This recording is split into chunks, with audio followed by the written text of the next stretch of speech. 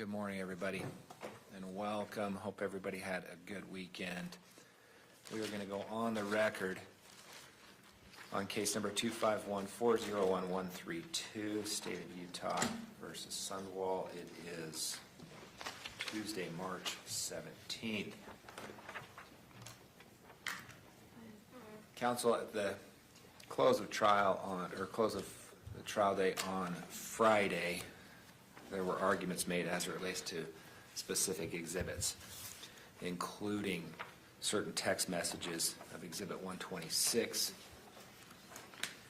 and Exhibit 122 regarding audio. I've had a chance to review those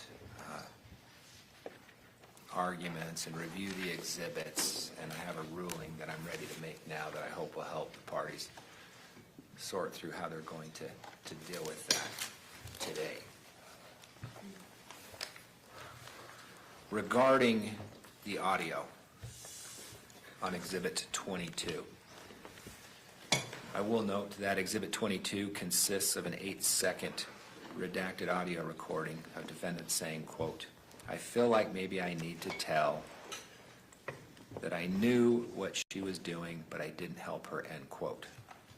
The court finds the redacted audio admissible because, 1, the substance of the audio is highly probative as to defendant's changing story and goes to what defendant knew about Ms. Terry's state of mind at that time.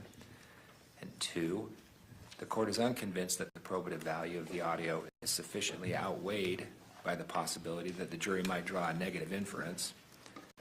Indeed, a reasonable jury may very well interpret the brief pause as nothing more than defendant pausing to think while speaking, or defendant generally considering who she might want to tell this information to.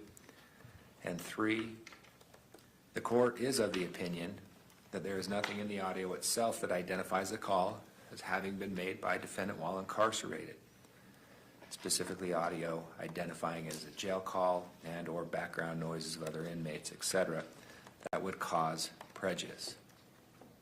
As to the text messages on Exhibit 126, the court has previously ruled regarding this issue that 1, the state may present evidence that defendant was unexpectedly and suddenly terminated from her position and struggled to secure comparable employment. 2, the state may argue that defendant's financial distress because of losing her job became more acute leading up to Ms. Terry's death. And 3, the state cannot present evidence that defendant committed time fraud or was fired for misconduct because such evidence poses a danger of improper character inferences, wasting time and confusing the issues.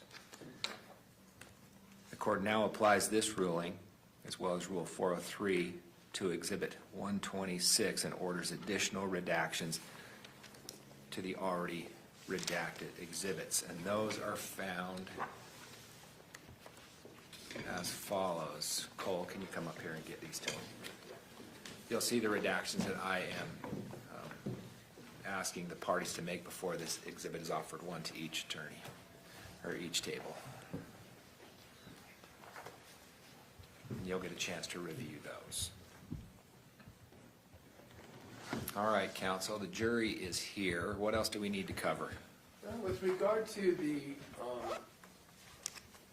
phone call, we had talked about that there was going to be the addition of a few seconds after, where she also says at the end that I had said that, but I didn't do anything. And my objection was to the call in total, and you ruled on that. So did you guys make one with that additional? Okay. We can.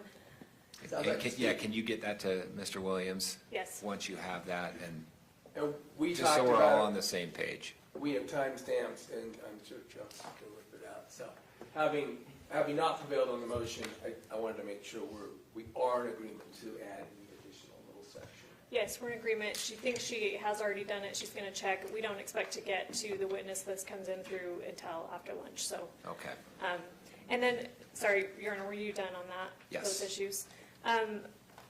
Pacing obviously is something that I think both parties are concerned about at this point. We appreciate the court adding an extra day. I'm wondering if we might be able to take just a little bit briefer breaks on the hour every 2 hours, and then maybe like a 40-minute lunch instead of an hour. We're just trying to make sure that we keep on pace, and obviously don't want to run the risk of any risk of the jury having to be here longer, obviously, than the court has promised. So we just wanted the court to consider that. If it comes down to just minutes, then that's a scheduling problem, not a time overall problem. We've got jurors here who have come and are willing to serve and take time out of their day, and to tell them you're going to get a 40-minute lunch now instead of an hour. They're entitled to a break too. They're human. We all are. So we're going to take it. I'm okay to move lunch to an hour instead of an hour and 15. Hopefully that 15 minutes will help. As to breaks, we're going to take regularly scheduled breaks too. I watch the jury closely. I can see how they're responding and paying attention. And sometimes I can tell they need a break sooner rather than later. I am cognizant of the time, but if it's going to come down to 10 to 15 minutes here and there, then that's just a scheduling problem. Okay. I want to help, but we've got to keep it moving. Yeah, and we appreciate that, and both parties, we've been working together to streamline things. We've cut down certain things, so we are working diligently, so we appreciate that. What we are not going to do is wait until Tuesday afternoon to get them this case. It's not going to happen. It's not fair to them. All right. Along those lines, Your Honor, this might be the time then to bring up an issue that is going to come up. And that is that on the first day of trial, and then again, I think it was on Friday, and I can be corrected by the government on this, but it would be approximate, is the first time that we received specific text clips that the government is proposing to introduce. It appears that, and I will just state, we did not have time during the period of 4 days of trial to review them. And when I say review them, I mean look to make sure, compare them to the celebrate, to make sure that they're in context, that they don't leave any out. It's clear on some that the texts are left out of the middle, because the texts have numbers in the celebrate program. Each one has a number, right? So you can go and see whether they're consecutive. Then on Friday, it is now 100, roughly 100 text exhibits that the state is proposing, as I understand, and I don't know if they're going to publish them, because that I think would take an entire day. But we worked hard. They're from Discovery. They're in Discovery, no question. They're not clipped in Discovery. There's 28,000. But they were disclosed. Oh yeah, there's 28,000 disclosed texts. So we did work to at least find representative examples of the text that we could go and compare. And frankly, there are some that we have 403 objections to. There are some that we have checked that we don't think maintain fidelity to context. There's 137 texts between one of the texts that are in their exhibit and the next one. There's 137 removed. There are subjects in the text that vary from the apparent purpose of the text. So we worked hard. I think we logged at least 10 hours trying to review the 100 and check context of some. And I informed the government that I didn't think it was fair to have to agree to any text other than we were used at the preliminary hearing, which I think are 37. So I want to make that record. We did send some examples to the government of our concerns. For instance, there's one that does deal with the financial desperation issue of theirs, but it's in December, and it talks about marital problems between the two that turned out not to be problems. I want to make a 403 on that. So we've got some issues coming up with 100 text exhibits that the state weren't utilized, and I thought maybe you'd bring them up as we talk about time. In a perfect world, all this should have been handled before trial. We I didn't mean, get them before we're trial. talking, I mean, if we're gonna get into argue all of those, we're talking several hours I can't of argue. trial time. I can't argue. I sent notice to the state, I cannot effectively check 100 texts in a 2-day weekend against a 28,000 text discovery tranche. And that we're concerned about the ones we could get to, and so we're objecting. And I know we're trying to think ahead at this point in time. It's not directly before the court right now. Ms. Thomas? Let me add this, and I don't mean to interrupt, let me add this. We had talked about agreeing on foundation, and I have. So they don't need to move these texts in independently and by laying any foundation. Whatever you ultimately determine is admissible in relation to my concerns, 403, some of and the time of providing them and my inability to effectively do the job that I just described. Whatever is admissible, we are agreeable to pre-admission, so they can just move and publish them. And that's gonna require you and the state to have discussions over lunch or after court, things like that too. I mean, a lot of this can be solved by just the two parties talking, but to the extent that it doesn't, and if there's objections to dozens, if not hundreds, it's not gonna work.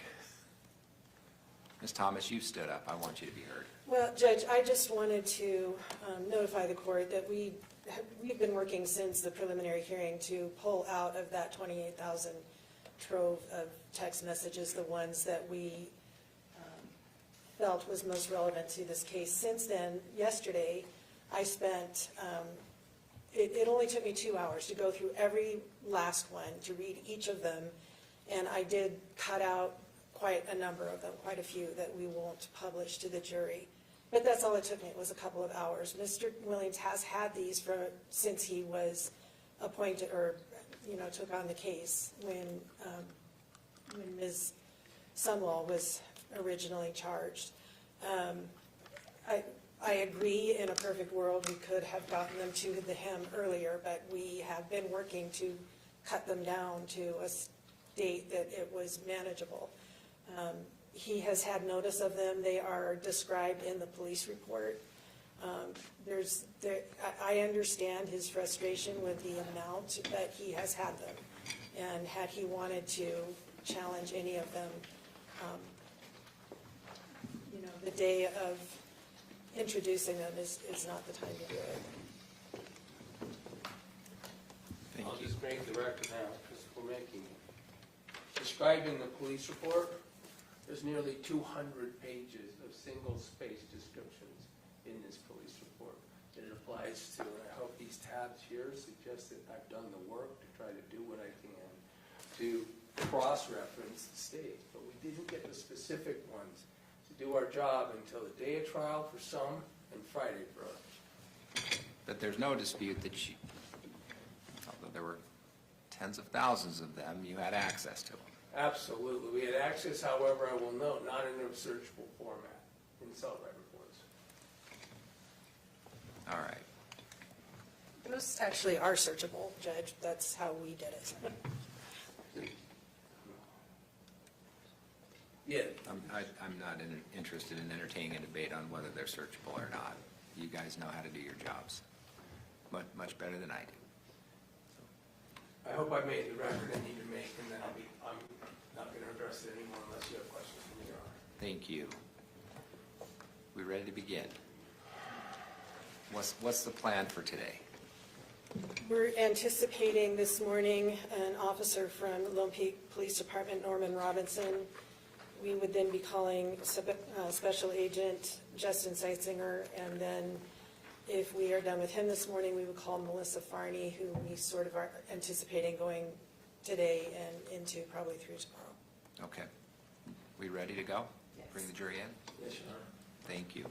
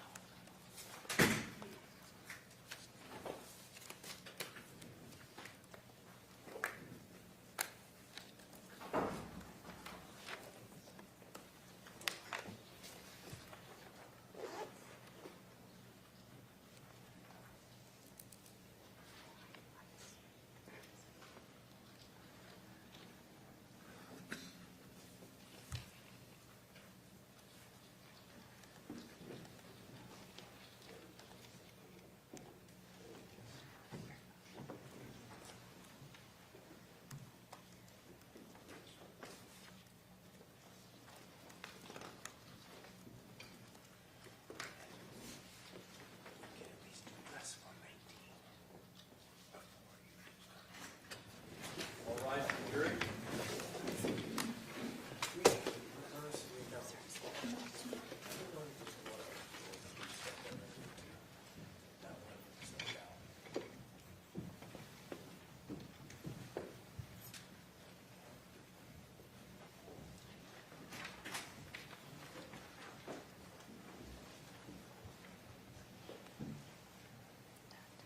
Thank you. Please be seated.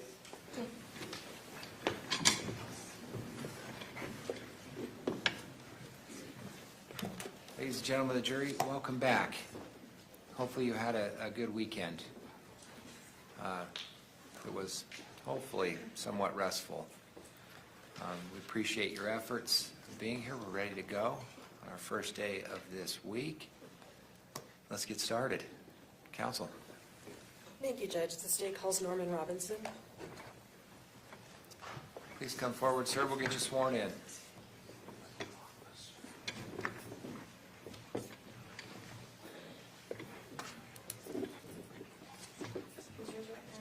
You do solemnly swear the testimony you shall give in the case now before the court will be the truth, the whole truth, and nothing but the truth, so help you God. Thank you. Come on up and have a seat. May I rearrange your podium, Judge? Yes, please.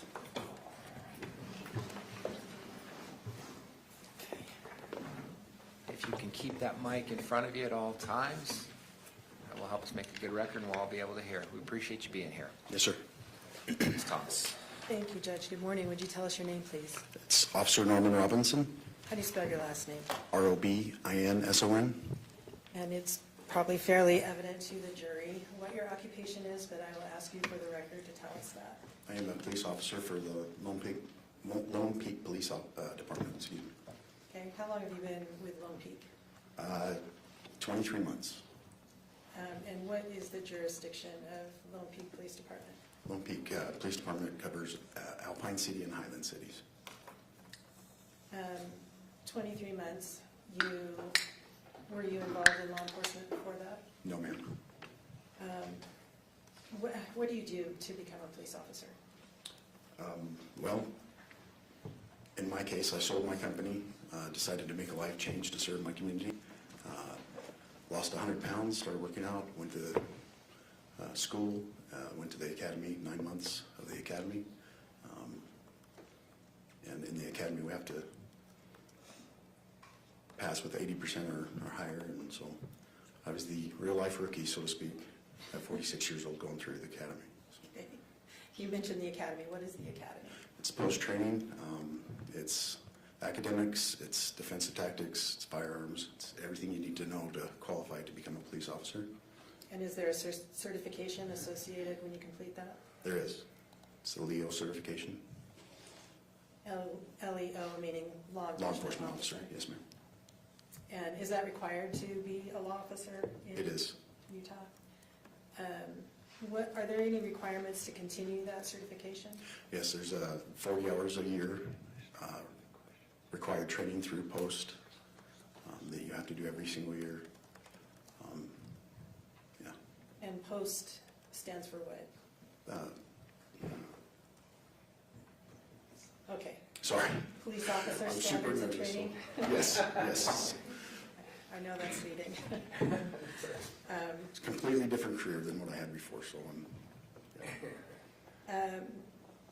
Okay, and so when you first joined a law enforcement agency, which you did just under 2 years ago, is there a period of training that's associated with that? yes, What there's is- on-the-job training that they do for 12 weeks.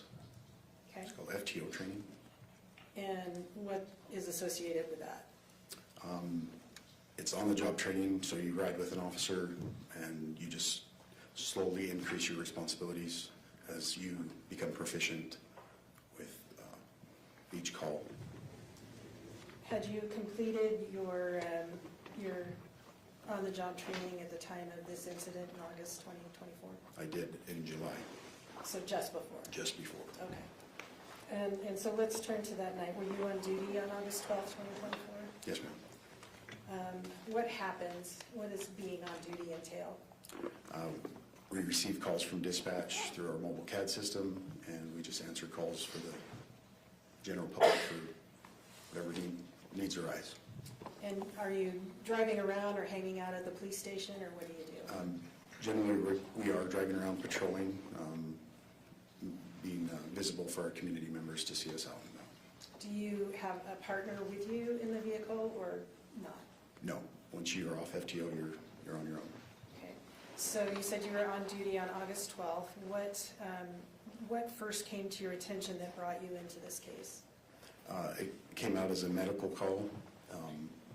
We respond usually with medical in case the patients need some restraining or if they have any issues. Oftentimes we respond because we are in smaller vehicles, faster vehicles, and we can get there first, and we're first aid certified to be able to respond and handle acute issues. Were you designated specifically to respond to this call, or was somebody else? Officer Jorgensen was the initial officer. I went to assist. So when you receive a dispatch, do they specify a particular officer?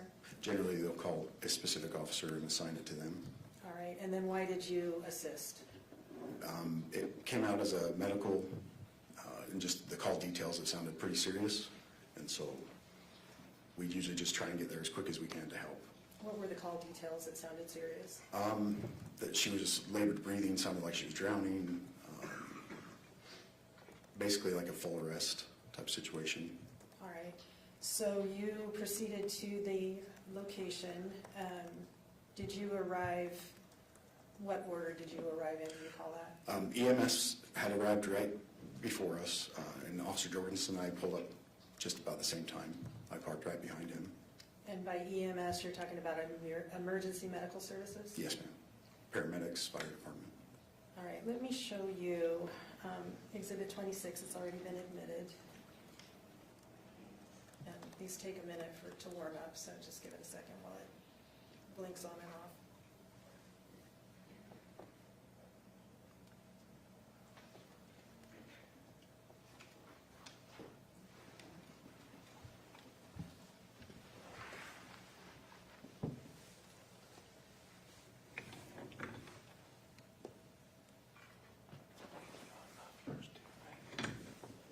Okay, I think we've got it. Do you recognize this photograph? I do. What is that? It's the home where Kacee was staying on Stevens Lane. And that is where you responded on August 12th, 2024. Yes, ma'am. What time of day did you respond? It was in the evening. It was dark, probably around 2100 hours. 2100 being 9 p.m. That went away. No, not yet. When you pulled up, you see a sort of a half-circle drive in front of the house. Yes, ma'am. Were there any vehicles parked on that half-circle? It was dark, and I'm unaware if there were any vehicles parked there. All The right. lights were flashing, and so You don't remember one way or the other right now? I don't. My focus was getting into the home to help with the patients. Okay. Where did you and Officer Jorgensen pull up? There is a field to the east of the home, and we parked right in front of the field. And to the east would be to the right-hand side of this photograph? Correct. And where was the EMS vehicle, the ambulance?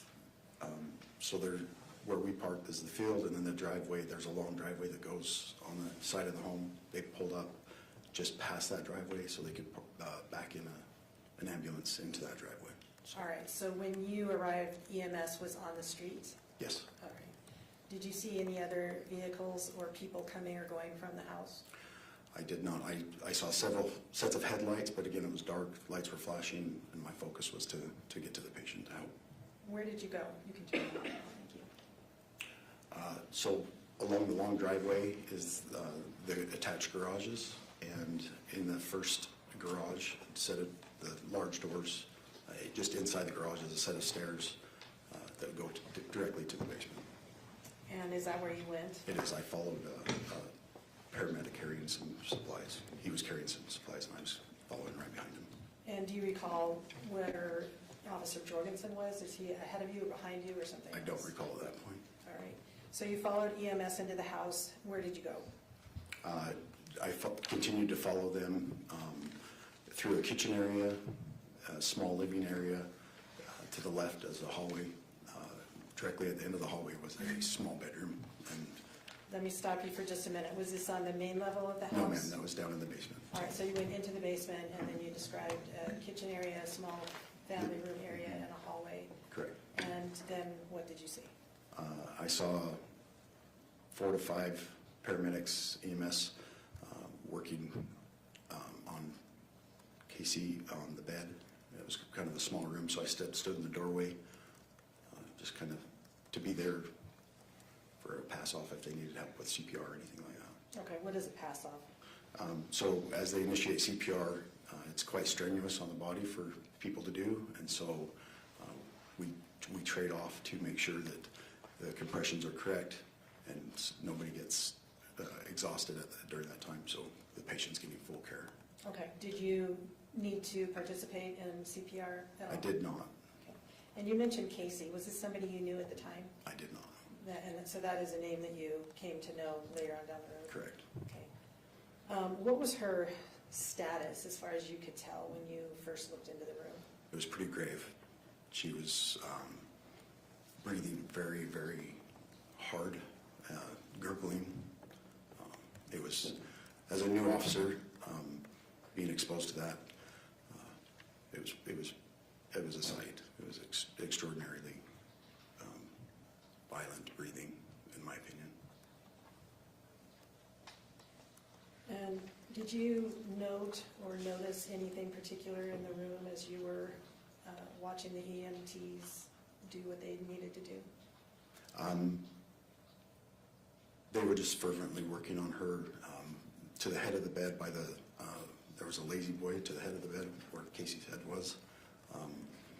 I remember one of the EMTs pointing to a syringe on the floor, asking if she was diabetic. I was unaware at that point if she was or not. And he lifted that up, put it on the nightstand so they wouldn't step on it because it's a tiny room and it was quite crowded with 5 to 6 grown men in there. So. Let me show you in exhibit, it's 164.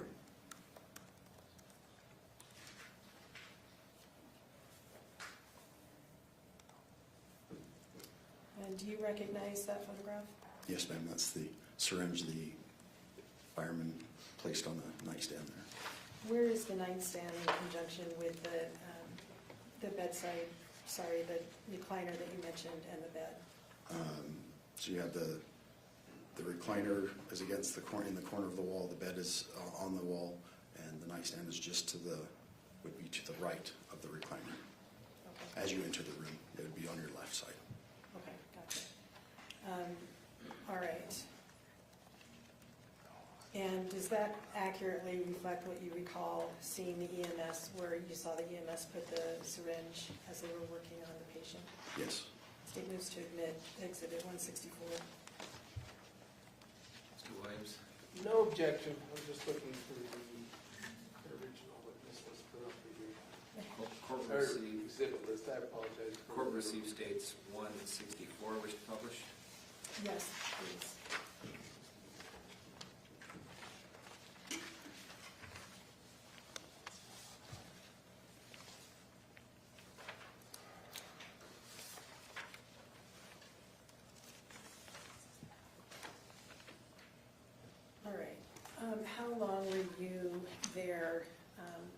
standing in the doorway before EMS completed what they needed to do?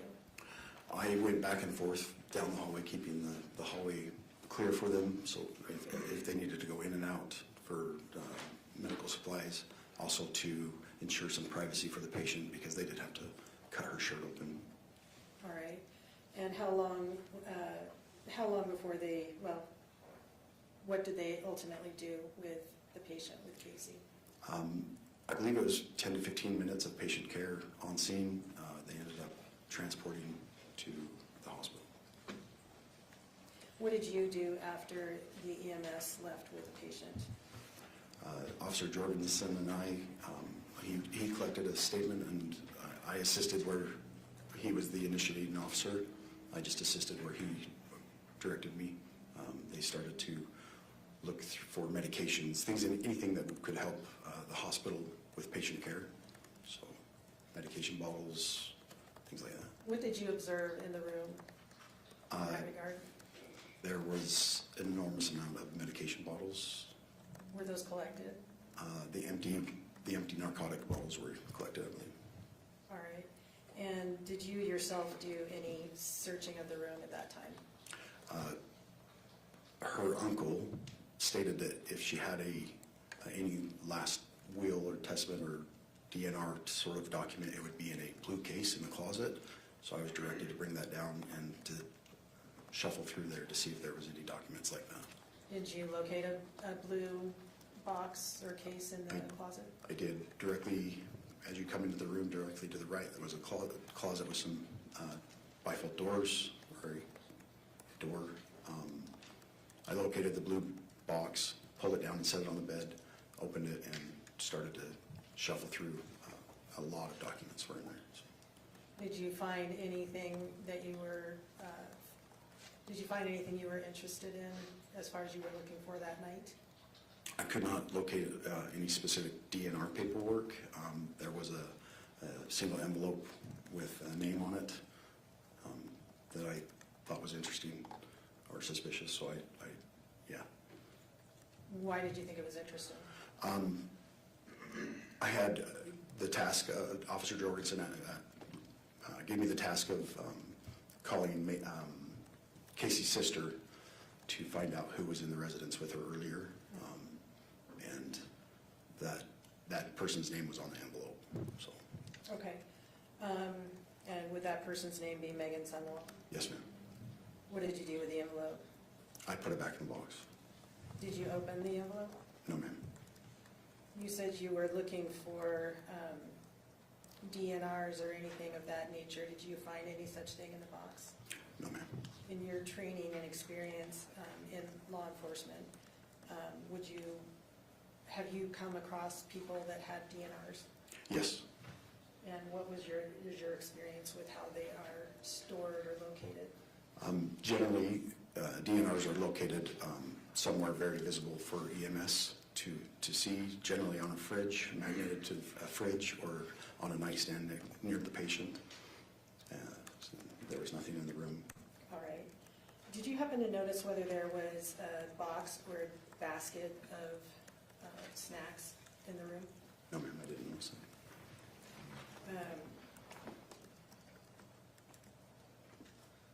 There was a drink on the desk, but as far as a basket of snacks, I'm not aware of. The drink on the desk was at the same table that we just looked at, or is that a different? No, it's a desk to the far right of the room. On the opposite wall from where Correct. you saw the syringe? Yes, ma'am. All right.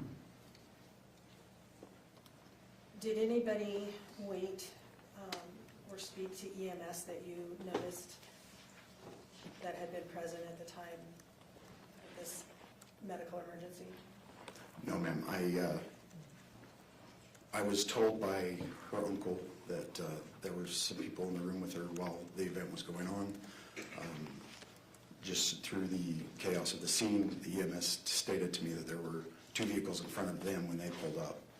So that was the only people that I knew of that were still that were there, that were not present at the time, though. In your training and experience as a law enforcement officer, is it typical for people to leave the scene when a medical emergency is happening? No, not at all. Why is that important? Well, even just out of morbid curiosity, people tend to flock to emergency vehicles and to watch what's going on. And so I, as a new officer and just as a layperson, was a little astounded that somebody left the scene while this was all going on. All right. Is it important to EMS, as far as you're aware, to know what had happened to a patient that brought them there? Absolutely. EMS needs to know the lead up to the event so they can treat the patient properly.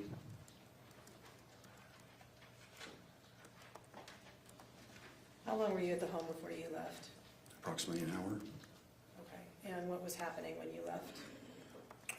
We collected the empty narcotics bottles, prescription bottles, spoke with the uncle, shut the door to the room, and as far as I'm aware, the on-call detective had been notified, and the on-duty sergeant had been notified. Did you also, you said you collected the narcotic bottles, did you also collect the syringe that you noted? Correct, yes, we did. What happens when you collect items? I just assisted bagging them up. Officer Jorgensen, since he was the initial officer on the scene, he takes them back to the station and then books them into our evidence lockers. From there, it goes to our evidence tech, and I'm not sure. Is anything, when you bag them up, what information is included on the bag as far as where they were located? So it's where they're located, who's taking responsibility for them, chain of custody, so Officer Jorgensen, and then they get transferred to a more physical or a sealable bag at the department, and then entered into a locking locker that once it's locked, we don't have access to it.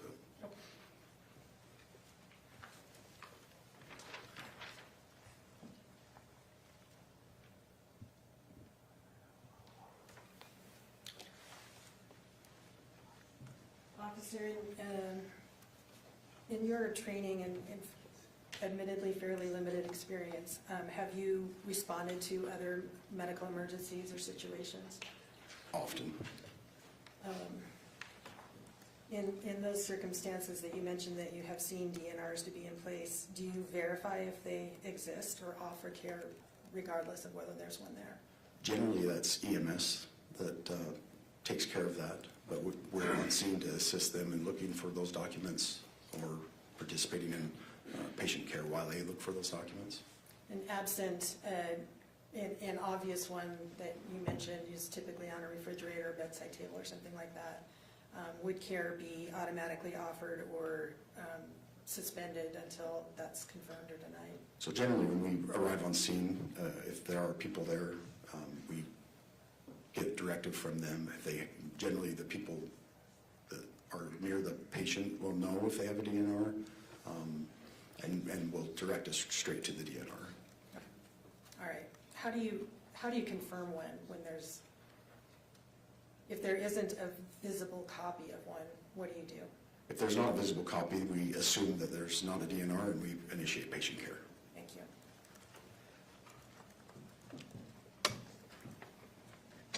Mr. Williams. Morning, Officer Jorgensen. Officer Robinson. We're going to talk about Jorgensen, sorry. But let's just be clear of the names, because when I screw them up, you can correct me. 3 officers from your department ended up there on the scene, essentially working together to do whatever you thought was appropriate on the scene, right? Correct. Okay. And Jorgensen was the agent at that time, the case agent, right? The initial officer, yes. So he's sort of in charge, if you will. Correct. And then there was a Osborne, right? Correct. And And then there was yourself. correct. And you arrived first, even though it was Jorgensen's. We arrived at the same time. About at the same time? Okay. I pulled up directly behind him as we. And at this point, you've been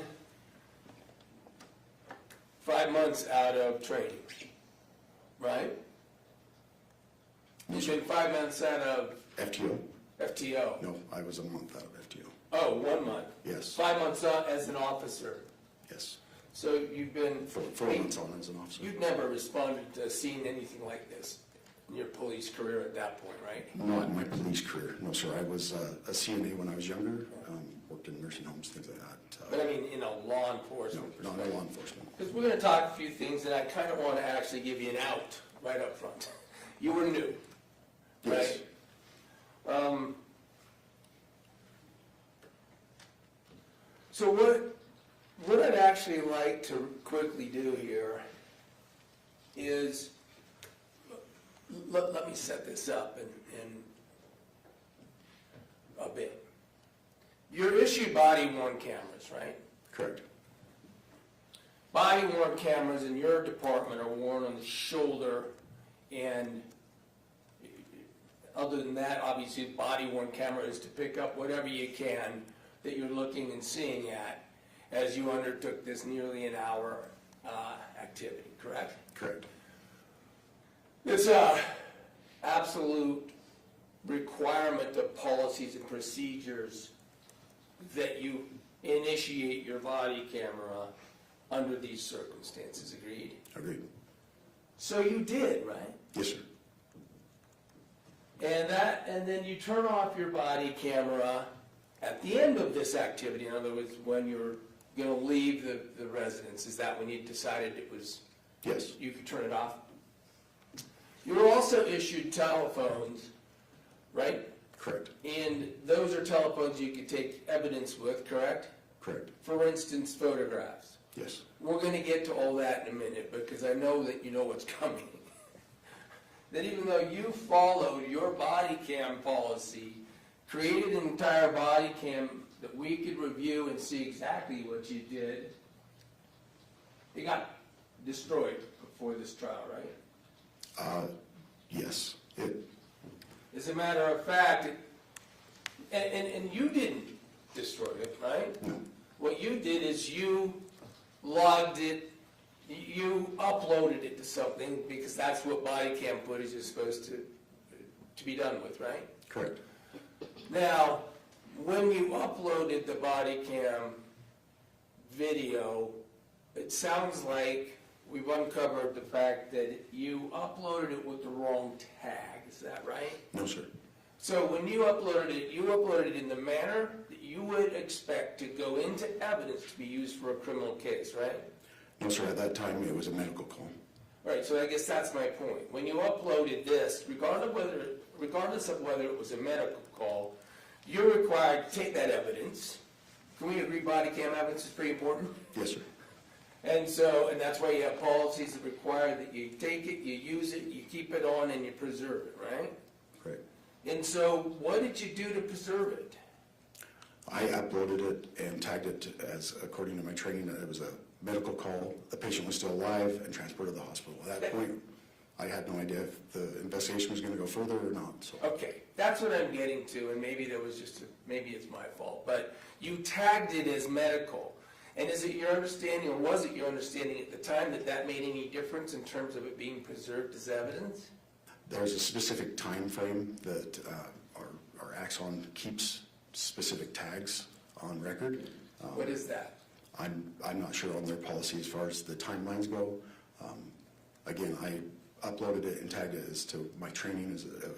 It was a medical call, and that's what I tagged it as. And you know that your police office took this case into a police investigation, criminal investigation, within a day after you were at that room, right?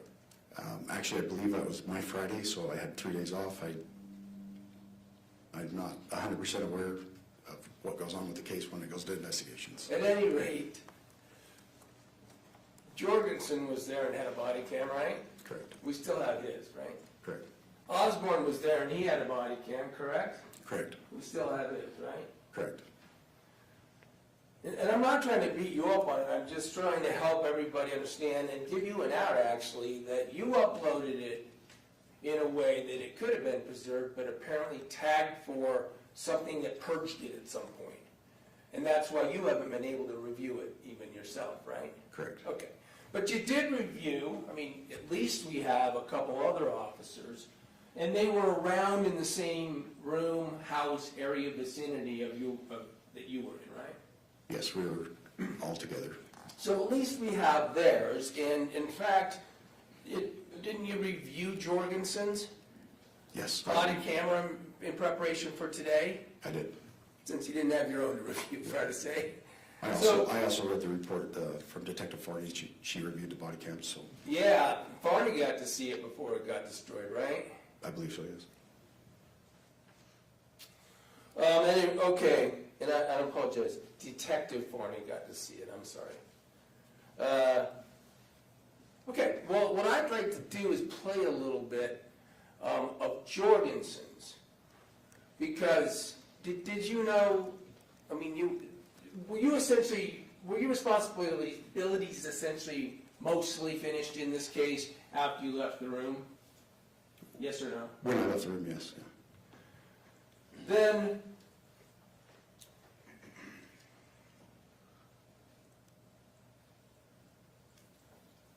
so you're not aware, you were certainly never asked to take photographs of the scene, the room, and things like that, right? Officer Jorgensen asked Officer Osborne to do that. Okay, so that's a no. So Jorgensen did not ask you to take pictures of the scene.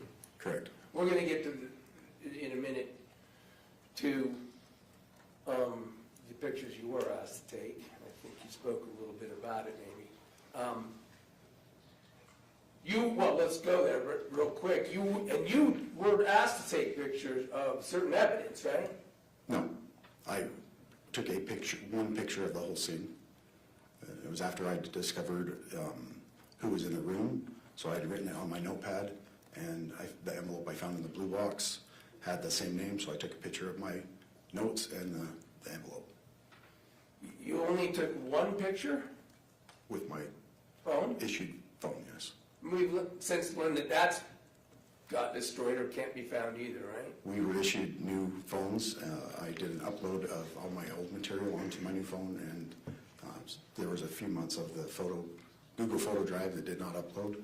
And So the answer- I was unaware that it did not upload, so yes. The answer is yes. The photograph you took is also now not available for us, right? Correct. All right. You don't know this, I guess, but the only information we have about what this house looks like in the basement is a drawing that a witness unfortunately had to do on an iPad. I'm going to show some of Jorgensen's camera so the jury can see right there on the camera what the house looks like, what the basement looks like, what the hallway looks like. And I'm going to ask you to confirm that it's what you've seen too, the foundation, unless there isn't any objection to playing. I don't object to that. Okay, and we're going to do it without the sound. Purpose of playing this is to show what you did and saw, and then we'll talk about what you heard and learned, okay? All right, can stick that up. I'm not seeking to mark this. I'm seeking to use this video as illustrative with this witness. Can we mark it as demonstrative for record purposes down the road? Which exhibit is it? E? F? Thanks, Chelsea. And it's F, thank you. That's me. Let's get ready for that mistake all the way through 12. All right, F. Go ahead and play F. It looks like, well, we don't have it as a clip, so I will make a record of the count number on the video for the Exhibit F record reference. We're going to play it without volume. First of all, let's just start here. Does this, well, move, it's published. This look like Jorgensen heading down the stairs after going through the garage and heading down into the basement area? Yes, sir. All right. And so this is the same thing we would have seen if they had preserved your body camera. Correct.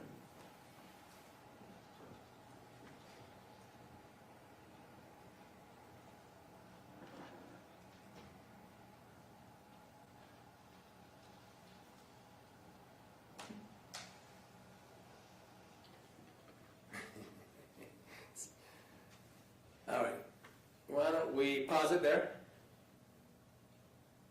That's Mark the owner of the house walking past the front of Jorgensen's camera, right? No, sir, that's Mark, the uncle, the owner of the house. I believe they're her grandparents. All right, let's call him Mark the uncle. So that's Mark the uncle that you spoke to and got a lot of information from, right? Yes, All right. Because, look, while we're on it, when you spoke to Mark, much of the time Jorgensen and Osborne, you were outside their presence, right?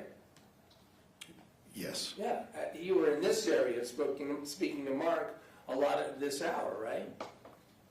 In this area that's on the screen, the downstairs den area. And the kitchen. I was back and forth to the room and out to the living room. And that's the point is that everything Mark told you would have been preserved on a body camera we don't have now, right? Correct, he was, Okay, that's all. All right, go ahead.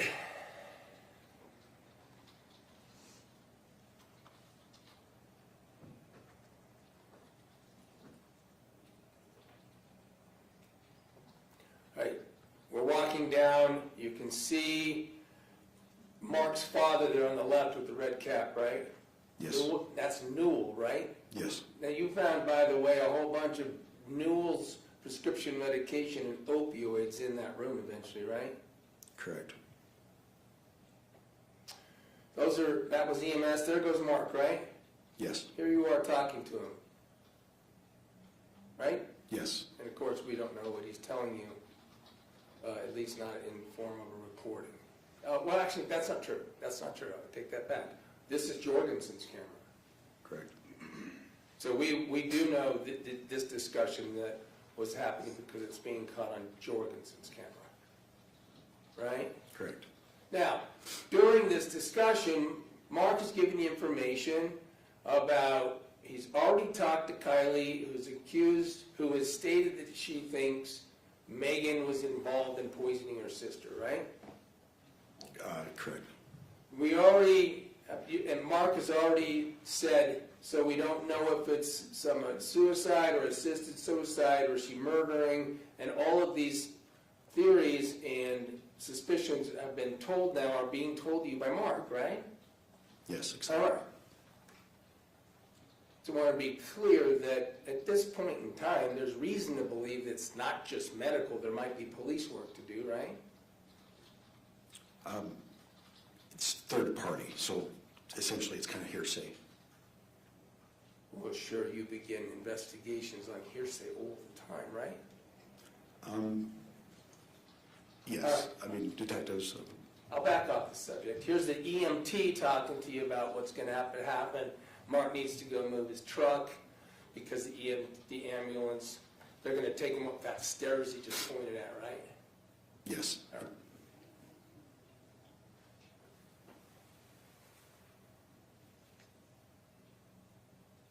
You're off the picture. This is Jorgensen talking to Mark, right? correct,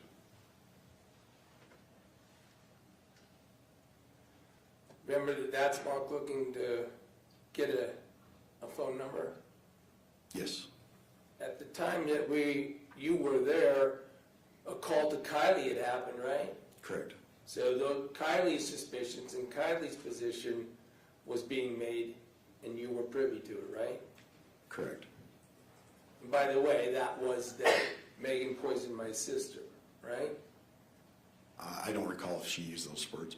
Did you know at this time that you just talked about calling to leave the scene of medical? Did you know that they'd been ordered out and that they were going to call the police if Meggan and her father and her mother didn't go?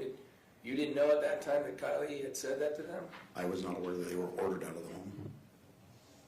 And when owner of a home orders you out, you have to go, right? You should, Because, well, it'd be illegal. It'd be trespassing if yes, you you don't. could be trespassed. And that's more than just a trespassing in the park. That's a Class B misdemeanor trespass, isn't it? Objection to the legal conclusion. Is trespassing a crime? Yes, it can be. Usually it's a warning first to leave the property. I'm not asking you how you do it. Is trespassing a crime? Yes,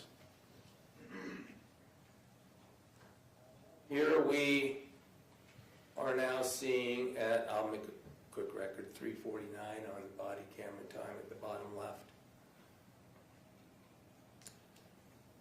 Maybe I better make this record. I don't want the jury, help the jury understand, if we could, up in the upper right, there's a time count too, right? Upper right of the video, you guys have a time counter? Yes, sorry, And then- time set. That's all right, and then the bottom left is a time counter, it says 4:08 right now, for instance. That's how long the body cam has been on. Okay, so one is the measure of the length of the recording, right? Correct. And the other is supposed to be the date and time you're there. Correct. Now, sometimes those date and times aren't accurate, right? Yeah. All right, go ahead.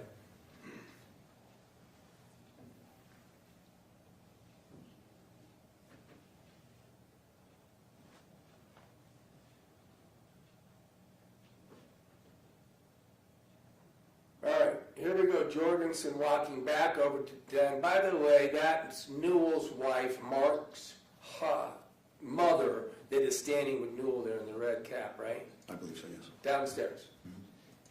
That's a yes? Yes, yes. If there's a way to use the 10-second forwarding. See, oh, it goes, this one goes forward 30 and then back 10. Why don't you skip forward 30? Light to get back downstairs. Mostly to show the jury the downstairs portion. You can go another 30 if you want. Keep going 30s until we get Jorgensen back in the house. They're arranging right here to have the truck move so the ambulance has somewhere to back into, right? No, sir, I believe he was on the phone with the supervisor, sergeant on duty. There you go. By the way, calling a sergeant during all this, right? Correct. We're going to get to it, but there was a call to Detective Farney, right? I'm unaware.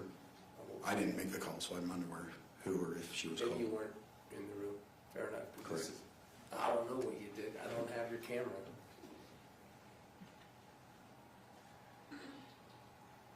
There you are. Right? Yes, keeping the hallway clear. This is one interesting situation where you get to see yourself rather than us getting to see what you did. Go another 30 and see if we're going down the hall.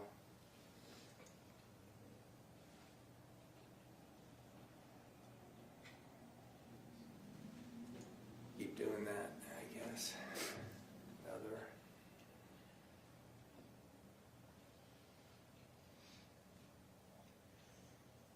We might need to use Osborne's. Okay, back another 10 or so we can see him walk down the hall maybe. Sorry, Marissa. All right, let's see what happens here as Jorgensen. So we can see what I want to be able to see what this house looks like. Okay, now we're gonna, there's a hall down to the room at the end of which the patient is, right? Correct. That we know is a decedent. So here's EMTs, 5 of them are in there, right? I believe so. That's Osborne on the left. Yes.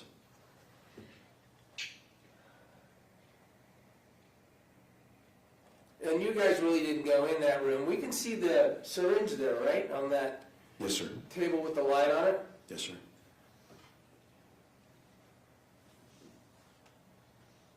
Get a little bit of the room. You guys don't go in there because you don't want to interfere with the EMT work, right? Correct. By the way, the EMTs never asked or any question to you about a DNR.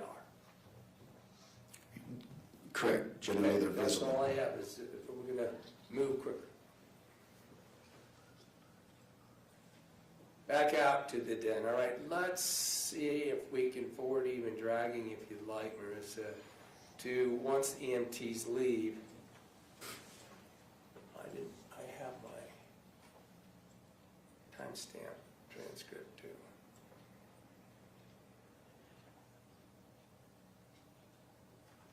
Now they're leaving, that's a box. The EMTs asked you guys to carry some stuff up for them, right?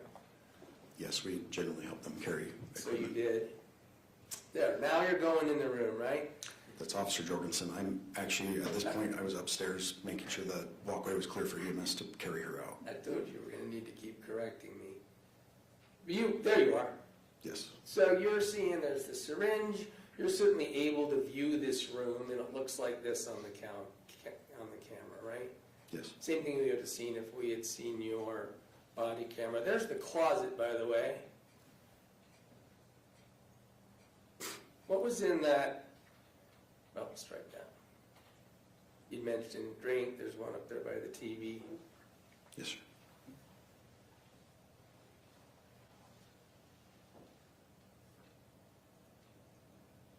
That's the bag you're putting the syringe in, right?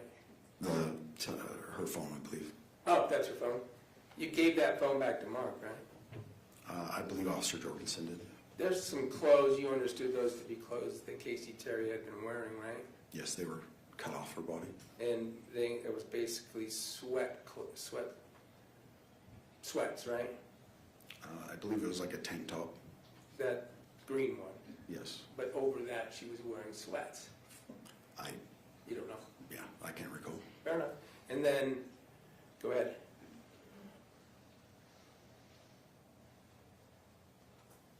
Now you said what you ended up finding was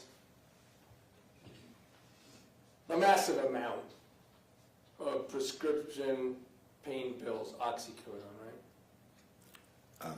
Officer Jorgensen, Officer Osborne discovered those, yes. I mean, the three of you, knew it, right? Yes, I was You were aware of it. in that room when they were finding them in the drawers, finding them in the closet, finding dozens of pain pill bottles, right? Correct. And it became clear in your investigation, the three of you there, they even had Newell's name on them, right? Correct. Many of them for opioids, right? Correct. I mean, when you told Mark about all these drug containers that you found in Kacee's room, he was surprised, wasn't he? He acted surprised. He can't say whether he was surprised. He acted that. I recall him saying that she was suffering from some ailments and that she was taking care of Mule's medications, so. Taking care of them, all right. Having them in a room and empty bottles. Those bottles were empty, right? Almost all of them. The majority of them were empty. You remember Osborne saying he thought he had about 1,000 missing oxycodone pills? Yes. Osborne's looking in the closet now, right? Yes.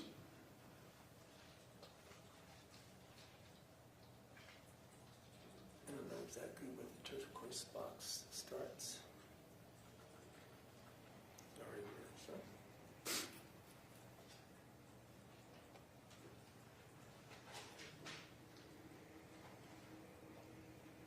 You mentioned this turquoise box, right? In the closet? Yes. Yes. I'm going to get to that subject because that's what we were talking about. You looked through that, right? I skimmed through it, yes. You just skimmed through it, in fairness, right? You didn't. You're just arriving. You're told maybe something might be in there of some importance. Is that fair? Yes. Okay. So it was. I think you said Jorgensen asked you to do that. Yes, it was. We're going to get to seeing you do it. By the way, now you're seeing the pain pill bottles that were pulled from that drawer, right? It wasn't just pain pills, but yes. I'm sorry, medication. Fair enough. There were some other kinds of medication. Yes. You're right.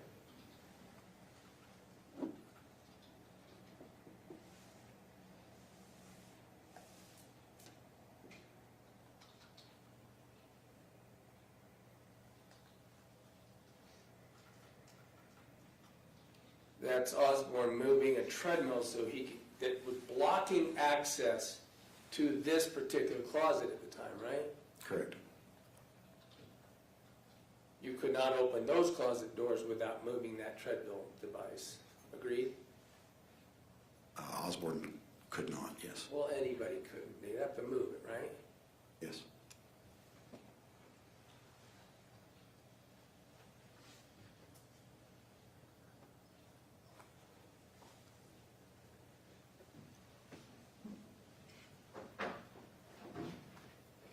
This is Osborne going through the closet, right? Yes. Let's do that. We can go back there. Is it still?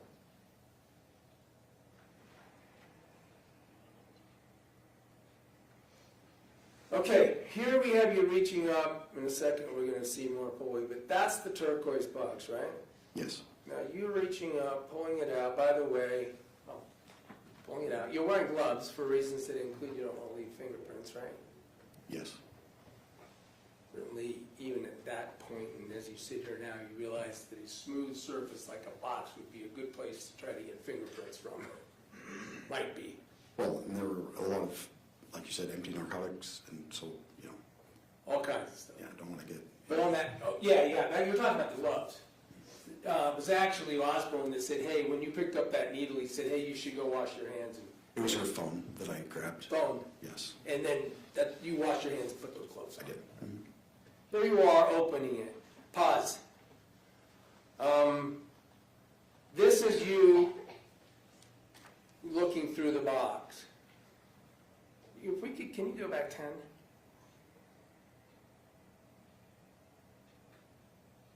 Now, did you know, or have you learned, that Meggan Sundwall had been told by Kacee that there were things for her in this box? Objection, that's hearsay on a whole different level. I can ask him if he knows. It's not going for the truth of the matter, sir. It's going for the involvement of the officer. Overruled.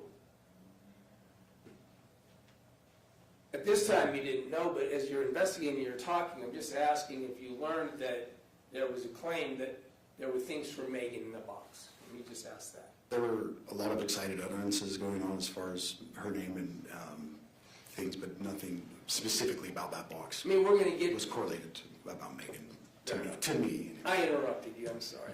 Okay, let's play it. So, we can see in that box, there's now that's not you looking in there. That manila folder, that's not you looking in it, right? No, that's Officer Jorgensen. As of this day, you don't know what was in that manila folder, right? Correct. You're, looks like cursorily going through some things, looking at things, poking in. You didn't pull. Gonna get to the letter. You're pulling out some documents. Now, of course, at this time, I mean, you don't really have any specific consent to search those items, right? Her Uncle Mark gave us consent to look in the box for a DNR, just for patient care. So Matter of fact, okay, in fairness, then Uncle Mark had told you you could do anything you wanted in that house and look anywhere and search, right? to me specifically, he said I could look in the box for a DNR. But you knew that he had given consent to the three of you to do what you needed to do and look where you needed to look. Is that fair? In that house? To me, specifically was the box. And then I went off of the initial officer, what he directed as well, so. Anyway.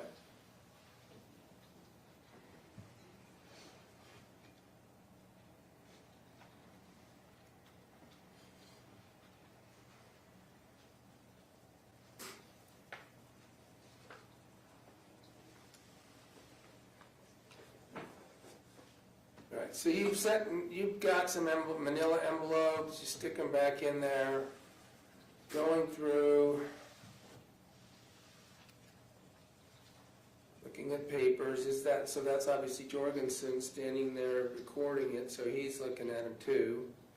Thumbing through some letters, it appears to, notes, maybe cards. Is that what you saw in there?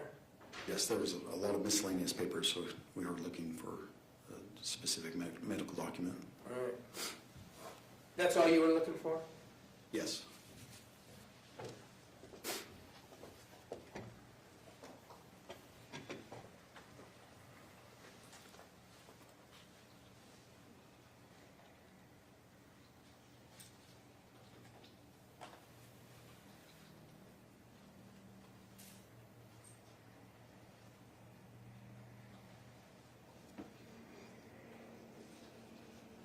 All right. Well, I thought we were done.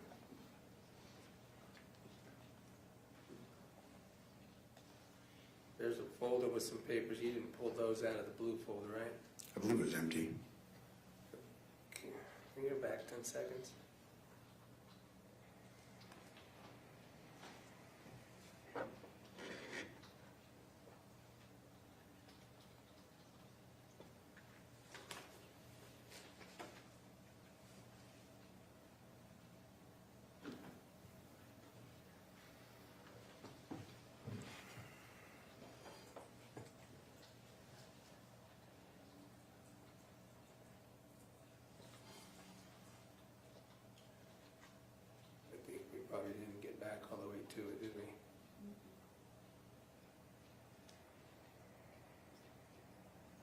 pull 10 back and out to 4. That's right, when you put the folder back. There it is. Up, blue folder. Go. But there's white on the inside, you're saying there was nothing in there? I don't recall. Okay, fair enough. Yeah, This helps, it's been a while. correct, and as quickly as I opened and closed it, I would assume that it's because it was empty. Or there was just one paper in there that definitely wasn't a DNR. You didn't go through everything in here, in fairness. You didn't go through to see really what was going on. You were looking for a DNR. Correct, I was skimming through for a DNR. And so you don't know what else might have been in there by way of letters, who they might be to, or anything like that, right? Correct. All right. But something came to light. Can we get to it? You said a letter, envelope, let's put it that way. You don't know what was in it. Correct. But it said Meggan Sundwall on it, right?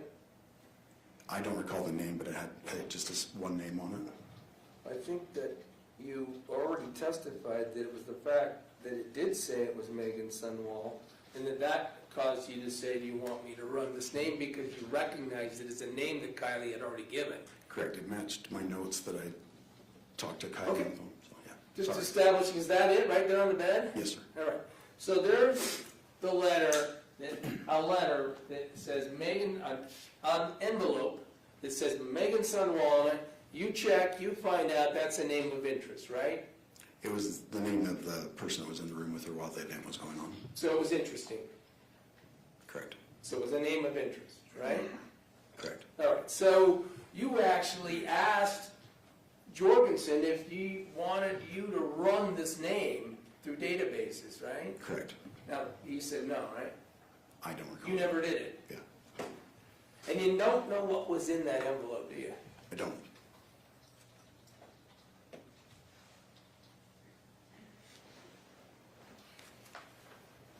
Again, do you recall that, I think you already said, during this time, calls were made to your sergeant, right?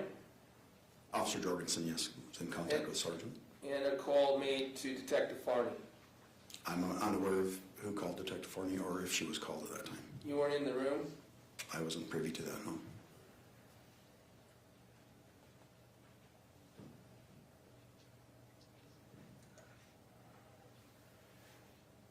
The still of the port syringe. Well, do you want to show the leaving? Let's go to the very end.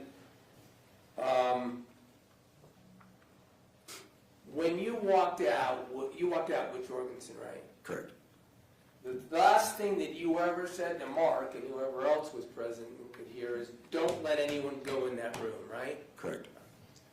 Lastly, I just want to show you a still photo, off of a body camera.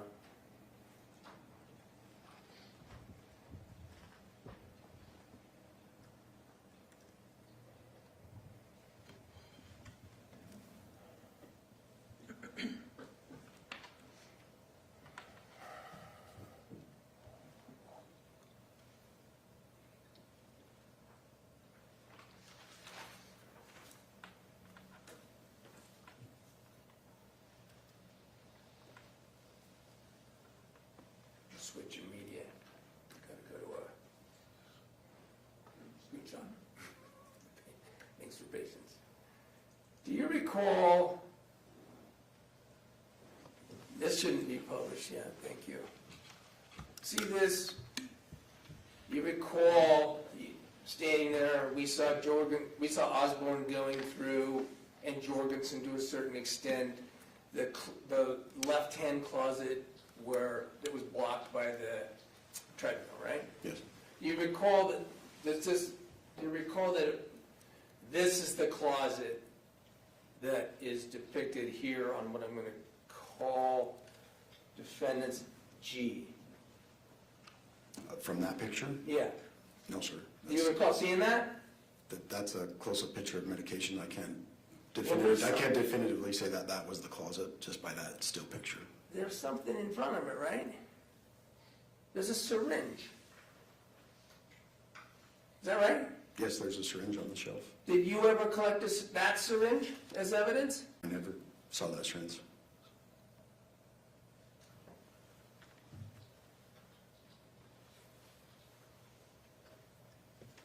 Do you know where that is in time on the video? We'll do it, Detective Farley. Thank you, that's all I have. Any regret? Sue would move to admit that in Defense Exhibit F, The video. the video. The entire Jorgensen video? That's what they're asking. Can we discuss it at a later time? We can. Thank you. And I guess I'm asking you to reserve. We can do that. Officer, just a few questions. As part of your training with Post and through the academy, was writing reports addressed? Yes. What are your instructions with regard to writing reports? Basically, it's who, what, where, why, when type of situation. Is it important to note down what you noted about any particular scene? Yes. In that video, we saw you holding a little small notebook. What is the purpose of that notebook? It was just to take name and phone number down, or just a name, just any notes that can go to later. All right, and did you write a report in this particular case? I did. Did that accurately reflect your recollection of your conversations and what you did and what you saw? I wrote a general report for a medical call because I didn't know. It was, again, it was a lot of hearsay, like a third party, so I didn't know. At that point, I wasn't aware of how far this investigation would go. Well, let me clean up the question then. Did you write a report that reflected what struck you as being relevant at the time? Yes. Okay. What did Mark tell you that evening? Mark told me that he had seen Kacee that morning, that she was in great spirits. He had talked to her in the kitchen area. Everything seemed very normal and fine. Then he went off to do some things, and Kacee had a friend come over. At that time, he was unaware who the friend was. And then the friend was with her all day, from I think he said about 9 in the morning until 15 minutes before we arrived on scene. And that friend was no longer there when you arrived? Correct. All right. Did he tell you the name of the friend? I believe he said it was Meggan, because he got her name later on. All right.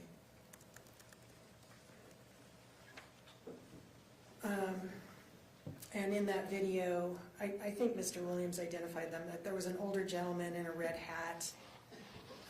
Who was that person? That was Kacee's grandfather, Newell, And that's the homeowner? the homeowner, And with him, in part of it, was an older woman. Who was that? the grandmother. Okay. Also the homeowner? I believe so. Okay, and then Mark was also in that video, obviously. Yes. At one point, I noticed Officer Jorgensen held up his phone and it said 2128 on it, which translated to people who aren't military or police to 928. Correct. Does that sound right as far as the timing of this whole incident Yes. going on? Okay. Mr. Williams asked you about wearing gloves as you were searching that closet, and he mentioned that that is to avoid leaving fingerprints. That's what he said, yes. Would you agree with that? Yes. Did the EMTs also wear gloves? Yes, they come in wearing gloves. And in your experience with law enforcement, who else wears gloves typically when interacting with patients? Any medical personnel. You were on that video, obviously looking through that box. What specifically were you looking for? Mark instructed that if Kacee did have a DNR, it would more than likely be in that box. That was where her important papers were to Kacee. Okay, and you did not find a DNR? No, ma'am. Did you find a DNR anywhere in the room? No, ma'am. And in that video, it panned around a few times. Did you note any basket or box of snacks, treats? goodies? I did not see one.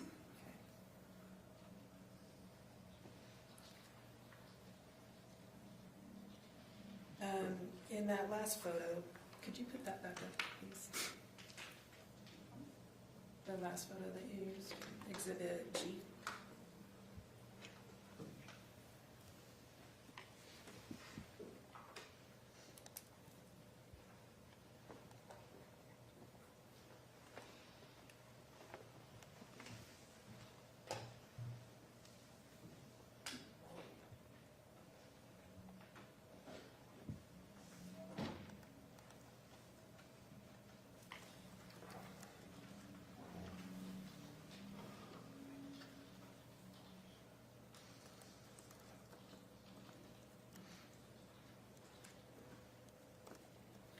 Okay, that plastic item on the shelf in front of the bottles, Mr. Williams referred to that as a syringe. Is that consistent with your recollection of what he just said? Yes. Is, in your mind, is that a syringe? I would say that's a plunging type device. I wouldn't call it a syringe. Usually, in my experience or my brain, I attribute a syringe usually with a needle on it. Or Okay, and does this one have a needle? no. Did it look like the diabetic syringe you saw on the floor? I'm sorry, the syringe you saw on the floor that the EMTs moved to the table? No, ma'am. It looks more like a cough medicine type suction device. Okay, thank you, that's all I have. Anything else, Mr. Williams? Just real quick with that. When you were there, you knew that Kacee Terry, person they were treating, had a port, didn't you? I observed a port, yes, on her chest. And you don't need a needle when you use a syringe to inject something in a port, do you? You know? I am unaware. I'm not familiar with ports, really. So you're not, sorry to interrupt you, you're not aware of whether this syringe could be used to inject fluid into a port? I'm unaware of that, yeah. I forgot a little bit, one more thing on the blue box. After the blue box was looked through by you, it was placed by Osborne on the floor in front of the closet, right? I'm not sure who placed it, Osborne or Jorgensen, but one of them placed it there, yes. And when you left the room, the blue turquoise box, when you left, was on the floor in front of the closet area. Can we agree with that? Yes. Nothing further. Ms. Thomas, anything else? No, thank you, Judge. Can we excuse this witness? No objection. Thanks for being here, officer. You can sit down. Thank you. Next witness? Yes, the state calls Justin Seising.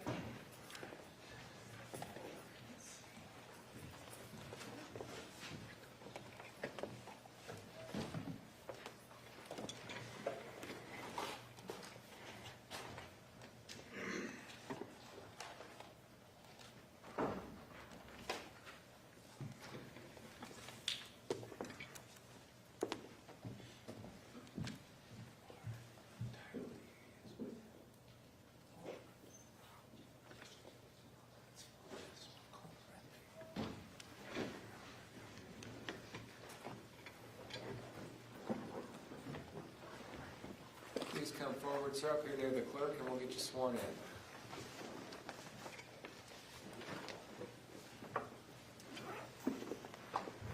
You do solemnly swear that testimony you shall give in the case now before the court will be the truth, the whole truth, and nothing but the truth, so help you God. Yes. Thank you. Come on up and have a seat.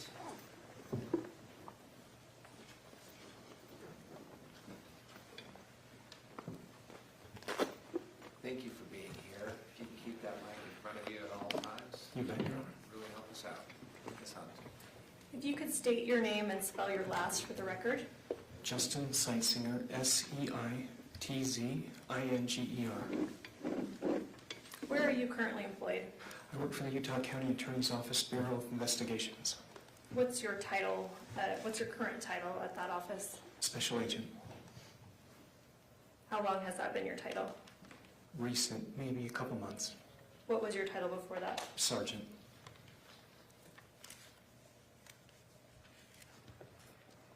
Do you have a particular role inside of that office? I do. I conduct the forensic examinations of digital evidence. And how long has that been your role in that office? In that office, I guess, just over 8 years. Did you have that role at another, in another agency or job before that? Yes. Where? The city of Orem. How long was that? I was 3 years approximately, maybe 4 years. Anything before that as a, Not as a digital examiner. I was a regular police officer before that and a detective. okay, I want to go through your training and experience. We'll start with just your police officer training. Briefly describe that for us. So I attended the academy like every officer does to become a certified officer in the state of Utah. I've went through all the necessary trainings I needed to do my job well and effectively. I've been through myriads of trainings from homicide school to forensic courses, multiple forensic courses, multiple certification courses to become certified in the tools and skills that I have. How long were you, before we get into the forensic aspects of your job, how long were you just a police officer? I was a patrolman. I've been a police officer for almost 20 years now. I began as a patrolman. Then I worked my way up to become an investigator. And then I went back from investigations to patrol as a corporal. And then I went from corporal to the Utah County Attorney's Office as a sergeant, and then eventually special agent. All right, I want to talk about the forensic aspect of your current job and previous jobs. When did you, I guess, would you say that that's a specialty? Yes. When did that become your specialty? It began when I was at Orem. How many years ago was that again? About 12. All right, and what does that encompass? So digital forensics, what we do is we conduct forensic examinations of cell phones, laptop computers, regular desktop computers, thumb drives, drones, anything that contains storage, digital storage. You mentioned a few trainings, I think, that went toward forensics. How do you keep apprised of updates in technology and how to go about analyzing forensics appropriately? We continually study. We're always going to school and classes. I've never stopped studying since I became a forensic examiner. We go to certification courses for the specific tools that we use. They're very thorough trainings. I'm a Cellbrite certified operator, a Cellbrite certified physical analyst. I've been through their CERT repair, which is repair of cell phones and digital evidence so that we can extract data if something's been damaged or placed in water or tried to be destroyed. I'm also certified in chip-off forensics, which allows you to remove the physical memory chip from the phone and extract it directly. So I've been through the mobile examiner course through Homeland Security. I've been through their program. I've been through the Secret Services mobile forensics device examiner. I just completed that last year. I've been through the FBI Cyber Academy, which is extensive training on cyber, and many other trainings, about 58 or so total. Do you keep updated on any requirements needed to keep your certifications current? Every 2 years we have to retest on our certifications and prove that we still have the skills and ability to be an examiner.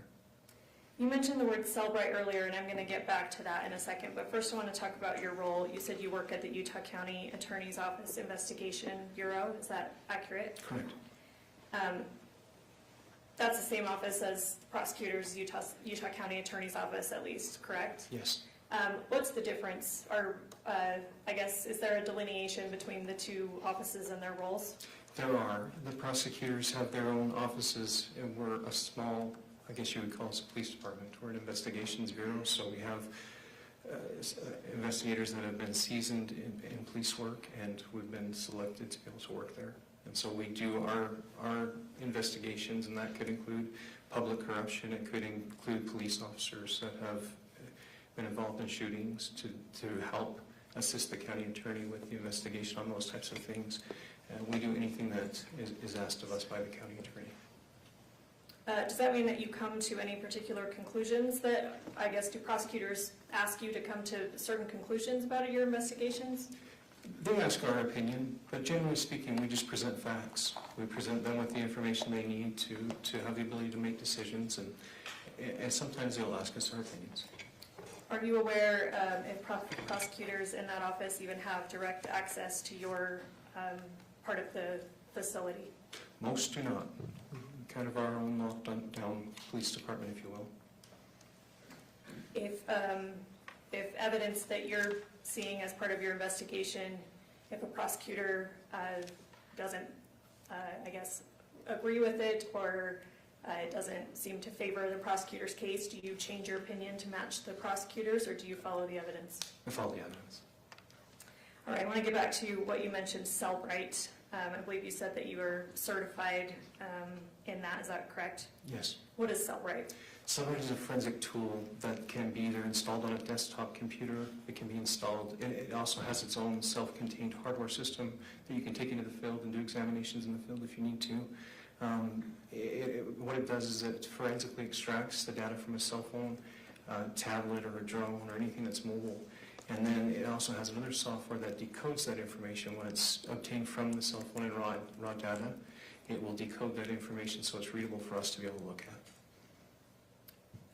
Is Cellbrite your preferred tool? For mobile devices, yes it is. Are there other such programs that do similar things? Yes, I also like Meggan. It's also a great tool. So you use others, not just Cellbrite? Correct. Are you certified in others? I am. Is Cellbrite a common tool used by law enforcement in investigations? It's worldwide used by law enforcement professionals, also the private sector. In your training and experience with Cellbrite, is it reliable? It is reliable. If you're able to say, and you can give me a ballpark, approximately how many phones have you extracted in your career? A lot. I honestly don't want to give you a specific number because I have never kept count of them. I did a lot of phones in my career. Thousands? Likely. What is a forensic extraction? It is to preserve the evidence in the most sound manner that it can be and extract that data so there's minimal, if any, alteration to the data.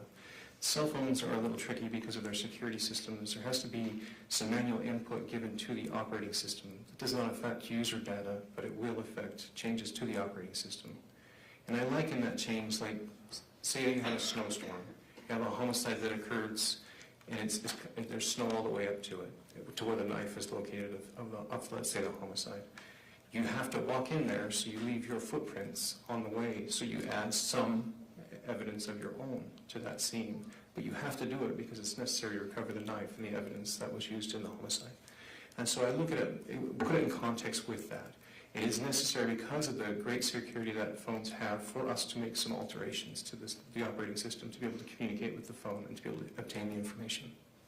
So I guess what alterations, are you able to discern what alterations you yourself make, as user an example, the footprint leading up to the weapon that you're collecting in this hypothetical? Are you able to see if this is the footprints of a forensic examiner, or this is something that was done on the phone beforehand? Yes. How is a forensic extraction different from just scrolling through somebody's phone? Scrolling through a phone manually can make changes to the phone, and that's not something we want to do. We want to preserve it in the most pristine condition that it's in. We don't want to alter user data, and that would certainly alter user data. Are there some limitations? I know that there are different types of cell phones, Apple, Android, et cetera. Are there limitations that certain phone, I don't know, what do you call it, software, hardware, presents you when you're doing a forensic extraction? Yes, they're continually changing and they're continually challenging. Is one phone type more challenging than another? I guess that varies. Apple can be a little more painful sometimes. And why is that? They're always changing their software to lock us out, specifically lock us out of being able to do what we do.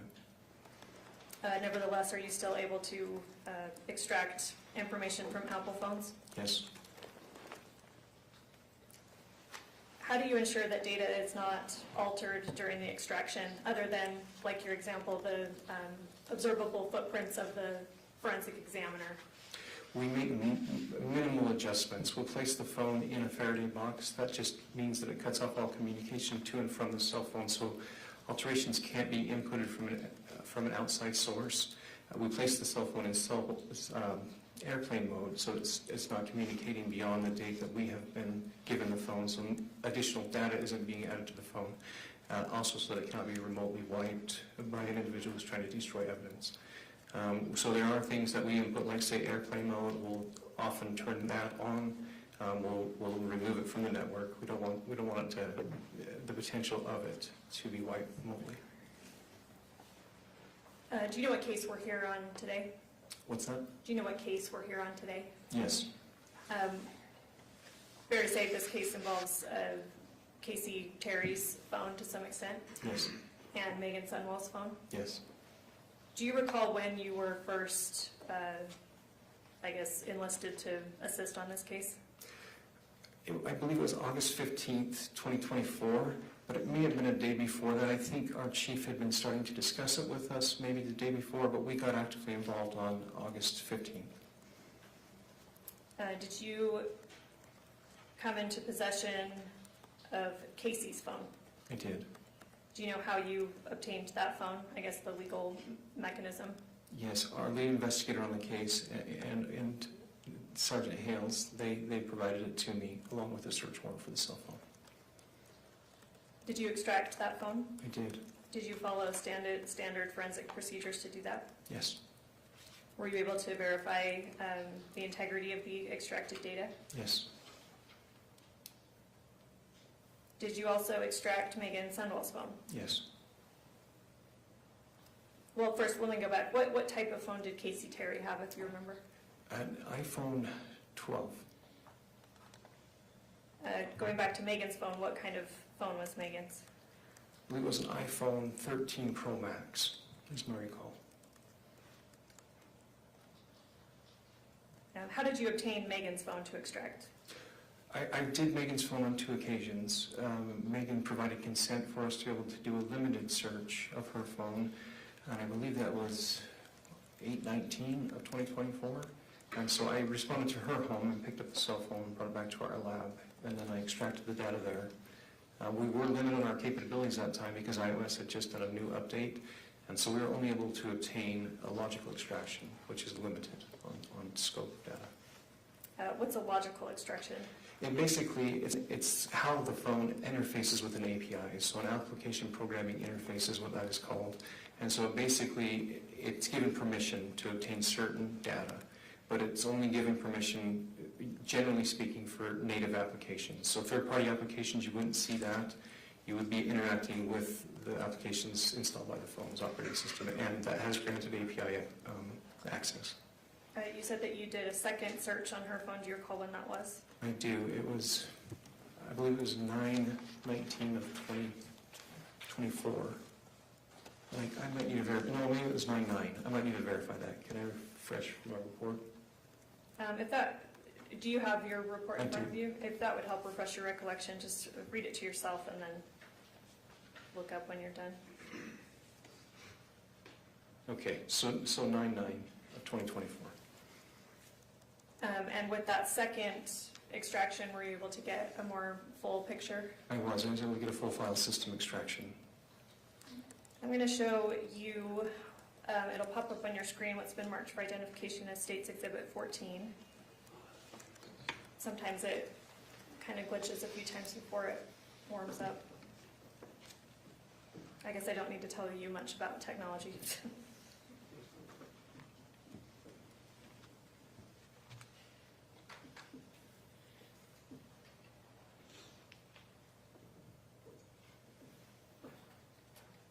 Okay, You see that? I do. What is this? That is a consent to search form. Basically, it gives us written authorization from the owner of the device to be able to extract information.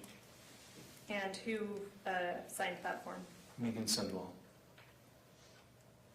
State moves to admit Exhibit 14. Mr. Williams, No objection. will receive states 14, wish to publish. Yes, thank you.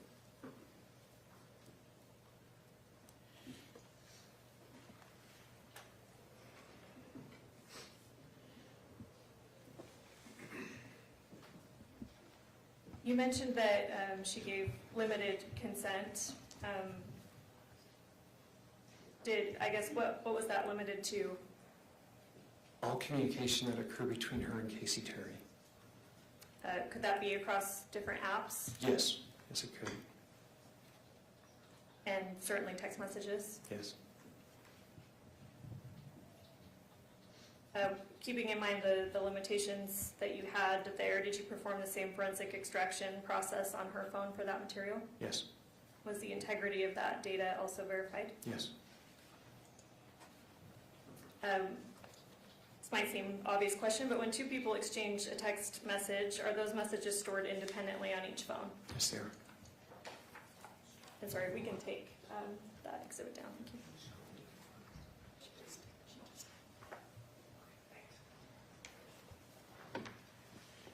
If one person deletes a message on their phone, does it delete it from the other person's phone with whom they're communicating? No, Was Megan's phone set to automatically delete messages? it was not. Over approximately what time period did Megan and Kacee exchange text messages? So I believe they began in 2019 up until August of 2024. If you can recall, approximately how many messages were exchanged between the two of them during that time? 28,000 is what I recall. Did you compare the message threads between the two phones? I did. When you compared them, did you find anything of note to you? I did. I found that Meggan Sundwall's phone had 1,618 less messages than Kacee's phone did. Did you look into why that might be? I did. What did you discover? They were deleted. I'll get back to that in a second, but, well, you said 618 total. Yes. Did you, I guess, narrow a time frame that you looked at more directly? Yes. What time frame is that? I believe it was in July of that year up until the current date. Okay, and from July of 2024 up until August, I guess fair to say the last messages on Kacee's phone were August 12th. Yes. So from July of 2024 to August 12th of 2024, how many messages were deleted from Megan's phone? So I don't know if I want to say it was around 200 and something, but I don't know the exact number. Okay, but in the 200s? Mm-hmm. Why did you select that time frame? I was asked to. Who asked you to do that? Sergeant Hales did. Were those items, those messages missing from Megan's phone random? No, I don't believe so. Why, what makes you say that? Well, they're text messages that talk about suicide. They talk about insulin. They talk about assisting in that process of suicide.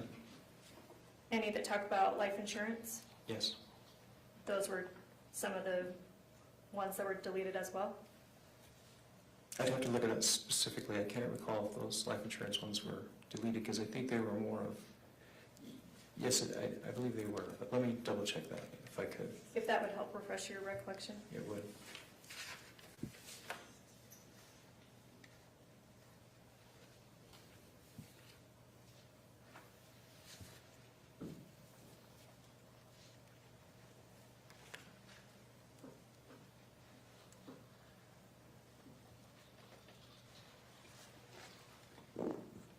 Appears I've only brought the submission of request for life insurance. I haven't brought the text messages with me. Okay, so you don't know, you don't recall off the top of your head right now? I want to say they were deleted, but I would want to be sure. Okay, so you're not quite sure on the life insurance, but other messages related to insulin and suicide were the categories? Correct. Were more routine, everyday conversations still present on Megan's phone? They were. So the deletion was not a complete wiping of certain conversations? No, Did it appear selective to you? it did. Absent manual deletion, is there any technological reason those messages would not be on the device? Not that I can think of. Is there a way to recover deleted messages on iPhones, or I guess how did you, sorry, this is a confusing question. were you able to recover those deleted messages from Meggan's phone solely? Not solely. They were effectively removed from the phone, or at least our access to them. So when a cell phone is deleted, it will go into a temporary storage folder. Maybe you guys, if you have iPhones, you'll understand what I'm saying. So when you delete it, you'll have a category that says recent deleted under your menu. If you delete it from there as well, it removes the primary encryption key, and our tools cannot access it once that's been done. Excuse me, is that one of the, I guess, limitations of Apple phones? Yes. So to determine what messages were deleted on Meggan's, how did you do that? Just manually. And you could see some that had been deleted, some we did recover partial of. Like on one conversation, it showed that she removed a heart on 8/17 from a message that was present on Kacee's phone still. You would see just remnants of things that had been deleted. And I'll get to that heart message in a second, but it sounds like you had to compare it at least to Kacee's phone to see what was present on Kacee's versus what was no longer present on Meggan's. That's correct.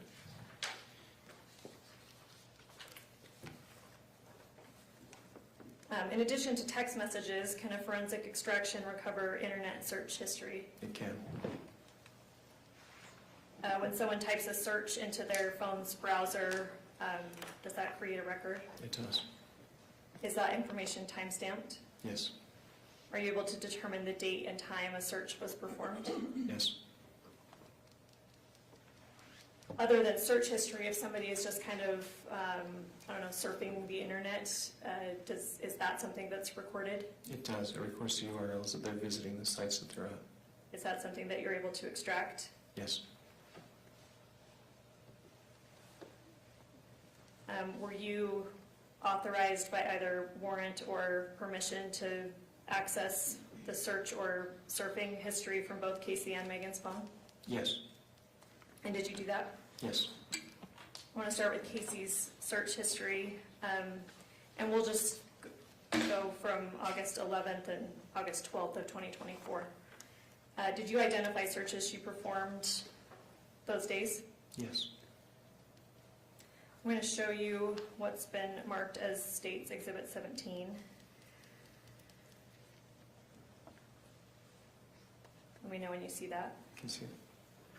Do you recognize this? I do. What is this? That's a search history from, this one's from Kacee's phone. And if we scroll down all the way to the bottom,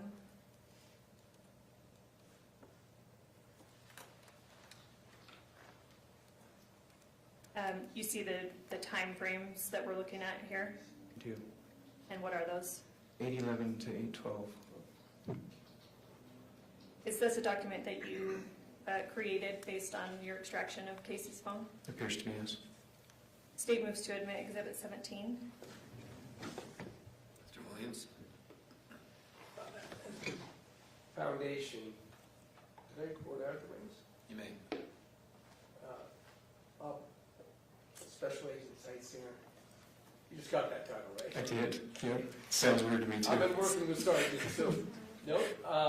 Let me just ask you this. Is this the entire search history of Kacee Terry during the dates on Exhibit 17?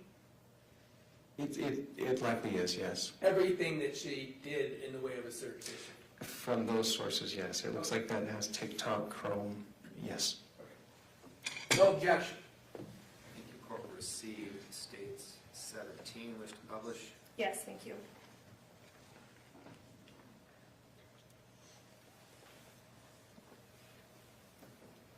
All right, there aren't too many of these, so I'll go through them with you. Up at the top, so we see different categories. There's timestamp.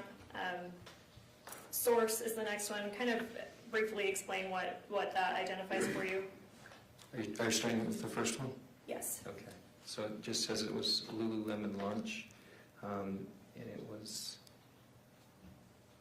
search history, is what it's saying.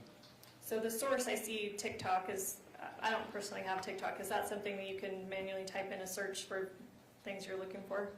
Yes. Okay. And then then it looks like that happened on August 11th at 10 a.m. We see UTC-6. What does that mean? So in our time zone, that's what we would reference. So UTC would be what the world generally starts from, right? So then we are 6 hours behind that timestamp. So is 10 a.m., is that correct for Utah time? That'd be our time zone, yes. If we can scroll down to number 2, what is she looking for there? Stanley lunchbox, And what time and date is that? August 11th, 2024 at 10:18 a.m. 04 seconds. If you scroll down to number 3, what is she looking for there? Voodoo Donuts, And what's the date and time? 8/11/2024 at 12:27 and 19 seconds. Number 4, what is she looking for there? She searched, is it okay to give yourself a shot with just saline in it? And the time, sorry, say the date and the time on that one. That is 8/11/2024 at 9:48 and 13 seconds. The next couple, number 5 and 6, and I think once we get to the other page, they'll be similar. They all happen at similar times, 9:48. Yes, approximately. Is that fair? Number 5, what does she search there? Is it okay to give yourself a shot with just saline in it? What does she search for in number 6? Is it okay to give yourself a shot with just saline in it? If we go down to number 7, what does she search for there? Is it okay to give yourself a shot with saline solution? And what's the time that she searched for that? 9:49 and 40 seconds.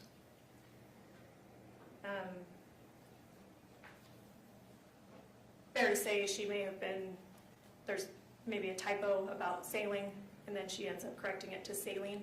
Appears to me. Number 8 and 9 are similar. What does she search for there? Is it okay to give yourself a shot? Is it okay to give yourself a shot with saline solution?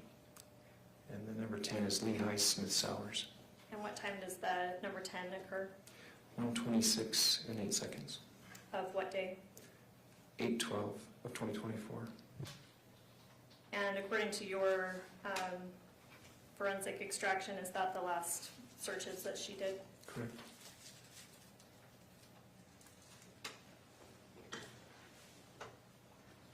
All right, I want to go to Meggan's phone. And here I want to, what we looked at just barely in exhibit, sorry, what was it, 17?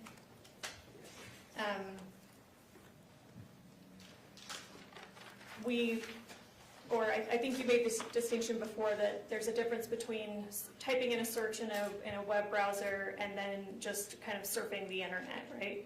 Yes, there's a difference. How does surfing the internet appear, I guess without getting too technical for the jury, how does surfing the internet appear differently in an extraction versus like Googling something or searching for something in a browser? So in a search, you'll see a value entered of what you searched. In just web browsing, you're going to see URLs. You're going to see where they're going to, what sites they're visiting, what they're looking at. All right, did you do the same, did you look at both affirmative searches and then also internet surfing for Meggan's phone? Yes. And I want to focus a little bit broader here on Meggan's phone. Let's look through August 11th through the 13th. I'll show you what's been marked as State's Exhibit 15.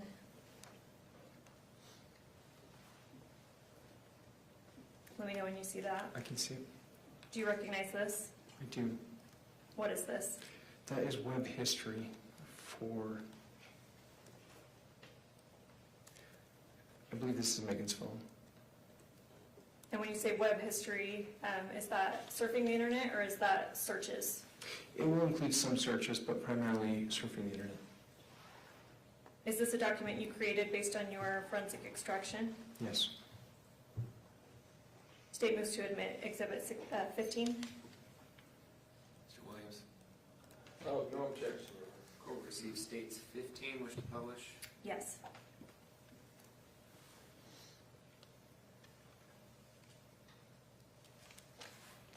And this has many pages. I won't take you through all of them,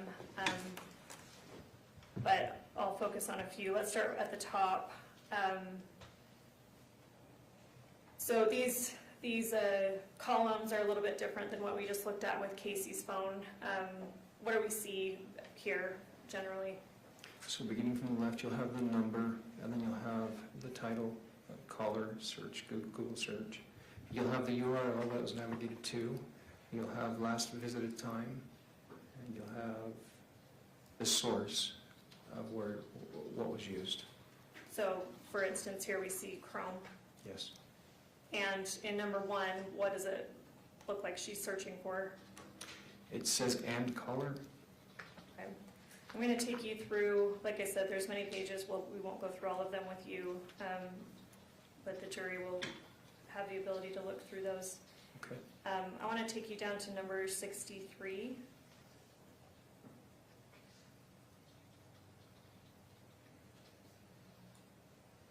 First of all, I want to start with the date and time that this was looked at. Do you see number 63? I do. What's the date and time that this was looked at?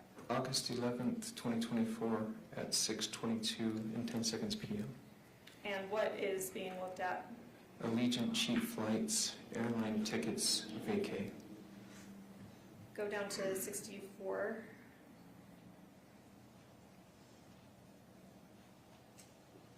Is that similar? Yes. All right, we'll go down to 74. What's the date and time of 74? August 11th, 2024 at 7:19:08 seconds p.m. And what is she looking for there? All jewelry from Brian Anthony's. I'll take you down to number 78. What's the date and time that she's looking at this?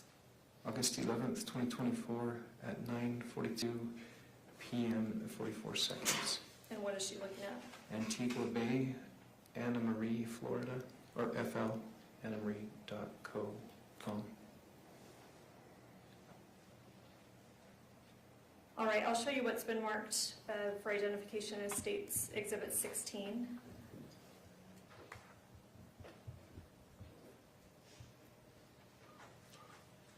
Let me know when you see that. I can see it. Do you recognize this? I do. What is this? This is searched items. This is from Meggan Sundwall's phone. So different from surfing the internet, these are things that she would have actually typed in to search? Typed or used a vocal search, voice search. Okay. Is this a document that you created based on your extraction? Yes. State moves to admit Exhibit 16. Mr. Williams, No objection. court will receive State 16, wish to publish. Yes.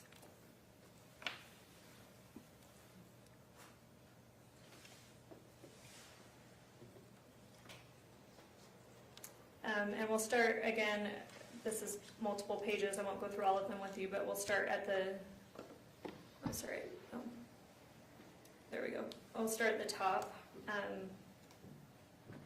Similar to the one we saw in Exhibit 15, what does number 1 indicate? If the value is and caller, the date is August 11th, 2024 at 1:52 and 29 seconds p.m. The source is Chrome. Let's scroll down a few pages.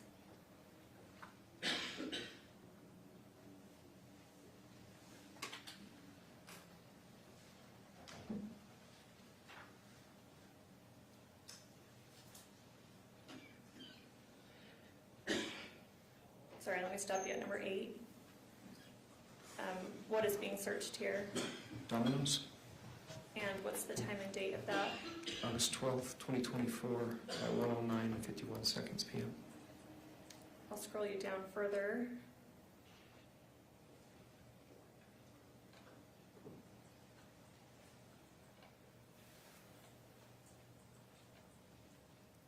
I'll stop you at number 13.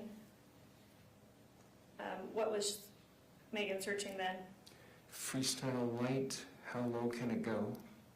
And what what's the date and time of that? August 12th, 2024 at 4:23 and 23 seconds p.m. Scroll down a few more. We'll stop at 13 and 14. Tell us what she's searching then. Freestyle light, how low can it go?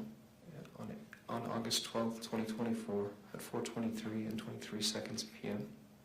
And number 14, it looks like the same, even the same exact time.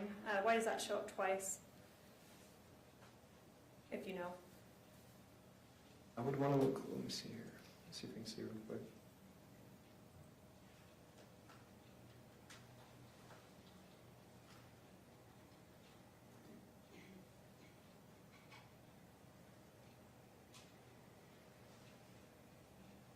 I would need to look closer at it to give you a definitive answer. Okay. We'll scroll down to, let's look at 15 and 16.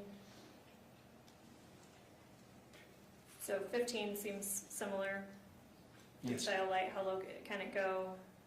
And here the time is slightly different, 8/12/2024, 4:23, and 39. We'll go down to 16. Or sorry, this is 15(1). What does that mean? It could be a duplicate. It can recover data from two different locations, and it can give you a duplicate. And it's just saying, hey, this is a duplicate. Okay. I'll scroll you down further. Keep going.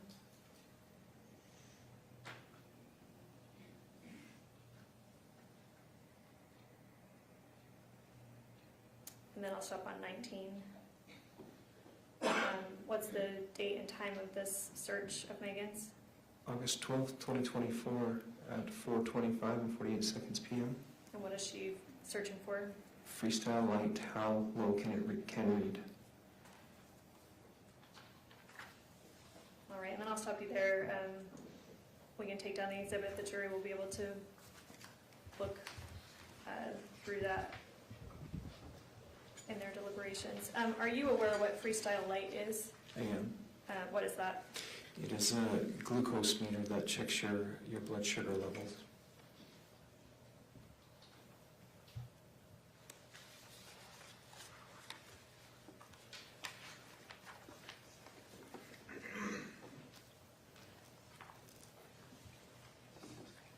All right, before you mentioned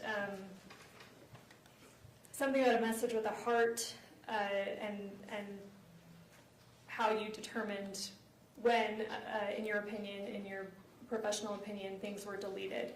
I want to show you what's been marked as State's Exhibit 40.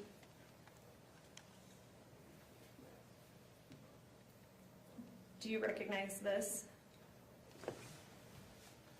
Sorry, Chelsea, if you could scroll down.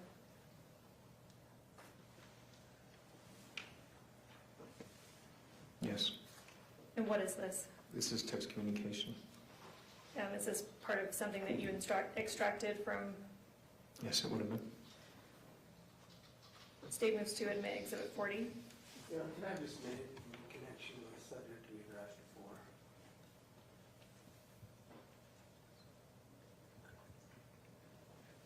No objection. Court receives States 40, wish to publish. Yes.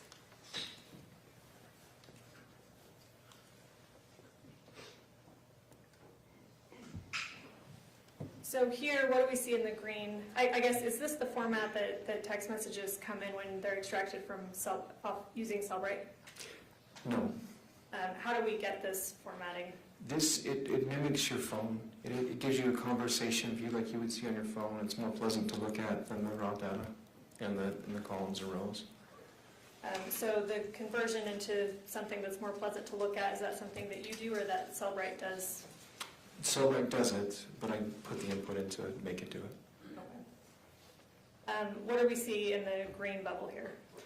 A message from Kacee to Meggan Sundwall. And it says, and fairness, we don't have the full context, right? We only have 2 messages here. Yes. But in part, she says, like I said, if anything happens, I wrote that sign in case they change nurses and I'm out of it. So if you don't hear from me, you will hear from someone, maybe even Masteller. He has your number and knows that you're my person to call. What's the date on that message? That date is 4/5 of 2024 at 12:58 and 38 seconds PM. What's the blue message we see below that? That one is from Megan. And it says, loved, and then it starts to quote the message that I just read. Is that fair? Yes. What does that loved mean? So when you click on a message that somebody sent you like and you want to add an emoji to it, pretty much that. So in this format, it won't just show the heart or the thumbs up or whatever emoji. It actually makes it look like there's, it puts it there like it's an additional message. It would attach a heart to it, yes, so data would be logged about it. Okay. I want to show you what's been marked as Exhibit 41.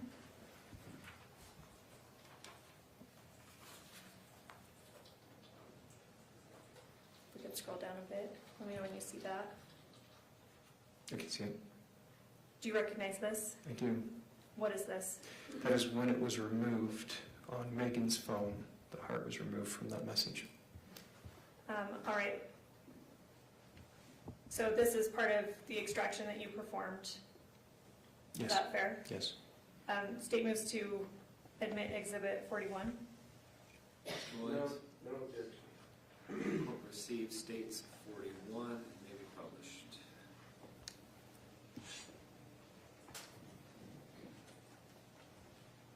So here we're seeing the same conversation that we just looked at in reverse, though. The first message is in blue instead of green.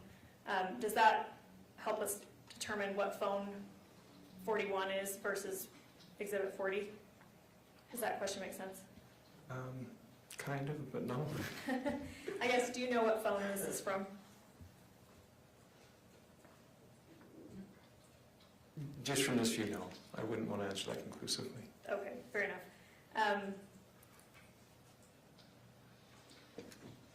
So if we look up at the top here, we see Meggan Sundwall is listed as the owner, and then Kacee Girl is a number below that. Does that help you determine That what helps phone? me much, yes. That's, And whose phone is this? it's identified as Megan's phone. So the blue bubble we're seeing is from Kacee. You see that at the top? Yes. And it's as fair to say, it's the same message we looked at in Exhibit 40. Yes. The green bubble below, what do we see here? The heart was removed from that message. And do you see, sorry, the original message, let's go back up to the blue bubble. What date was that on? 4/5 of 2024 at 12:58 and 38 seconds PM. And then if we go down to the green, it says removed a heart from I will, like I said, if anything happens. What date do we see in that bubble? August 17th, 2024 at 2:03 and 18 seconds AM. What, if anything, does that date and time signify to you? Modifications were made to messages on that date and time. What do you mean by modifications? A heart was removed. Do you recall if this message in total was present on Megan's phone? The entire message? Yes. I don't believe I saw the entire message. That was on Casey's phone. I saw the entire message.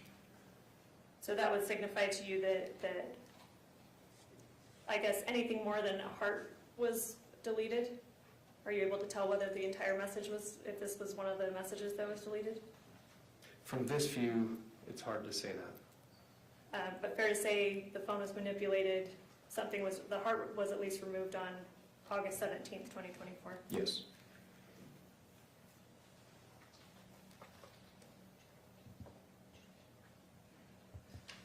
I'm ready to pass the witness. Thank you. We've been going with the jury for a couple hours now. We're going to take a morning break.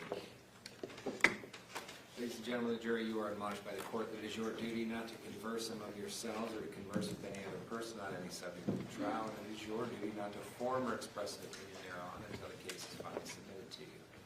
This includes no individual research on the parties, attorneys, or claims. All rise for the jury.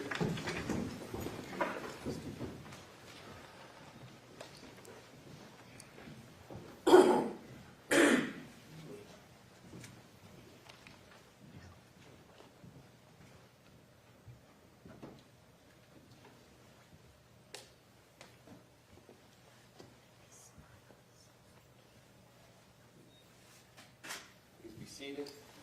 You can step down. Council, as to Exhibit F, the Jorgensen video, defense using that for illustrative purposes, the state wanted to offer that. Where are we at? Can we have some time to contemplate that and review it for anything that was of concern audibly? Certainly. Because we, of course, didn't include the audio because it could have hearsay statements in it. I don't have any objection to admitting it without the audio. We don't have any way to do that. We'll come back and address that. There's got to be a way I believe our paralegals to indicated sort that that out. there is. Okay. Okay, we'll come back and address that. I don't know why I made any affirmative statement about the ability to do anything. What about Exhibit G, offenses Exhibit G, photo of the meds in the closet? Did you intend on offering that? Yes, and I mean, I'd offer it now if the state doesn't have an objection, but the witness ultimately said he didn't remember seeing it, so I didn't feel like I could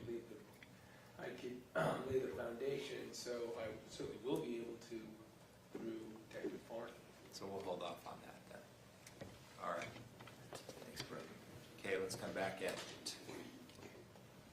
5 after, thereabouts. Thank you. Thank you. All right. Thank you.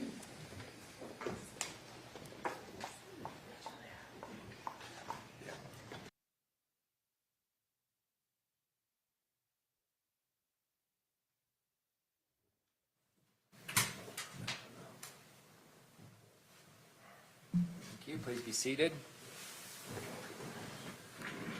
We're going to go back on the record on case 251-401-132, State of Utah versus Sundwall. Can I have just one moment? I'm sorry. You bet. We can have the witness come back up. We thought we had a technical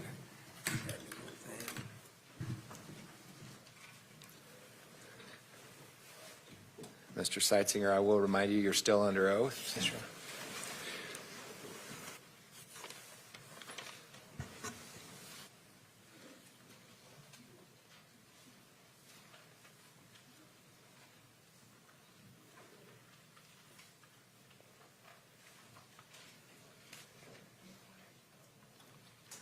All right, sorry, we're doing.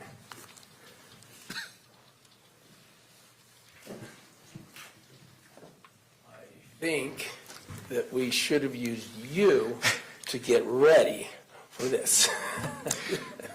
So, I did not. I want to talk a little bit about your job, your role, and your employment. By the way, okay, so excuse me if I go sergeant special agent, but I think I'll stick with special agent. Isn't that because all of the employees for the Utah County Attorney's Office's titles got changed from whatever sergeant, lieutenant, et cetera, to special agents? I'm not sure on the entire county. I just know for our office. I don't know that the other lieutenants and sergeants were changed to special agent. That doesn't sound right. When you say our office, you mean the Utah County Attorney's Office, right? Yes. Because you work in-house at the Utah County Attorney's Office. Yes, sir. For the prosecutors here, what I mean is as support for the prosecutor's office. Yes. And I just want to make sure, because sometimes we hear about district attorneys and county attorneys. In this Utah County, they're called, the prosecuting entity is called the County Attorney's Office, right? Yes. Even though there's a civil division as well, right? Yes. All right, just want to make sure, I clarify that you work for the prosecuting arm, or the county attorney's office, and we're talking about the work you've been doing with the prosecution division, right? Yes. Okay. Now, we've heard about Special Agent Richard Hales, right? Yes. He also works in this capacity that you work in, right? Yes. He's in the courtroom, right? Over here with the, Yes. I won't describe him, the handsome guy next to Sergeant, and that's Detective Farney that's next to him, right? Yes. These are the people that you worked with through the investigation. Yes, And as you indicated, you started that as early as 2 days after, on the 15th, 2 days, or is that 3, anyway, after Kacee Terry was taken from the home, let's put it that way. yes, that's a fair assessment. And I'm putting it that way because she ultimately didn't pass for a couple of days, so I'm not saying the day she died. Yes, All right. And you were available to Special Agent Hales for anything he would want, right? yes, You had talked about this sort of, I think you said lockdown, but this separate area, but that's where Hales is too, right? yeah, he's a few offices down from me. And you did. He could come in and ask you, for instance, to pull certain Celebrite downloads, right? Yes, What's interesting about these is they're called extraction reports, right? yes, An extraction report means you could go in and extract certain data from this bigger download of data, right? you can compile it into a report, yes, in smaller forms. Smaller forms. Yes. And I'm going to try not to interrupt you, I'm sorry. And so, because the point is that when you take that phone and you put it, I think, is it called a TIFF file? It can be. It's this big, huge file that has all the information from the phone, correct? I'm going to say zip file. I'm going to change it a little bit. Yes, yes, it is all the information that is available from an extraction Okay. in that file. There's no way I'm going to know the difference between a TIFF file and so use whatever terminology is appropriate. Okay. And correct me at will. Okay. But the point is all this info on the phone's available to you. Yes, for the most part. And it's an extraordinary amount of data these phones have these days, or let's focus on the 2024 August, but things haven't changed that much in terms of the data that's on these phones, right? No. For instance, I mean, you can get geolocation of where that phone has been at any given time, right? Generally speaking, yes, if they've given permissions to it. You can get contacts, a list of the contacts the person had in their phone, right? Yes, You could go right and search and find out how many times anyone communicated with that contact. yes, you could. You could get, of course, any recordings that are on the phone, right? Yes, You have access to photographs, videos, and those things, correct? yes, This wide variety of information that you have, at any time that you can keyword some searches and extract so that Hales, Special Agent Hales, could come over to you and say, hey, show me all the text messages between Kacee Terry and Meggan Sundwall, right? yes, Then, and these are some examples we've seen, then he could come say, hey, show me the search history for a Google Chrome browsing events of this day on Kacee's phone, right? yes, Same thing for Meggan's. These are these exhibits that the state has admitted, right? yes, But you could go back and do searches at other times if Sergeant Hales asked you to do, yeah, and if Detective Farney did, right? yes, So since August 12th, 2024 till today, you were certainly available throughout this investigation to do those sorts of narrower searches through all this sorts of narrower data if you were asked, fair? yes, And it's not just them, is it? It's the prosecutors. yes, As a matter of fact, weren't you asked throughout this investigation at times to do things and asked by a prosecutor? yes. So,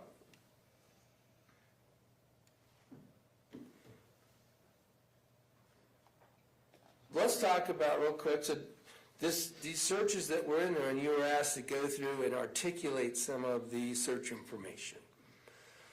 Let's talk about the search that Meggan did for vacations. All right? Okay. Have you ever asked to go further back in the data and see whether that was a regular search that might indicate she had a vacation coming up with family? I don't recall being that specific, no. To go back further than that, I believe it was August 11th, I think was the date of that.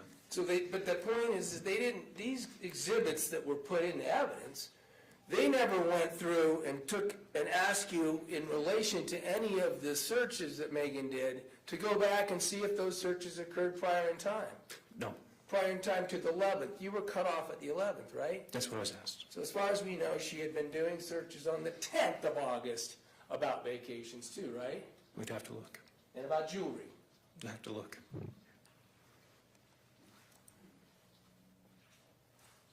Same goes for the exhibit that you addressed with Kacee Terry's phone in her search history, okay? That date was, do you remember what that date that exhibit starts at? For Kacee Terry, I believe it was 8/11 through 8/12. Okay, so we've got this essentially 2 days that they asked you to compile a search history for, right? Yes. Oh, sorry. Yes. I'm so used to not talking to people. I'm going to Whichever attorney's up and asking you a question has to badger you on an answer out loud. So this time I got to Sounds badger good. you. I appreciate the reminder. But then they went down, she had you read through some specific searches on Casey's phone, right? Yes. But no one ever took any of those specific entries and asked you to go see if Kacee Terry had searched for that before the 11th, did they? Correct. I mean, they've never asked, strike that. Now, then we talked about this, the circumstances of deleting. And I just want to address that a little bit. Actually, before I do, I forgot to do this. You also do some other tasks. I mean, you're not just in that office, sitting at a desk, only doing forensic extractions of phones, right? Yes, I am. Really, you interviewed Lee. Oh, yes, I did participate in that. Generally speaking, I'm in a lab. And that's what I want to be clear. You're also available, for instance, in this case, you did interviews for this investigation, right? Yes, I did. You interviewed Lee Randall. Yes, I did. Detective Farney wasn't there, right? No. Special Agent Hales wasn't there, right? No. You interviewed Renee Randall, right? Yes, I did. Same answers. The detectives and the sergeant were there, or the special agent were there. Hales. Hales wasn't there for that one. Special Agent Tishner was with me on both those. Tishner, someone else. Yes. You don't. No.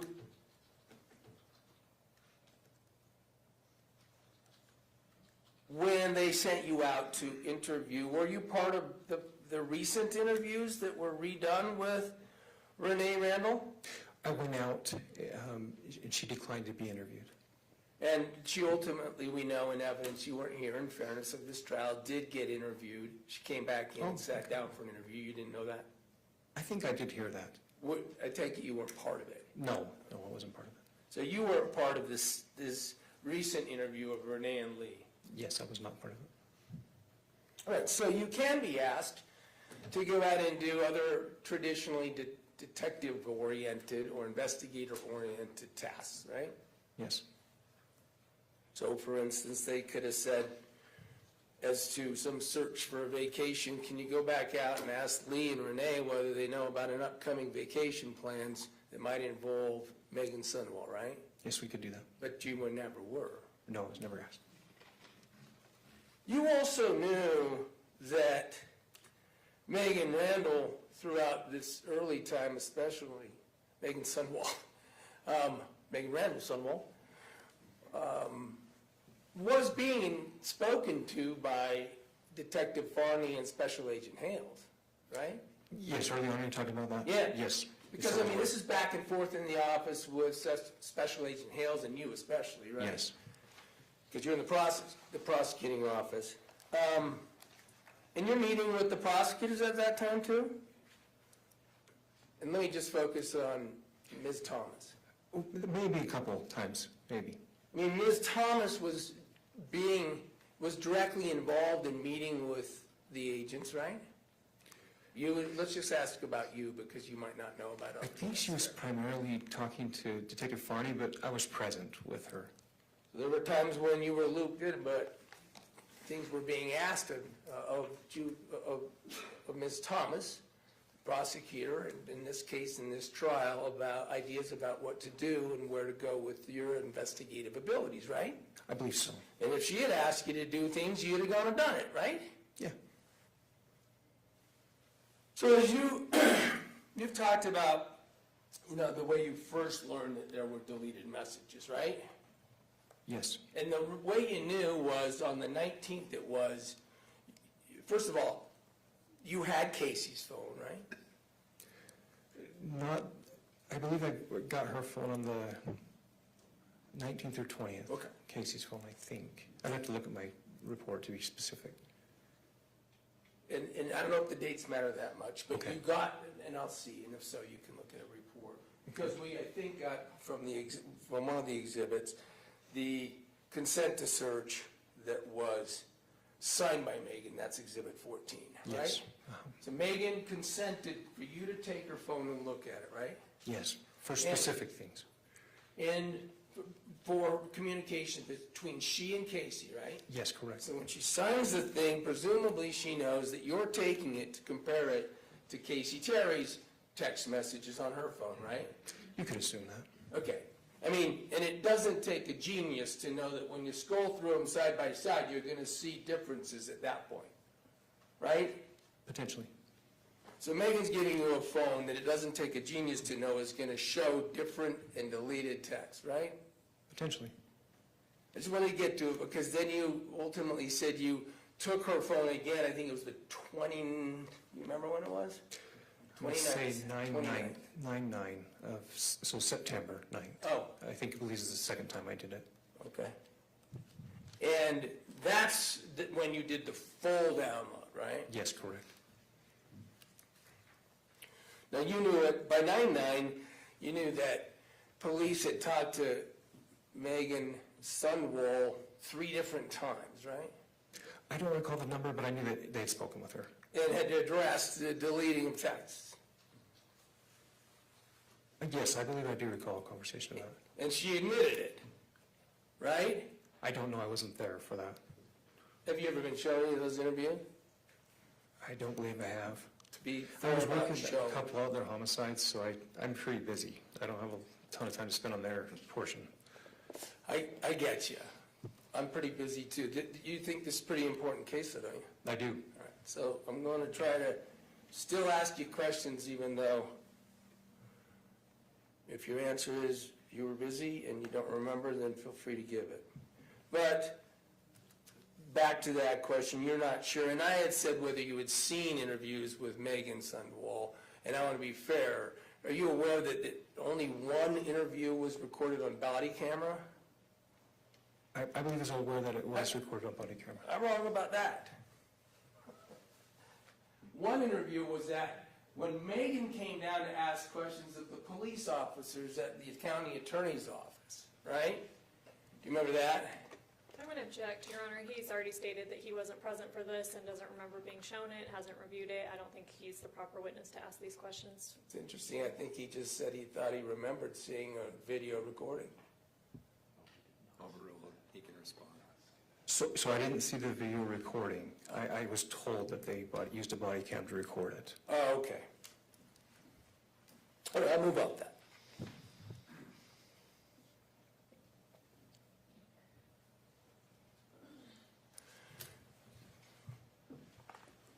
Can I have just 1 second to check on plug that in?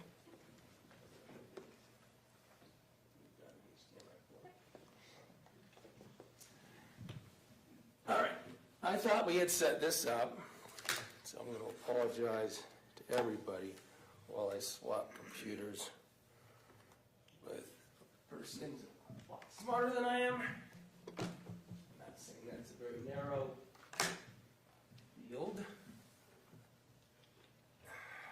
I want to ask you to go through some information with me.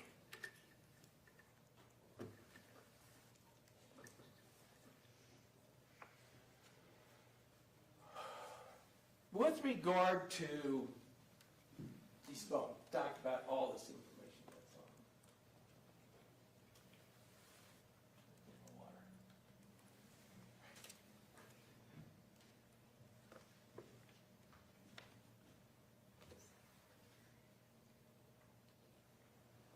Excuse me.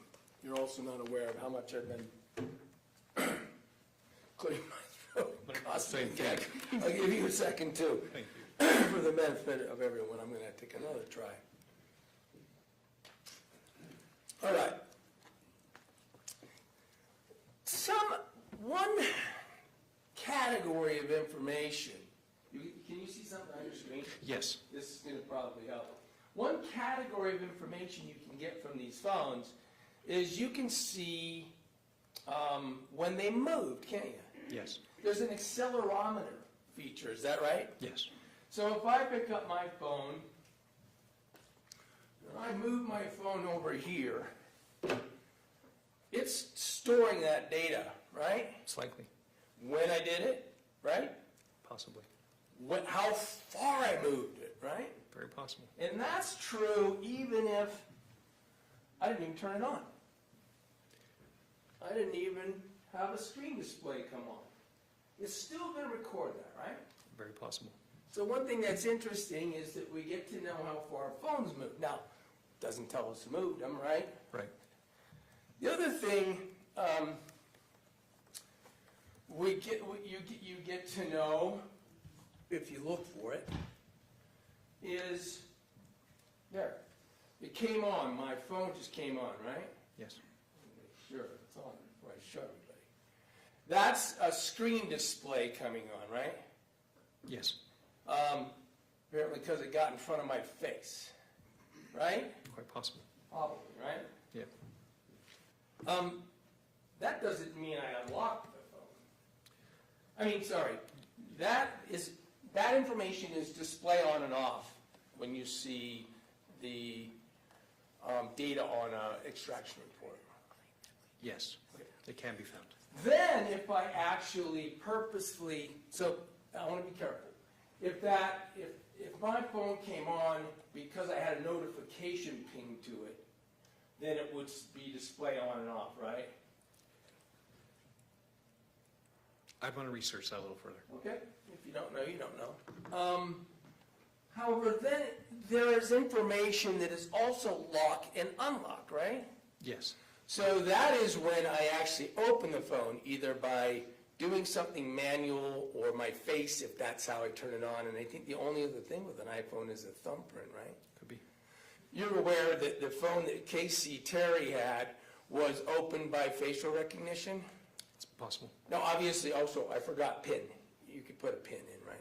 Yes, you can put it in. And that's how you would get a lock and unlock notification on the phone, right? Yes, if it's locked or unlocked.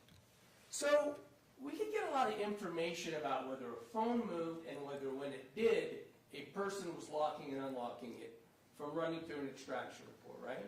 You'd get a lot of information, yes, and stuff like that. So did the government ever ask you to find out what Kacee Terry was doing on the 12th?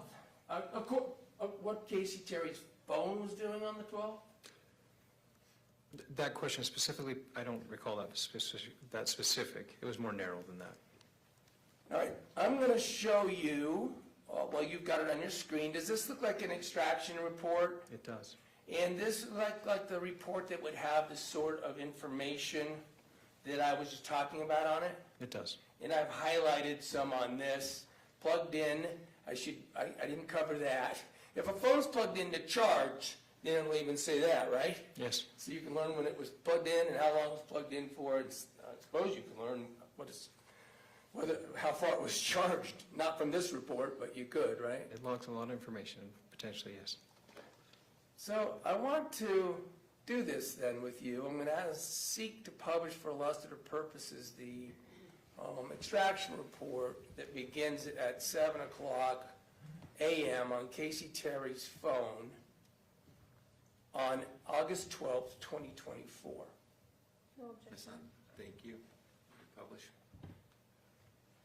Let's do some investigation. Again, I'm sorry in advance. It sounds like you were never asked to do this investigation by the government. I'm highlighting it here. I promised I'd start at 7 o'clock. Looks like it was plugged in, and you have that status, right?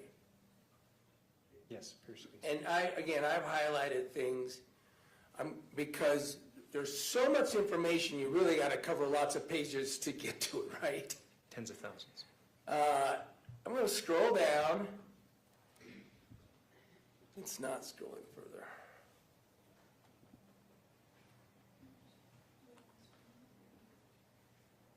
Well, I'm using your page down. Can I do it here?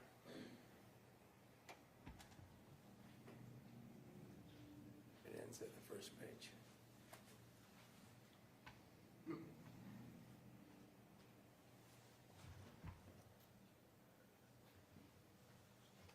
Next page. Shoot, page. Okay.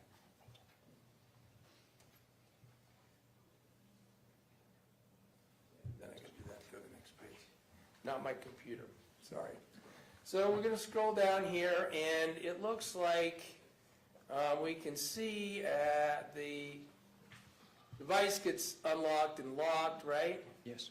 Locked, locked and unlocked, locked and unlocked. That's the sort of activity that the user has to make happen. Yes, it would take input of some type. Again, scrolling down through here, we see lots of, locked and unlocked activity indicating the user is engaging the device, right? Appears to be. Still going down. Going to the next page. Going to the next page. Going, all this activity is, that I've highlighted is locked and unlocked, right? Yes, in the yellow. Yeah, in the yellow. The reason I wanted, maybe I should really quick, all this stuff happening in those left-hand columns, sometimes there'll be a whole string of indications that like Gmail was in action with the phone, right? But they'll all be in the same second, right? Can be. That's because it's just happening automatically from the Gmail site, right? Yes, and we're very fast with our phones. There's lots of stuff happening on our phones that we don't even apparently know about necessarily. Going down all through this day. We're still on at the 7 o'clock hour. Sorry, we had to put this in pages. But I'm going through quickly. We're seeing locked and unlocked. I think that's the same page that we're seeing. We are? It looks like it. How do I go to the next page, Marissa? Thank you, Judge.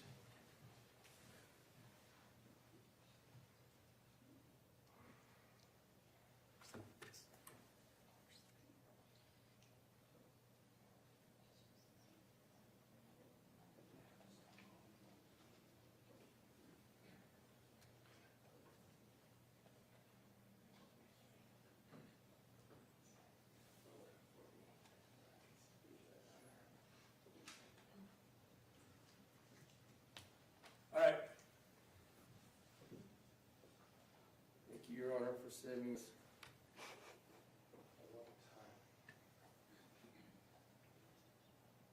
All right, it's back up in a way that I think I can scroll. We had this plugged in device status that we started with, at 7 a.m., right? Yes, that's the top one. And this is what it's still not doing it.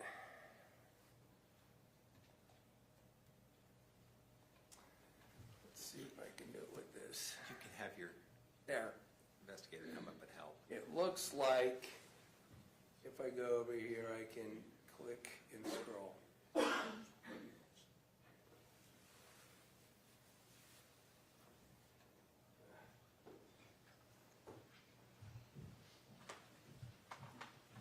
you can scroll from there.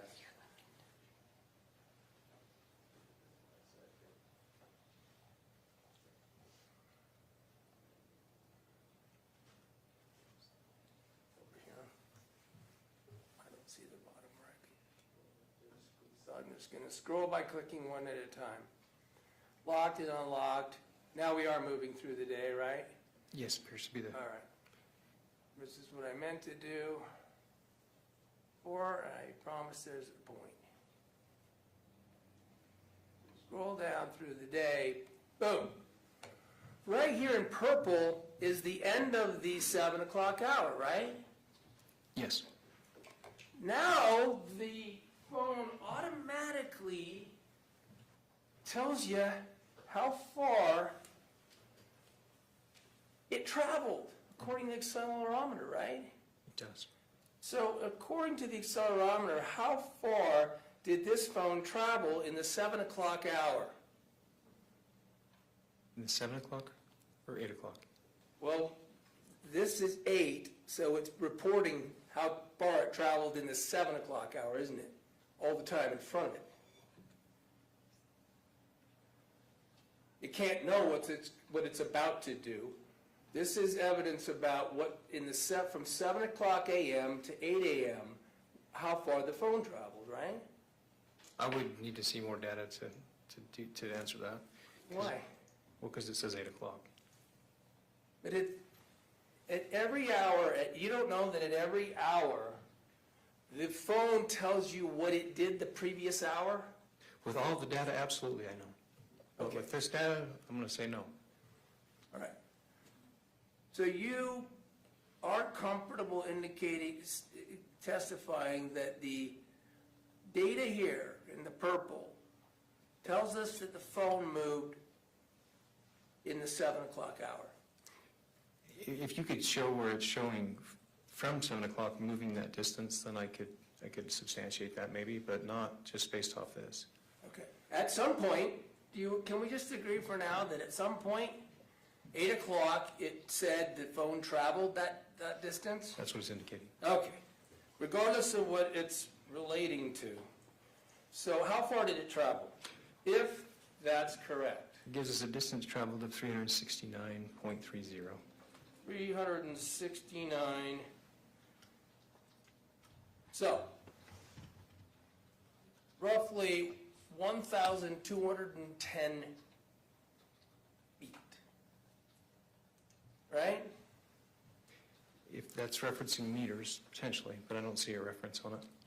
Doesn't reference feet, so I had to use my handy app on my phone. Do you have any reason to disagree that it's 1,210 feet in 369 meters? I wouldn't say either way on it. All right. And it also says a speed down here. I didn't highlight it, but this thing also tells you the fastest it went at any given time. Whatever hour we're talking about, right?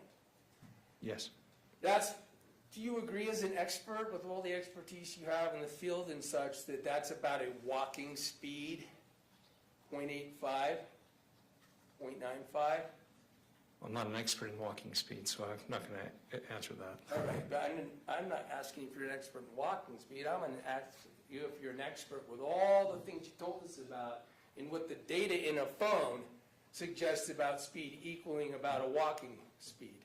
0.85 would suggest it's a slow moving. All right. So this phone moved around, locked and unlocked, and continued to travel. May do it for the next hour, 8 o'clock.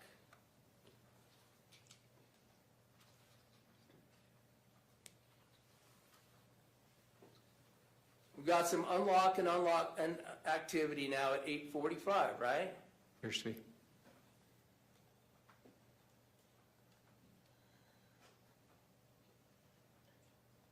Some lock and unlock at 8:50, 10 to 9, right? Yes. So now, it looks like whoever's got the phone and has the ability to lock and unlock it is doing so. Agreed?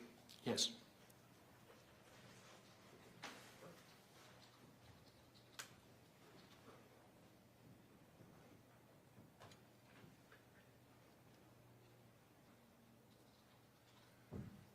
All right. 9 o'clock, this phone gives information again about distance traveled, right? Yes. With all the same caveats you said before Yes. about what hour that was in, how far did it travel? It appears to be 237.77. So another 800 feet, right? If my, I would want specifics, like if it was meter, if you could show me it was meters, then I would agree with you, but I just, under that measurement, it just has a square box, so I know, I'm reluctant to say exact.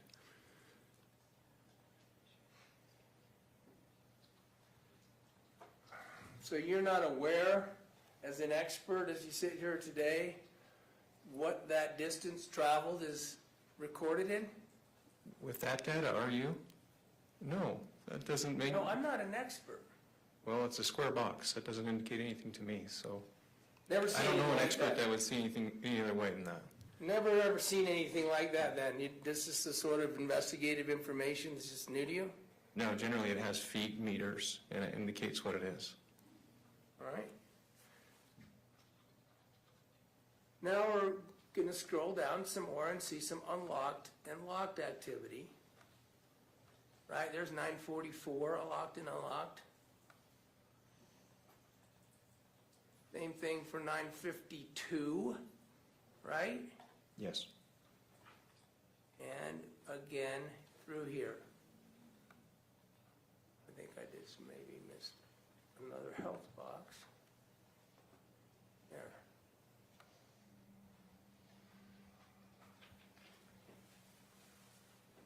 Now we have what it says 11 o'clock. We have some more information that at 11 o'clock this information is being given again for distance travel, right? Yes. So for whatever hour that's speaking to, some movement of the phone and some activity locking and unlocking it by the phone user. Agreed? I see the distance traveled. I don't see your highlights, though.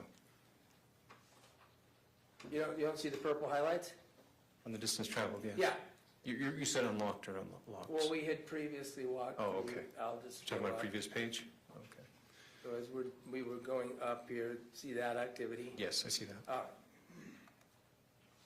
Fair enough. Now we're back to the 11 o'clock hour. Now I'm going to scroll down and see if you see any more locked and unlocked until it's 11 o'clock.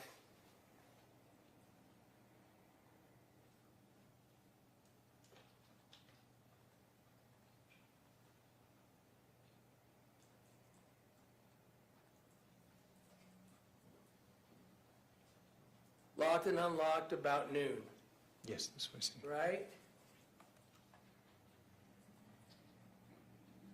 Locked and unlocked about nearly 1 o'clock p.m. Agreed? You moved too fast. If you want to go back up, I'll agree with you if I see it. Yeah, 112. There's 112. I think I had you on the 11 o'clock hour, but here's noon. I think we already covered that, right? That distance, I believe so. it had moved. Going down through here, there's some lock and unlock at 112. User activity, right? Yes. It appears to be paging multiple times. Here's a whole bunch of looking at it and seeing locked and unlocked right around the 134 hour, right? Yes. 138, locked and unlocked. Yes.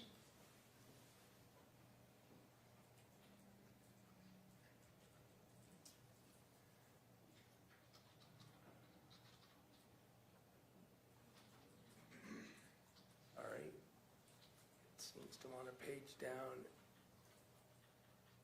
at a speed that I'm not able to do per page.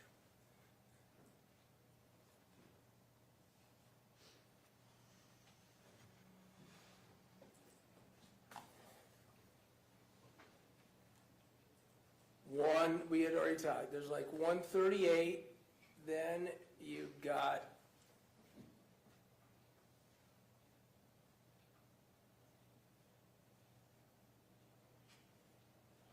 this is just not gonna work, I really apologize, this was not how we planned it, obviously.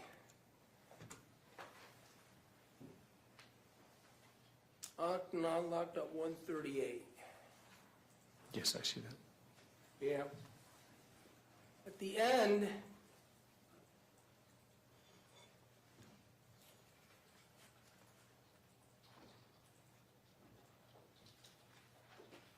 can you make it go one page at a time, please?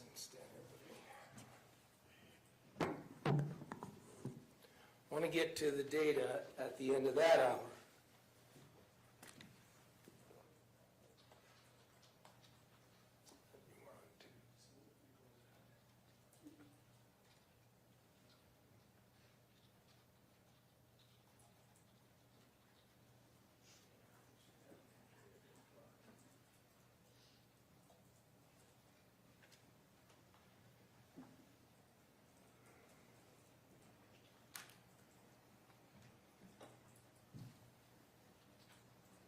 Oh, okay, this one we didn't get highlighted. Right, that's the point. Reason we didn't highlight it. See the 2 o'clock health measurements again? Yes, 2 o'clock even? It looks like that phone did not get moved in that hour, did it? Does not appear so. All right, so now we had a little bit more activity up till we saw 1:38, and then the phone didn't move, even though there was some locking and unlocking, right? 1:38 was the last I remember the unlock and lock. Is that what you're referencing? Yeah. Okay. But whatever happened in that hour with locking, unlocking, the phone didn't move. Give me a time frame. That's too broad. Well, we may have to present this to another expert if you don't know. But moving to the 3 o'clock hour. As we go through here, tell me if you see any locking or unlocking.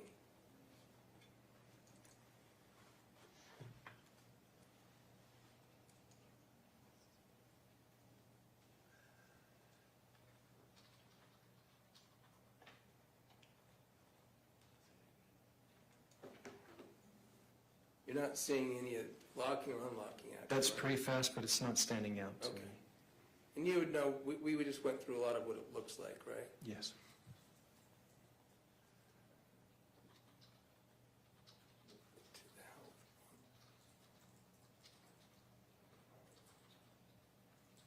All right. 4 o'clock hour. We're on that the health metrics, right? The application, the activity, yeah. Right there, and we're talking like we had with the other hours, movement of the phone, right? Yes. Didn't move again. Doesn't appear to. Didn't unlock or lock either, right? Doesn't appear to. Okay, I'm going to stop there for the benefit of everybody instead of walking you through this.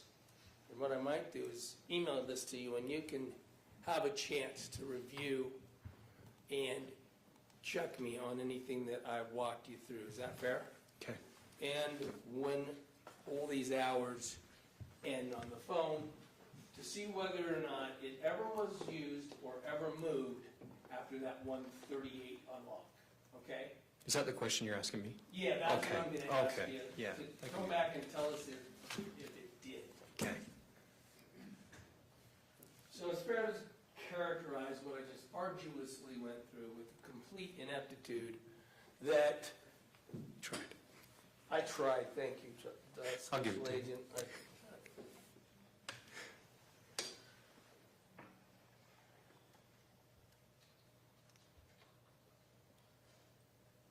Up until Megan got there, up until about 10, Kacee's phone is moving around and it's getting used a lot, right? Appears to be. Then it's just not moving. Appears to be, right? Yes. And then at a certain point, not even being used at all.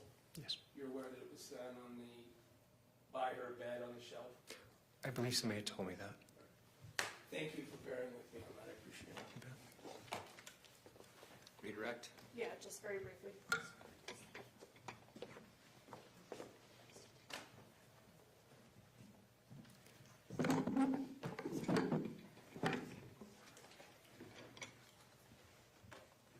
You were asked about the travel, that apparently it looks like it logs every hour, but it doesn't give you a unit of measurement. No, I didn't have a reference measurement.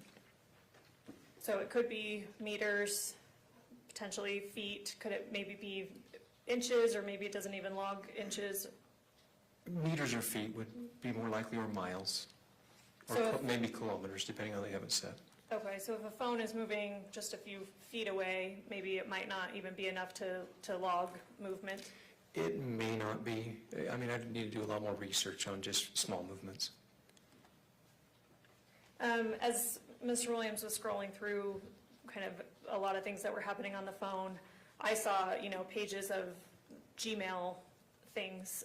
Are those, if you had a chance to get a good look at those, are those like emails being received on the phone, or is that somebody affirmatively doing something on the phone? It potentially could be. I'd need to look closer. Okay, but a lot of the activity, fair to say, could be just notifications being received, emails being received, Very things possible. like that. Yes. I think Mr. Williams even said this, even if a phone is being unlocked or locked, we can't tell directly who's doing that. No. If someone knows somebody's PIN number, for instance, they can unlock or lock somebody's phone. Yes. If Kacee had her phone set up through facial recognition, if it's held up to her face, it could unlock. Yes. If Kacee had her like biometric, where your thumbprint unlocks the phone, it could be used that way. It could.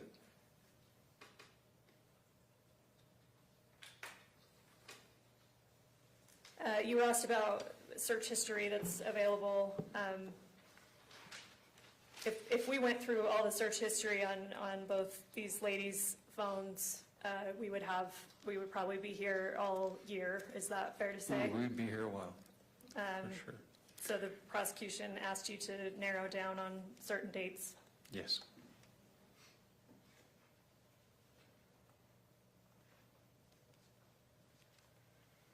All right, I think that's all I have for you. Thank you. Anything else, Mr. Williams? Just to clarify a few things. Okay, I'm gonna send you what I used in court and invite you to come back and see if anything that was suggested was incorrect. But the point is, I just showed you one day, the day of essentially the day that Meggan spent the day with Kacee Terry, just that one day, we just did it. Now, it didn't even take me 20 minutes, did it? Maybe it did, but It might have. but certainly you could have done it real quick. Yeah. Had they just asked you, let's learn a little bit about what was going on before Meggan got to the house, right? Yes, and to clarify, I did do search terms, so it's not like we just stayed on that day. That's All right. what I was asked to produce. And this kind of evidence just wasn't asked to be reviewed, and I'm kind of catching you cold on it, it sounds like. And that's, you want to double check because you want to be sure that things are correct. I think every party here deserves that, yeah. So if you'll come back and tell us whether that's meters or feet. Would you be okay if I use more data to substantiate that? You know, I'm going to leave it to the prosecution to decide if they want to clear anything up with you in that regard. Okay. Or we want to call witness, who knows. But let's talk about this last part, because it's true. Someone could hold the phone up to my face and then they'd be unlocking it and locking it, right? Yes. And then presumably they could also be moving the phone around because, let's face it, we don't know who's doing the moving, right? Correct. Okay, but we just watched. Are you aware that Meggan didn't get to that house until just before 10 a.m.? I'm not sure when she got there. I didn't establish that point of fact. I would say that's my recalls that I was told is around that time. Well, at any rate, that movement we were talking about, I specifically went over with you. We can tell from the phone all happened, with the exception of that short 77 period of movement. That all happened before 10 o'clock. Okay. Okay? So, you're not suggesting. If you say so. I She want to can look run at over it. there and strike that. Nothing further. Anything else? No. You can step down.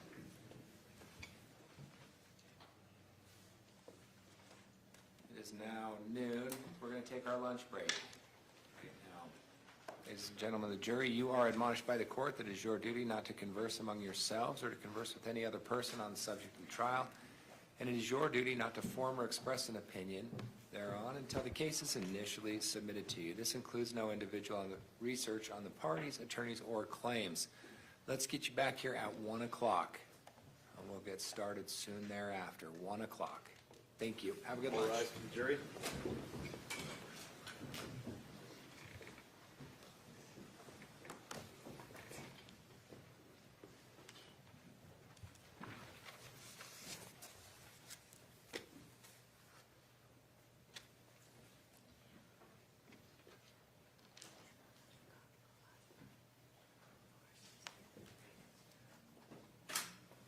be seated. Council, we're going to be back here at 1. We'll get going as soon as we can. Anything else we need to cover before we take a break? Not that I can think of right now. We good? I think we're to Detective Barney, so we throw that out for any issue of, yeah, we're gonna be plugging through a lot of texts that we just haven't had time for to review in terms of seeing exhibits. Then we just got to keep moving forward one way or another. No, I understand, I'm objecting to them using anything that wasn't used at the preliminary hearing, since we didn't get enough prior notice of these specific text message chains to investigate them. And we've already established that you had them, albeit tens of thousands of them. You had them, you just didn't know what specific ones they were going to use. Is that correct? That's correct.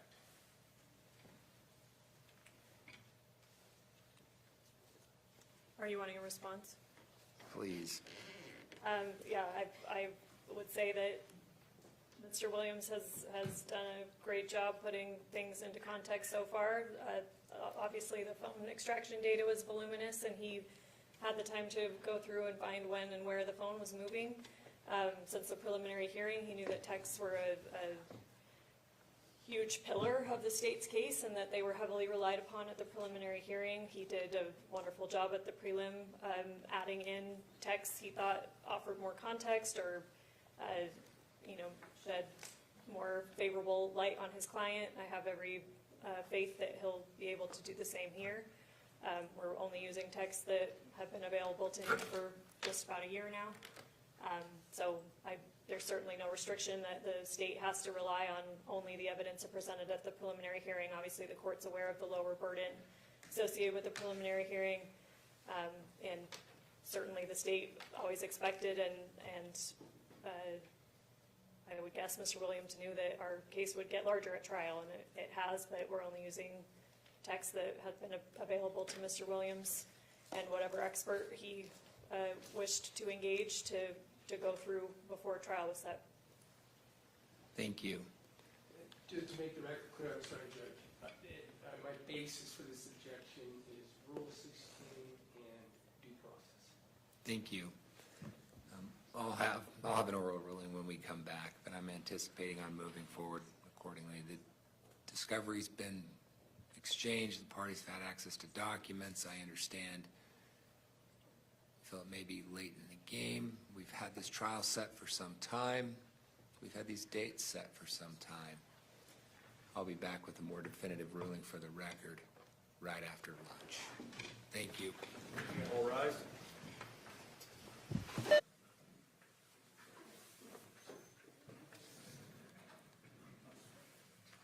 Back to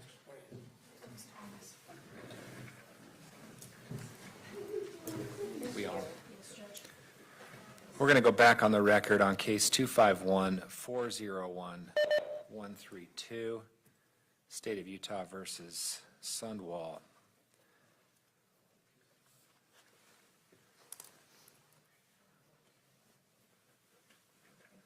Counsel, I indicated before the break that I would come back with a more definitive oral ruling as it relates to defendant's motion. I'm prepared to make that ruling right now. We ready? In reviewing this matter, I will note that there is no dispute that the state has complied with Rule 16A 5B, which requires the state to no later than 14 days before trial provide the defense with any exhibits the state intends to introduce at trial.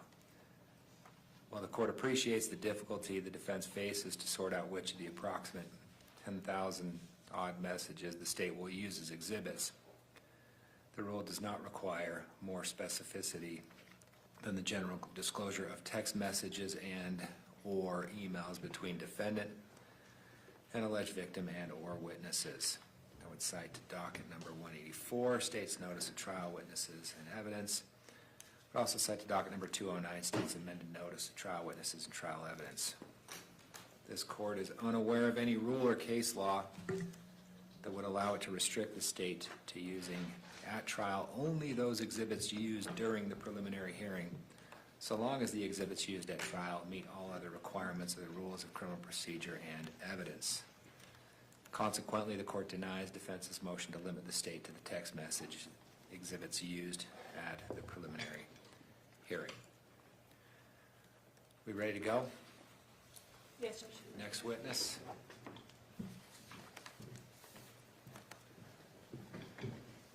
Oh, The jury first. you guys have got me so worried about time now Sorry. that I'm trying to jump ahead.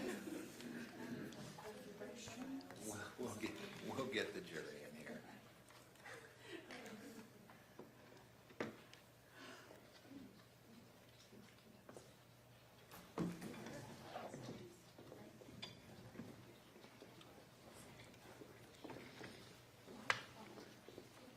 Yes.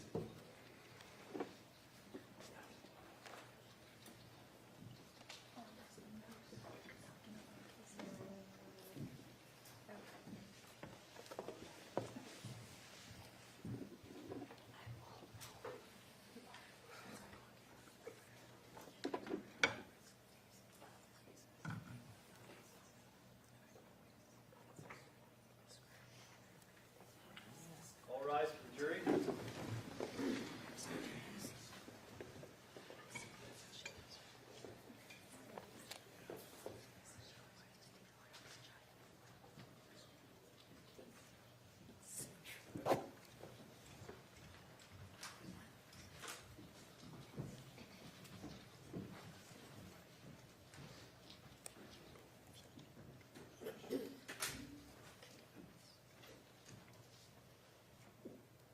Thank you. Please be seated.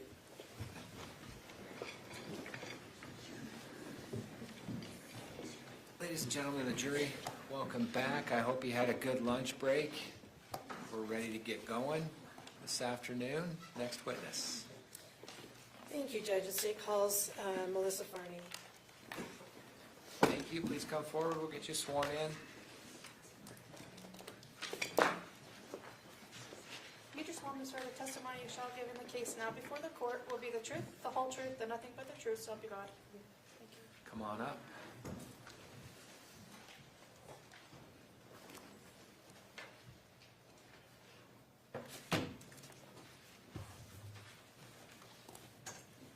You've heard my prior instructions to all witnesses. Appreciate you being here. Counsel. Thank you, Judge. Would you tell us your name and spell your last name for the record, please? Melissa Farney, Fahrni. What do you do for a living? I am a detective with the Lone Peak Police Department. How long have you been with Lone Peak Police Department? 6 years. Were you involved in law enforcement before that? Yes, I worked with Utah County Sheriff's Office and Lehigh Police Department. And so when did you first get your law enforcement certification? 2015. And you have been engaged in law enforcement activity continuously since that time? Yes. Have you also maintained your continuing education requirements to maintain your post license? Yes.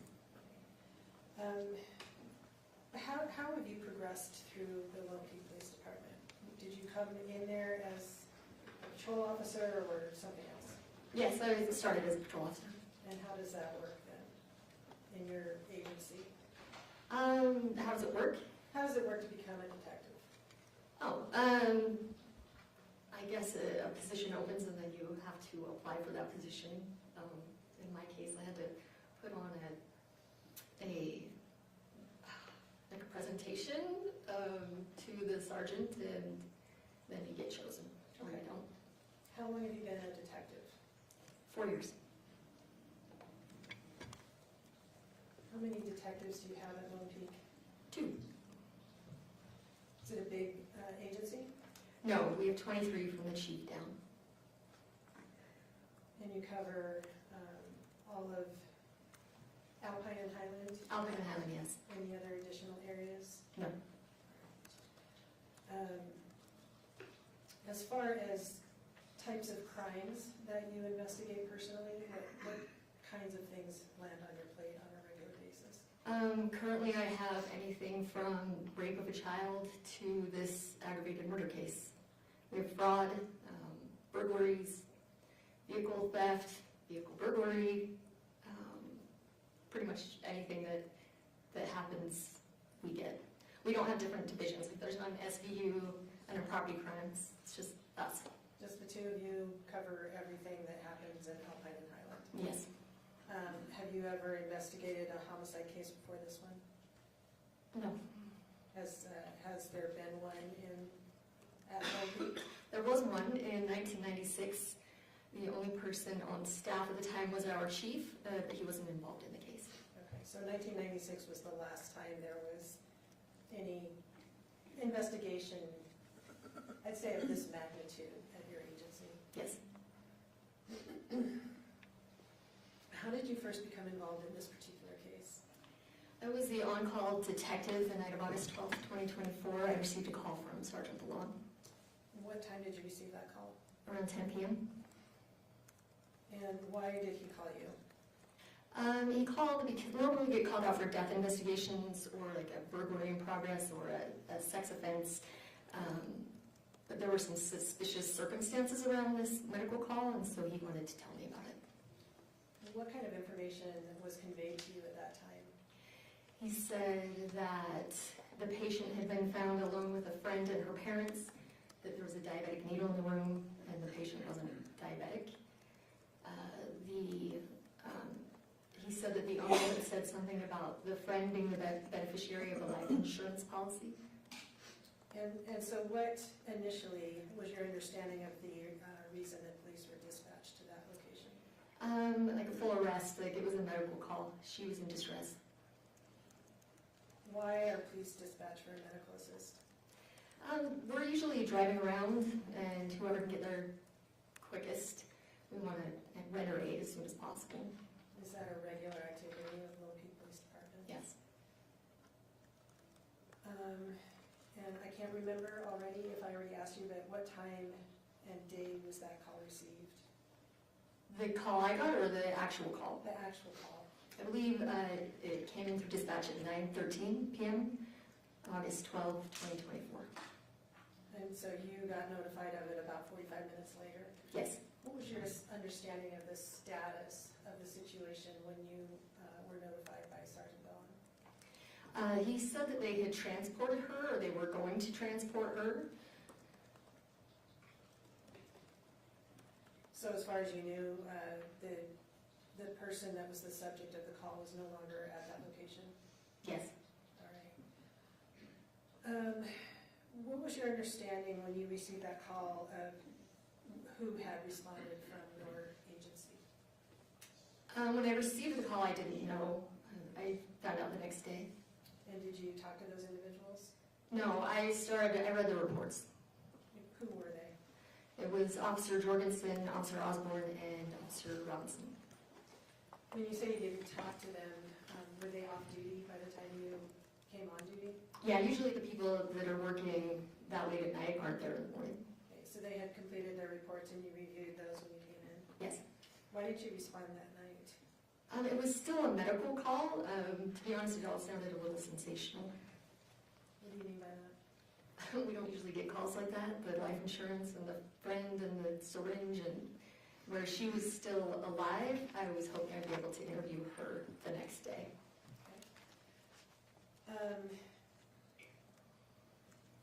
And so when you reviewed the information that had been left by the officers the night before, did you observe whether any items had been collected as evidence by those individuals? Yes, they had collected a syringe as well as some empty prescription bottles. How many empty prescription bottles, do you recall that? A lot. I didn't count them. It was just a lot. Were they empty or full or some? They were empty. All of them were empty? Mhm. Did you look at them to determine who they had been prescribed to? No, they had written in the report that some were prescribed to Kacee and some were prescribed to Newell Farnsworth, And your understanding now is Newell is who to Kacee? her grandfather. Did you bring with you today the syringe that was found in Kacee's bedroom by the officers the night before? Yes. Can you show us that?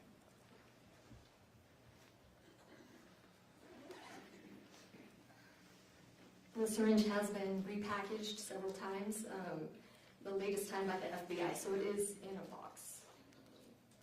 This is item 2, the syringe is in the box. All right.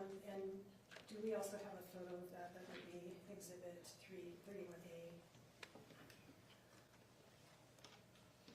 Just for the witness right now, thank you.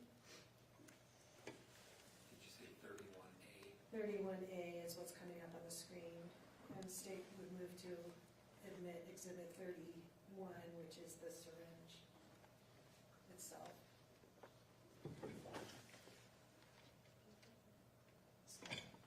It may be valuable to label it on the list as, with additional information than just syringe, since there's multiple syringes and multiple pictures. I can clarify that. That's not the syringe. That's the one that's on the nightstand. Sorry, let me back up. The reports that you received and reviewed the night, or you reviewed them on August 13th, is that accurate? Yes, All right. And you saw in the reports that a syringe had been collected from the scene. yes. Where was that located? Where was that syringe located when it was taken into evidence? In the patient's bedroom, Okay, and where in the patient's bedroom? on a nightstand. Okay, and that is Exhibit 31? Yes. All right. Okay, and so how is that designated on your packaging there? Item 2, All right, item 2. and it says Exhibit 31 also. Okay, so item 2 is the syringe that was found in Kacee's bedroom on August 12, 2020. Yes. And then if we could see 31A again, please. Julia.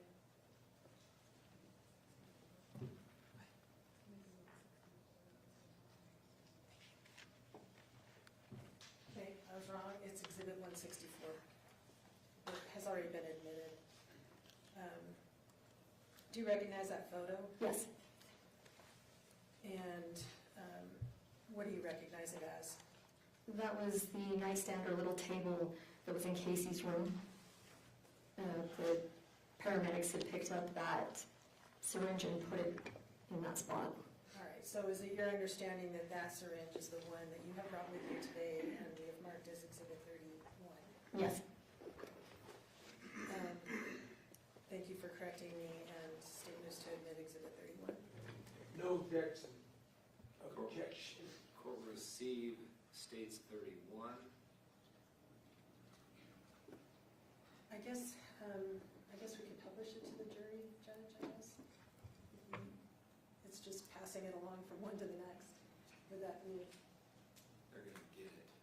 Can Okay. see it? Isn't it in a box? It is.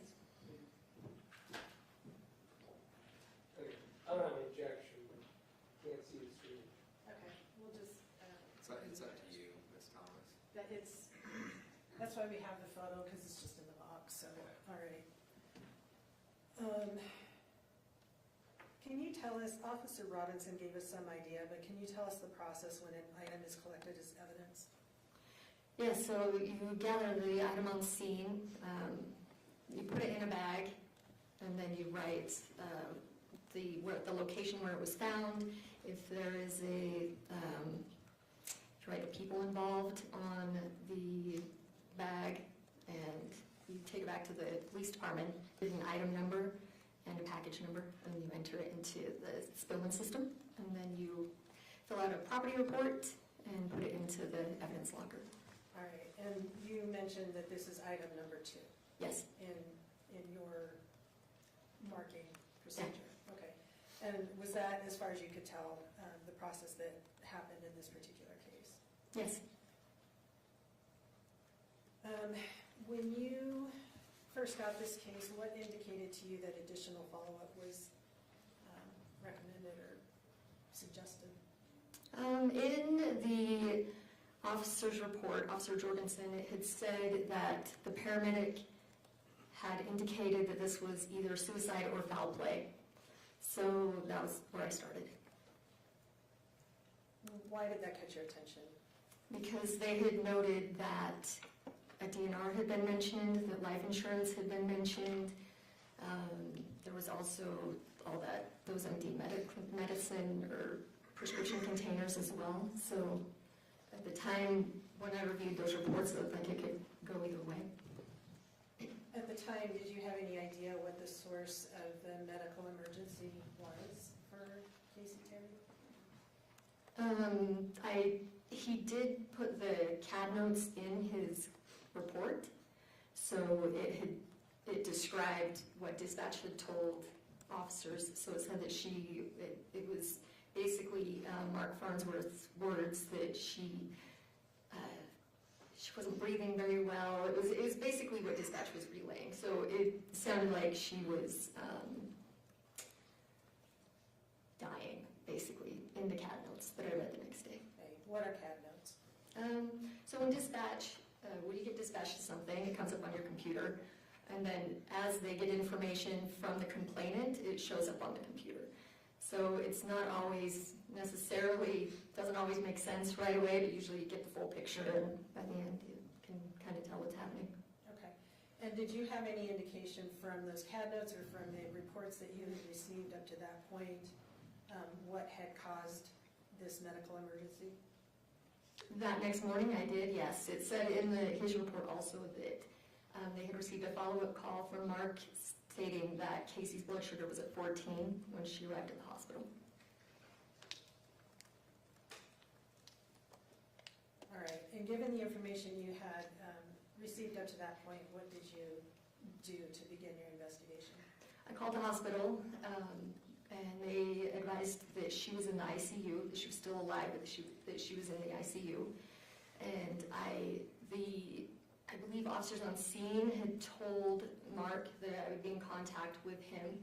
I attempted to call him to have him come in and talk to me. I think he was taking Newell to a doctor's appointment, and I couldn't reach him at that time. So I started writing a warrant for Kacee's blood. Why did you want Kacee's blood?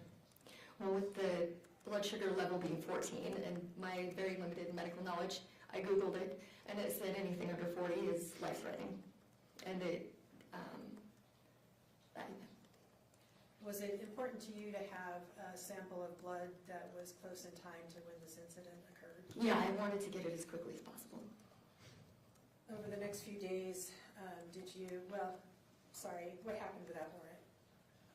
So the warrant took quite a while to get. I don't know why. I don't know if the judge was busy that day, but it did take a while to get. I did speak with the family prior to receiving the warrant. And once you received the warrant, what did you do? I responded to Holy Cross Mountain Point Hospital in Lehigh and served the warrant. What does that mean, serve the warrant? So I found the director of the ICU, I don't remember his name, but he received the warrant. He actually told me that we would be able to get blood. I met the forensic nurse there. We just happened to get there at the same time. And he told us we were able to get admission blood from Kacee. So we didn't have to get the blood from, what would that have been, 24 hours later-ish. So we were able to get blood from her admittance. All right, so just so I'm understanding, the blood that you obtained from the hospital had been taken when she was admitted the night before? Yes. All right. And what did you do with that blood? The forensic nurse took it to have it tested.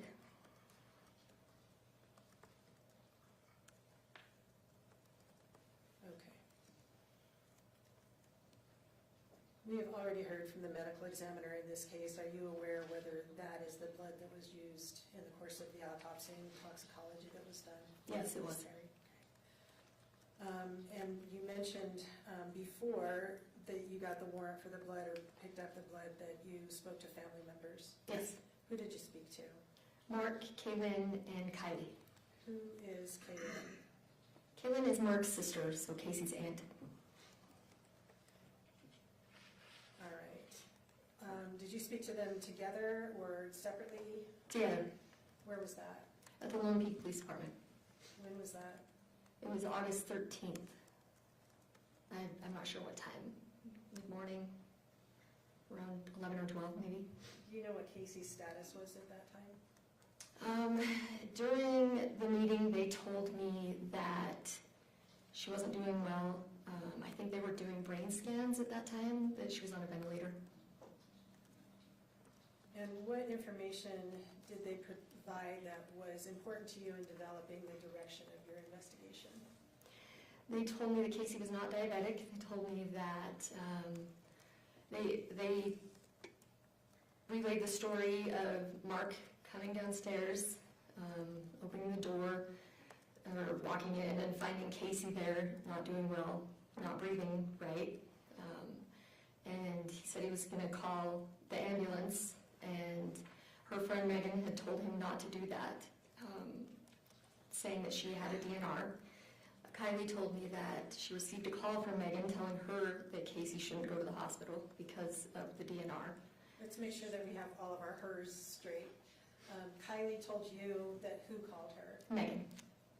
Meggan called Kylie and said what? That she shouldn't be going to the hospital because she has a DNR.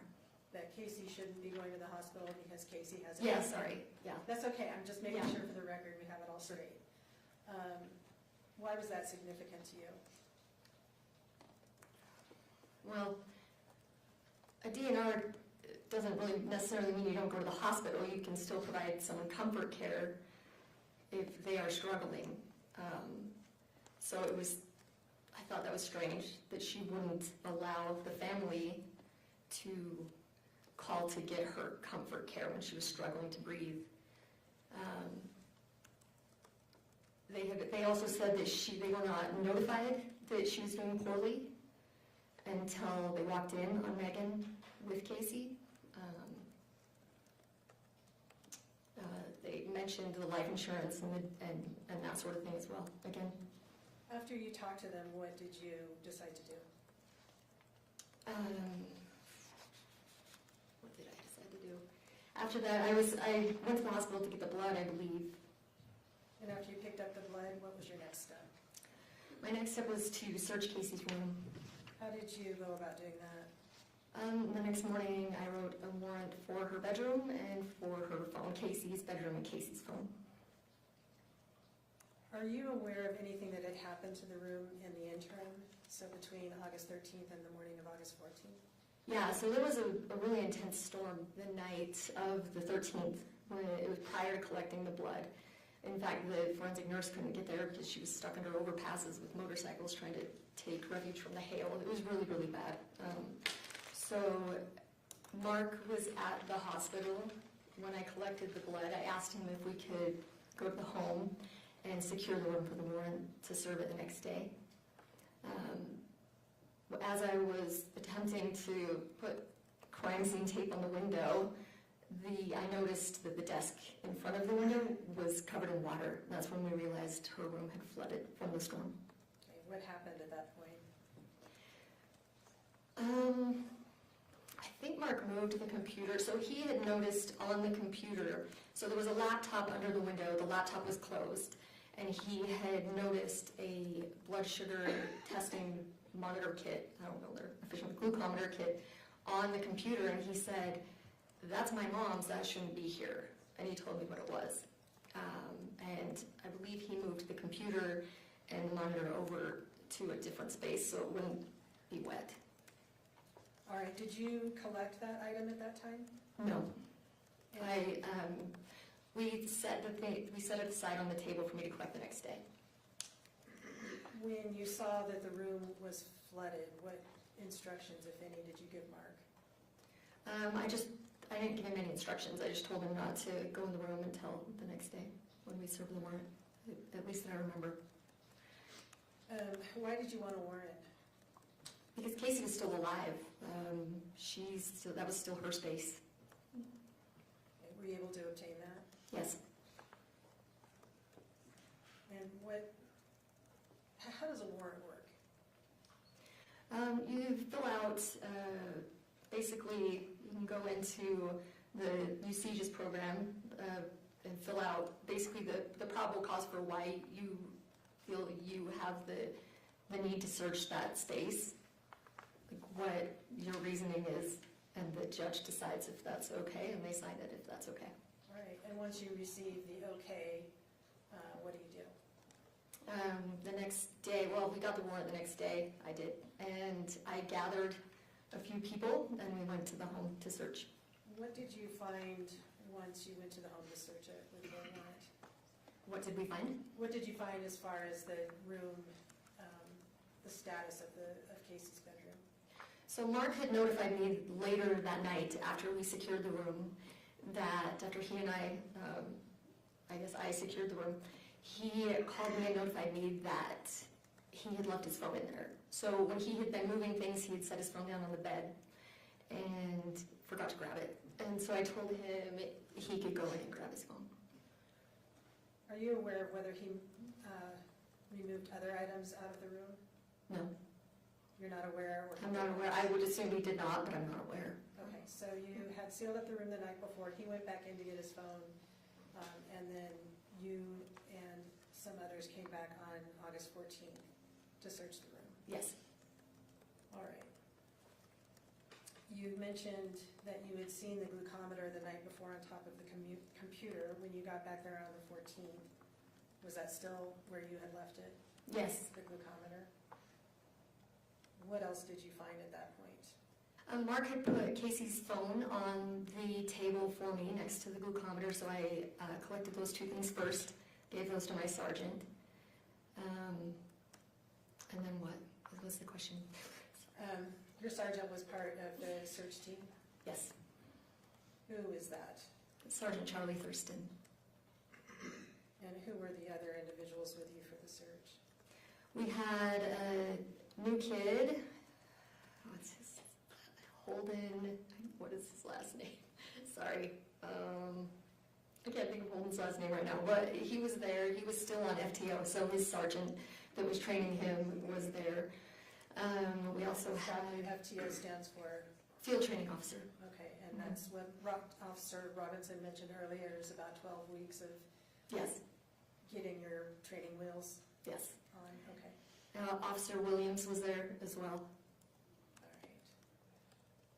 right. Okay, so what were you searching for? We were searching for any paperwork that referred to a DNR, to life insurance.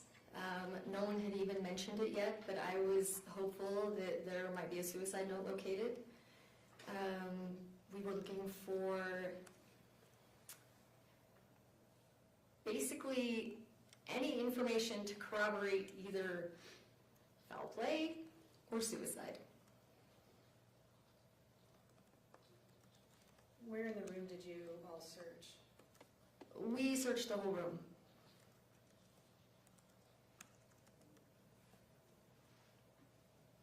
What did you locate that was of interest in your search of the room? We located paperwork. There was a lot of paperwork. We were looking for life insurance paperwork. We found a couple of things. I think we found some Warinsky funeral home paperwork, some old-looking life insurance paperwork. What else did we find? We didn't find a DNR. We didn't find a suicide note. Yeah. What did you do with the information that you located that you thought could be useful in the investigation of this matter? Well, because so many people had already been in the room, we just gathered all the paperwork and put it in a bin, and then I was going to take that paperwork back to the police department and look through it. So basically, there was me, Holden, Officer Williams, and I believe my sergeant came in and searched a little bit as well. So all of us that found something that we thought was relevant would go in the bin, and then we took it back. So it took me a while to go through that. All right, you didn't go through all that paperwork right then and there in the room? No. You all gathered items and put them into this bin? Yes. Are you aware of whether the closet was searched? There are 2 closets, correct? Yes. Yes, they were. Okay, and describe those closets for us, if you would. So the closet that was closest to the window, that was not closest to the bedroom door, was full of medical equipment. It was full of, there were some, I believe the shelves are pre-made shelves, like that came with the closet, permanent shelves. There were a lot of prescription bottles. There were dozens of syringes in there. There was tubing, like stuff for her IVs, all sorts of stuff. And the closet was stacked. It was very, very full. The other closet seemed like the more personal side. I think it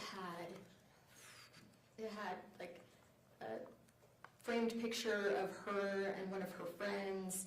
It had more of like her items that it looked like she used every day on a shelf, and then some clothing.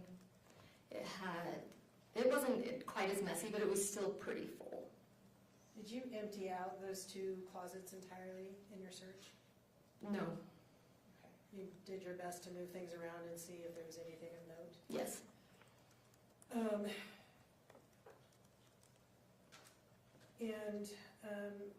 Was there a bathroom associated with that bedroom? Yes. Where is that located? It's right when you leave Casey's room, it's to the right. Did you search the bathroom as well? Not that day, no. Let me show you Exhibit 30. It's already been introduced.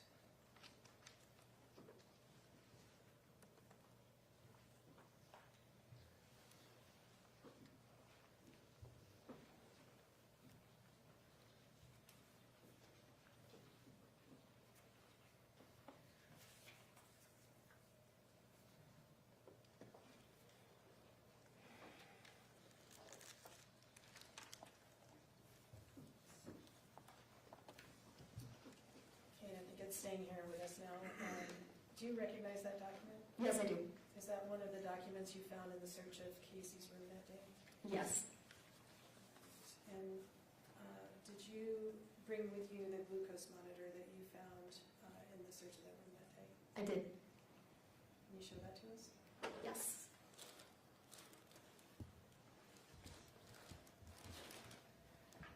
It's right here.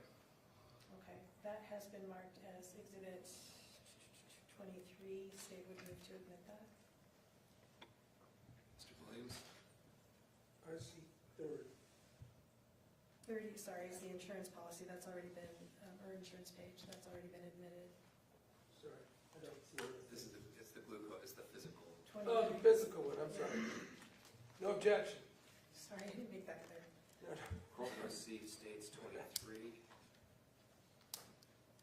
All right.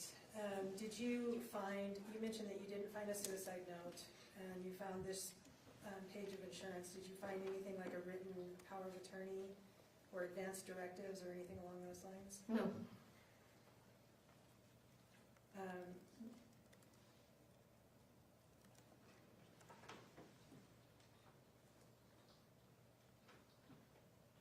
Did you search any other parts of the basement? Did we search parts of the basement that day? No. Okay, why not? I only wrote the warrant for her bedroom. There were quite a few people living there with different spaces, and I only wrote it for her room.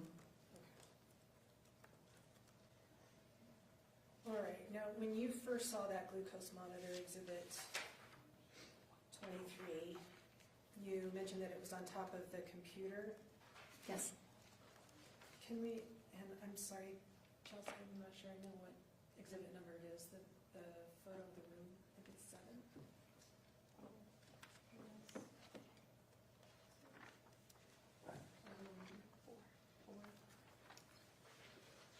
Four. Can you bring that up for us? All right, does that look familiar to you? Yes, it does. Okay. When you say the glucometer was on the computer, where is that in this photograph? You can see it right, it's like there's a plant in the window, it's directly under the plant. The glucometer Yes. is directly under the Under the plant? plant, there's a water, or like a black, I would assume, I don't know what that is, candle. Cup. Yeah, right there, right there. Okay, and so that is where that was located when that photo was taken? Yes. Do you have an understanding of when that photo was taken? That was the night Kacee was taken to the hospital. All right. And when you saw the room the next day, when you noticed it was wet, is that where the glucometer was? Yes.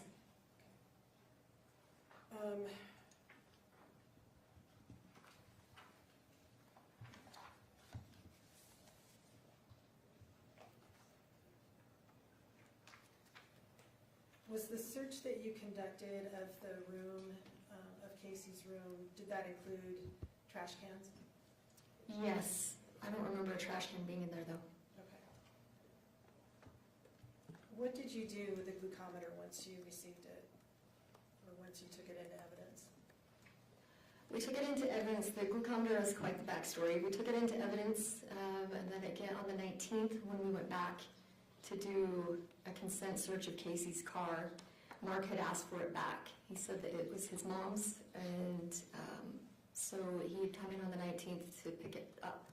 So we gave it back to him, and then I believe he brought it back in for us on January 9th. So after January 9th, we looked into the history of the monitor.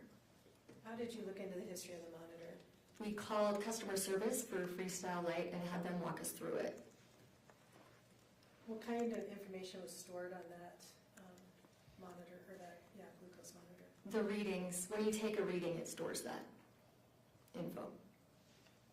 And were you able to confirm whether the date reflected on the monitor was correct? The date was correct. What about the time? The time was not. The time was 1 hour and 5 minutes off. And then when we factored in daylight / standard time, it ended up being 2 hours and 5 minutes off. All right. Did you create a chart that, what did you do once you got the information about how to access the information on the glucometer? So we accessed August 12th. We noticed there were 19 readings in 10 hours. We photographed each reading and made the chart. Okay. And if I could show you Exhibit 10 then. Do you recognize this chart? Yes. And was that the chart that you yourself created once you had obtained the information off the glucometer? Yes, I made a handwritten version and someone made the actual chart. Okay, all right. And so it says monitor time and actual time. Tell us about those two columns. So the monitor time is the time that shows on the glucometer, but the actual time would have been 2 hours and 5 minutes after that time. All right, so you created a column that had the time that would have been correct. Yes. Okay. And then what's BG level? That's blood glucose level. And that is also stored on the glucometer? Yes. Okay, Exhibit 10 I think has already been admitted. Oh, then it has not. The state would move to admit Exhibit 10. No objection. Thank you. Court receives states 10, wish to publish. Yes, please. Thank you, Brooke.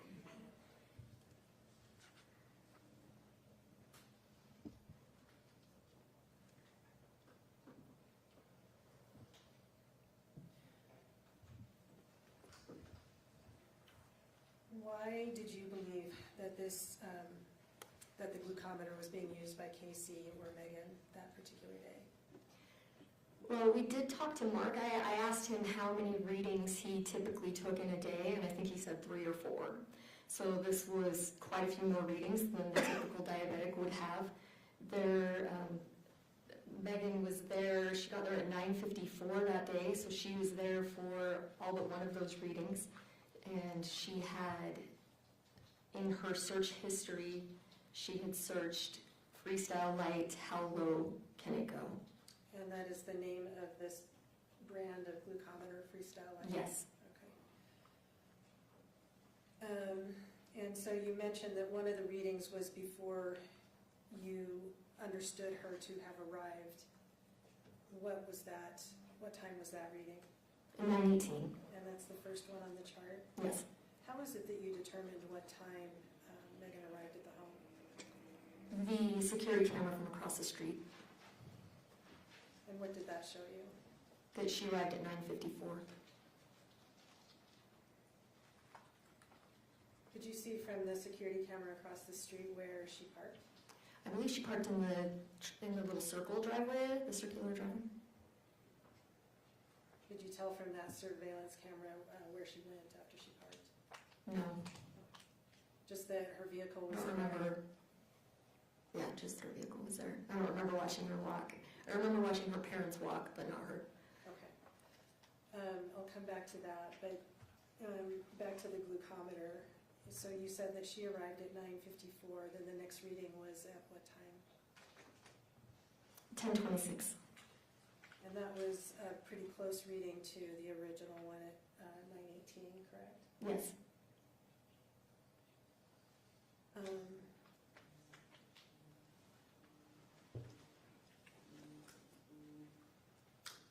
Skipping down to about 12:57. You see that? Yes. What was the glucometer reading at that time? 69. And so that was about 18 points lower than the original level at 9:18. Yes. 22 minutes later at 1:19 p.m., what was it? 64. And just in case anybody else is as challenged as I am on military time, what does 13:19 mean? 1:19 p.m. So that would be in the afternoon. Yes. And so it's dropped to 64. And then what happens after that? And then it drops all the way to low. Okay.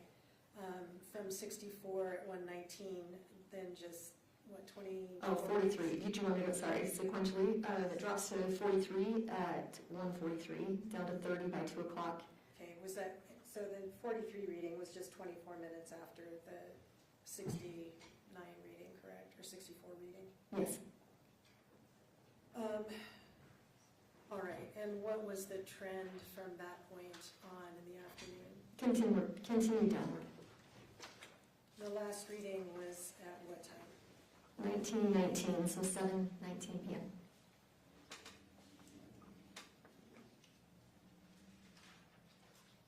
What time was 911 called again? 911 was called at 9:13. All right, and from the point that the glucometer was too low to register, well, that is jumping ahead. What did you learn, or did you find out what the designation low means? I did. When we were speaking with customer service, he advised that low is 19 or less. Okay. It will read down to 20. And so once it goes below 20, the glucometer can no longer register it? Yes. And after it started reading low, that would be at 4:17 p.m.? Yes. And 911 wasn't called until 9:13, you said? Correct. Okay, 5 hours later. Right. That was also consistent with what we'd heard from fire. They said that their equipment could not read her blood sugar. It was too low. All right. And you learned from the hospital that it was 14 when she arrived? Yes. After you did the search of of Kacee's room, did you return to the home? Yes. We can take that down, Chelsea. When did you return and why? On the 19th, for the consent search of Kacey's car. Okay, what's a consent search? Kacee had passed away by then, so she cannot consent to a search. So her next of kin can tell us that we're allowed to search that vehicle. Why did you want to search the vehicle? We wanted to see if there was anything related to the incident in the car. All right, and so you went to the home on the 19th. What happened when you got there? Well, let me back up. Did you hear from anybody from that home in between the search on the 14th and when you returned on the 19th? Yes, Who did you hear from? from Mark Farnsworth. What did he notify you about? He had called me on Sunday to let me know, it was Sunday the 18th, that he was going to empty the garbage. He had found a Fanta box in the garbage. And then when he went to smash the box, he realized there was something in there, so he said that there were items wrapped in a towel in the box. He said that it was a vial of insulin. The box that the insulin came in, the instructions, a syringe, and then the orange cap that comes off of the insulin. The little, I guess, security seal or whatever. And he indicated to you that those were wrapped in a towel. Yes. What did you tell him to do about what he found? I asked him to set them aside for me, put them in a bag for the next day, because we were already planning on coming. When you arrived on the 19th, how did that visit go? So the first thing we did was ask Mark for those items. So he took us out to the garbage. He showed us the Fanta box, where it was in the garbage. And then he gave me the items that had been in the box, and he put them in a bag. We earlier saw body cam footage of Mark showing you the Fanta box and then throwing it back in the trash. Do you recall that? Yes. And so, did you have any objection to him throwing away the Fanta box? No. Should you, with hindsight, have collected that? Probably. At the time, I thought the items in the box were more important than the box, but I probably should have collected the box. Did you collect the towel that the items had been wrapped in? No. Why not? I didn't see the towel, but probably same reason. Okay. All right, so he gave you the items, showed you where they had come from. What did you do with the items once you received those? I booked them into evidence. All right. And what did you do? Well, let me show Exhibit 7, which has already been introduced.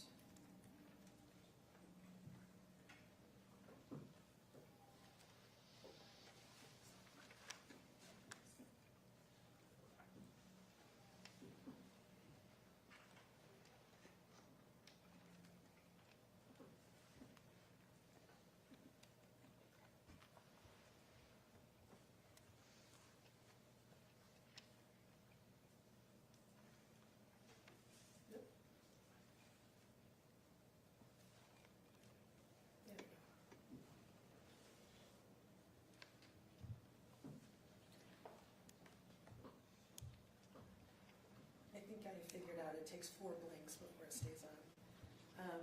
All right, do you recognize this Exhibit 7? Yes. What is it? That is a picture that Mark sent to me on the 18th to show me what he found. All right. And once you received that photograph, is that when you told him to collect those items and set them aside? Yes. You did not take that photograph? No. All right. When you arrived, you said you took those items. You mentioned the syringe, the orange cap, the insulin bottle, the box for the insulin, and the packaging instructions. Yes. Is that all reflected in Exhibit 7? Yes. All right. Have you brought those items with you here today? Yes. Let me have you show those to the jury, if you would, as Exhibits 32 and 33. These were originally all packaged together. They've since gone to different crime labs for different reasons. The instructions in the box are right here. The box is darkened due to fingerprinting, the fingerprint powder. The vial of insulin that you see in that picture is in this envelope. And what number? These are 32 is the syringe and 33 is the insulin bottle. And You were just told it was 33? yes, sir. Okay. And this one, item 32, is the syringe that you can see in that picture. Judge, may I just publish all of those exhibits to the jury at this time? Well, Mr. Williams? I have no objection, I guess, to the boxes. Yeah. And you're offering 32 and 33? No objection. Yes, thank you. I call this safe states 32 and 33. Go ahead.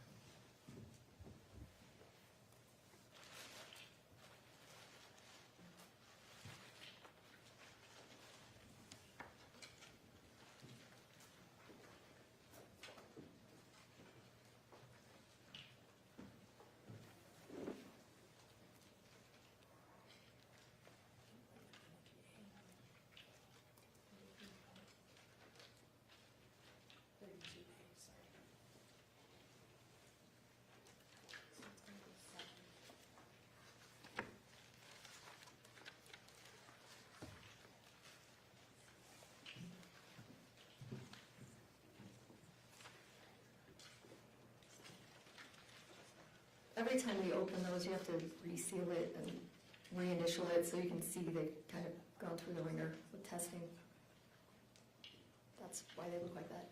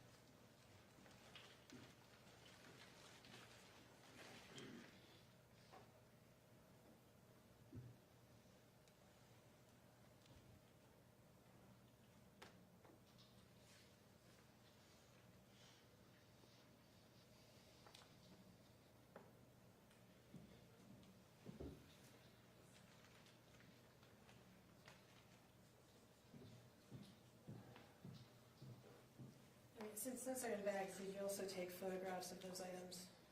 Yes. If we could look at 33, sorry, again, I did a 32. Okay. 32A. Oh, sorry, 33A.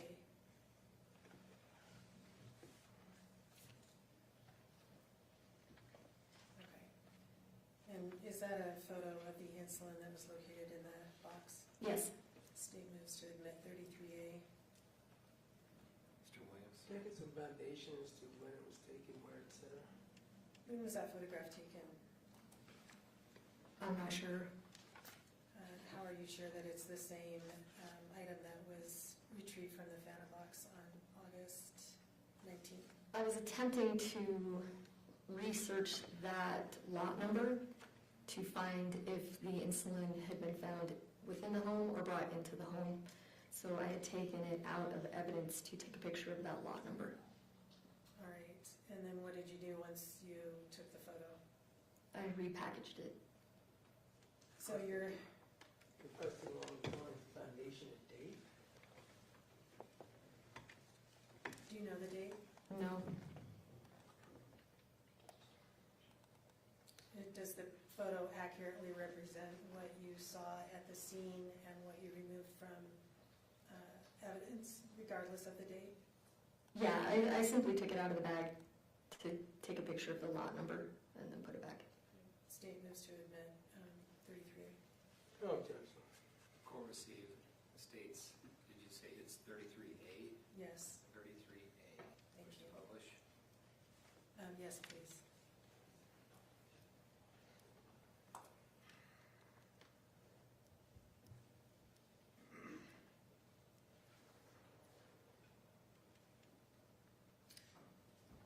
All right, so Mr. Farnsworth gave to you the items from the Fanta box that you took into evidence. Did he provide you any other items at that time? Yes, he did. Hold on just a second. Got a juror. Sorry, just need a bathroom break. Okay. That's fine.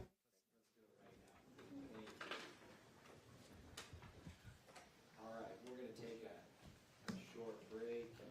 Ladies and gentlemen of the jury, you are admonished by the court that it is your duty not to converse among yourselves or to converse with any other person on any subject of the trial. And it is your duty not to form or express an opinion thereon until the case is finally submitted to you. This includes no individual research on the parties, attorneys, or claims. Rise for the jury.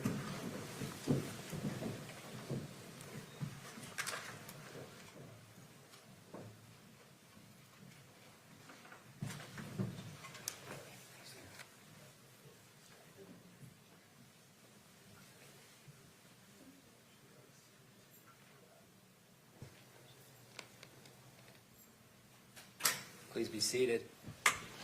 Kessel, let's come back at 10 after. 10 after. Thanks.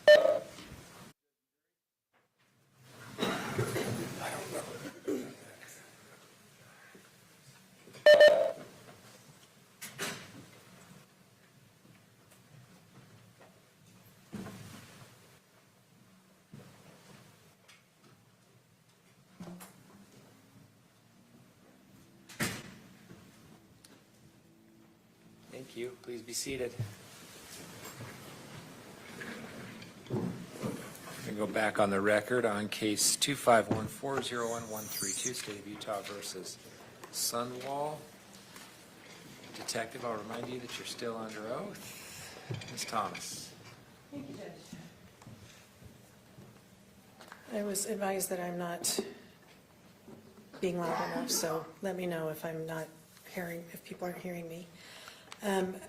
I need to back up because I forgot to cover something with you, which is early on in your investigation, we had talked about the amount of, or how many are in your police agency and how many murder investigations your agency has conducted. Did there come a point that you felt that you may need some additional assistance with this case?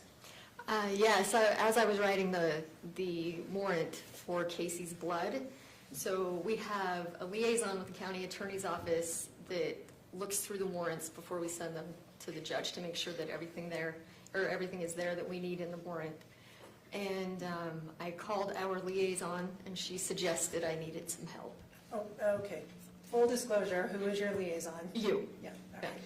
So once that suggestion was made, what did you do? You had suggested, because I wasn't sure where to go for help, so you suggested the Utah County Attorney's Office Investigative Bureau. So I had my chief talk to their chief. Were there any other suggestions of other investigative agencies you could contact? If there were, I don't remember. There probably were. Okay. And once your chief talked to the Investigations Bureau chief, what happened? Then we met, so I wrote the warrant for the blood, I believe, on the 13th. So I believe we met on the 14th. May I check my timeline? Would that help you refresh your Yes, recollection yes, as it to would. timing? Just refresh your recollection and then look up when you're done. Okay, so I wrote the warrant for the blood on the 14th. Sorry, the 13th. And so on the 14th, it was the 15th that I eventually met with the investigators, with the Investigative Bureau. All right, so your chief and the Investigations Bureau chief agreed that to have some assistance to you. Yes. And who was that person? The chief? Or sorry, who was assigned to help you with this particular? Well, originally I met with their chief, I believe Steve Adams, met with Sergeant Seitzinger, Sergeant Tishner, and Sergeant Hales. We all met in Chief Adams' office. And was any representative from the county attorney's office, the attorneys themselves, present at that meeting? No. Did anybody from the county attorney's office dictate or direct you the direction of the investigation? No. After meeting with those you said four individuals, right? Yes. What happened? Well, we kind of made a game plan as far as our initial interviews go. We wanted to interview Meggan because we hadn't spoken with her yet. So we had, I believe, Sergeant Seitzinger and Sergeant Tishner were going to go interview her parents, while Sergeant Hales and I interviewed Meggan. And from that date on, has Sergeant Hales, Special Agent Hales, been involved in this investigation with you? Yes.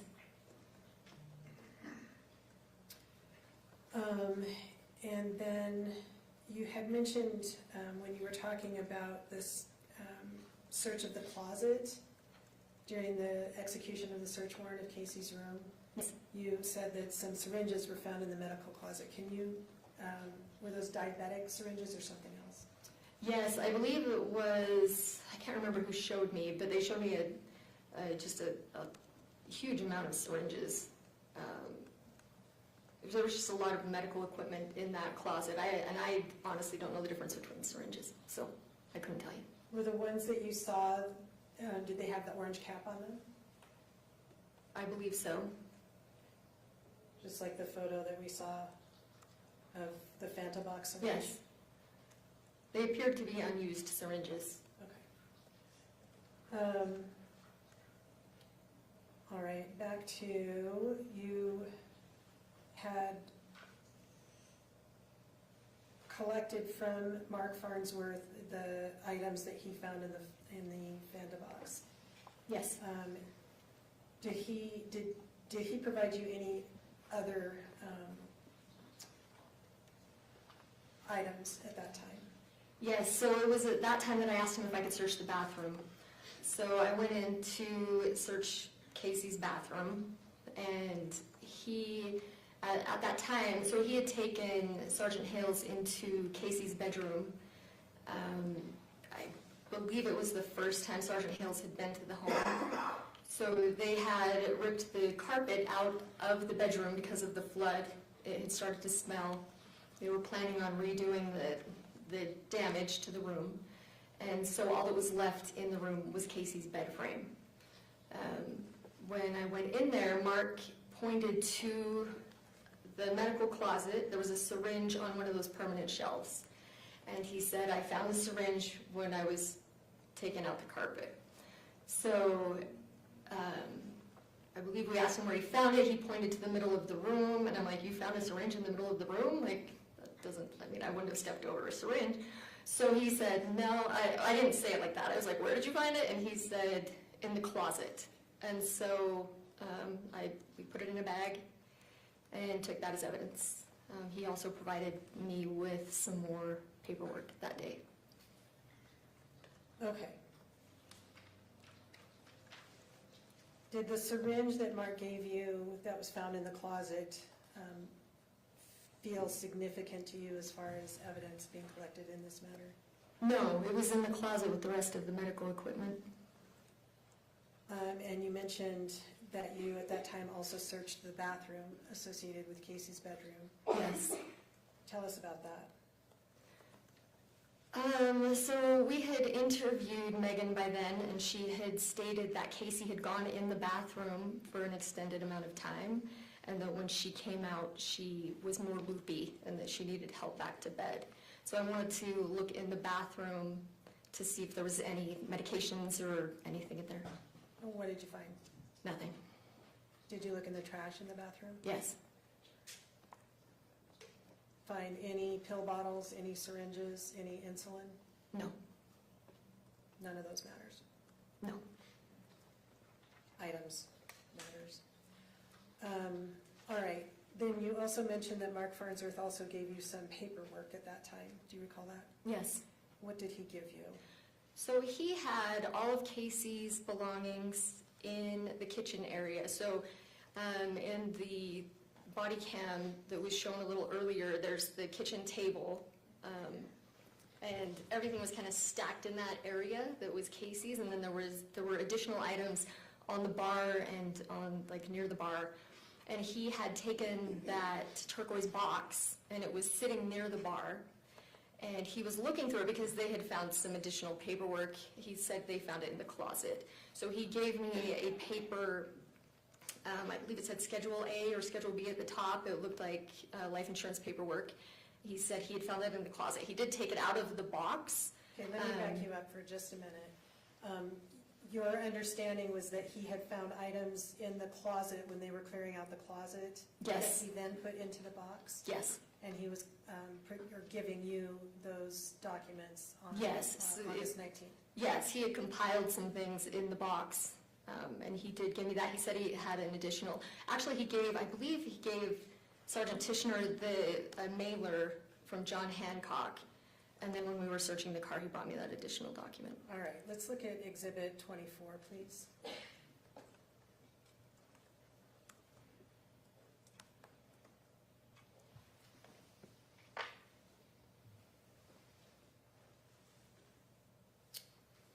Okay, do you recognize this item? Yes. And is that a fair and accurate copy of what Mark gave you on August 19th? Yes. 24, state moves to admit Exhibit 24. Mr. Williams, No objection. court receives states 24, can be published.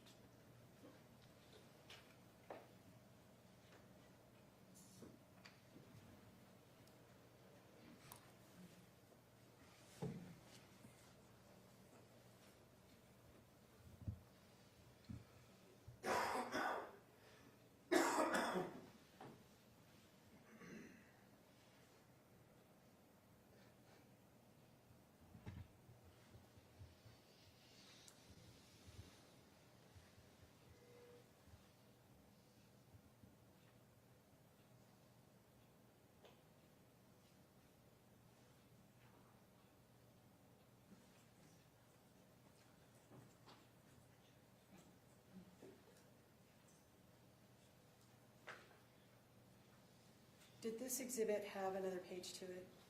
I had a backside. All right, and is that, It folds in half. You can see the adhesive. Yeah, there it is. all right, is that the flyer you just mentioned? Yeah, it's like a mailer. Mailer, you said Mhm. mailer, not flyer, okay. All right, that's been admitted. Can we take a look at Exhibit 8, please?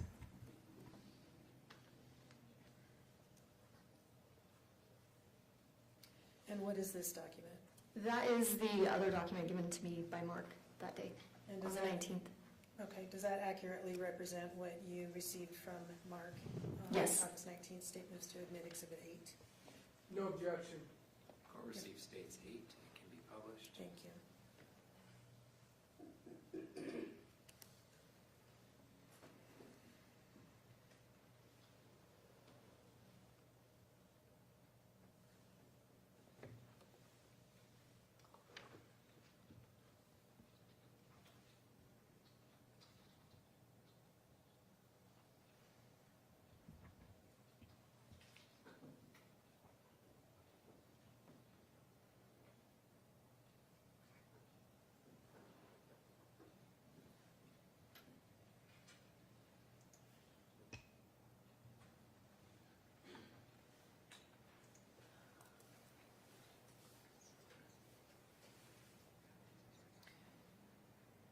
Okay, so when you went to the house on August 19th, just to recap, you received from Mark these two insurance documents, the syringe he'd found in the closet, and the items from the Fanta box. Yes. Anything else? Not from Mark, no. We did find some items in the car. All right, and so that's the next question, is what did you do after receiving those items? Well, we did search Kacee's car and found a couple more things in her trunk. What did you locate in Kacee's car when you searched that? We found in the interview with Meggan, she had told us that Kacee had given her a basket of treats. In her trunk, she had a box that says Kacee Lyn and Kacee. And Kaylin is This- Mark's sister, Yes, Casey's aunt. yes. And what was the conclusion from APS about Kaylin? It was unsupported. Their findings were unsupported for Kacee Lyn. What does unsupported mean? They didn't have enough evidence to support their findings. What was their conclusion as far as the report went about Kacee? They closed the case supported against Kacee. All right, does supported mean convicted? No, Was there ever any formal charge against Kacee as a result of that investigation? no, Because she was no longer alive, correct? right. Had APS, as far as you know, had an opportunity to interview Kacee about their suspicions? No, In your law enforcement experience, have you investigated cases like that of credit card fraud? Yes. Thefts? Was there anything that you felt was missing from this investigation? usually you would interview the person being accused of the crime, and you would also talk to the, I want to say the wrong words, you would talk to the the grandparents, we'll say the cardholder, to see if they had given consent for the person to use their card. All right, were either of those things done in this particular case from APS? Not that I know of, Did you do any of those things yourself? no. With the information that you had and that was reflected in the APS report, would you have been comfortable asking for charges to be filed? No. Objection, Your Honor, to process. Please don't ask for charges. Prosecutors make that decision. Would you have referred that matter to the county attorney's office for consideration of charges in the state that it was in? With just that information, no. And at that stage of that investigation, would Kacee still be entitled to be presumed innocent of that accusation? Yes. All right, so we we sort of took a detour there with Mark's phone call to you as you were at the interview with Meggan Sundwall. And you said it was you and Sergeant Hales that was there to talk to her? Yes. Any other law enforcement? No. Can you tell us about the kind of the tone and how you approached the whole situation?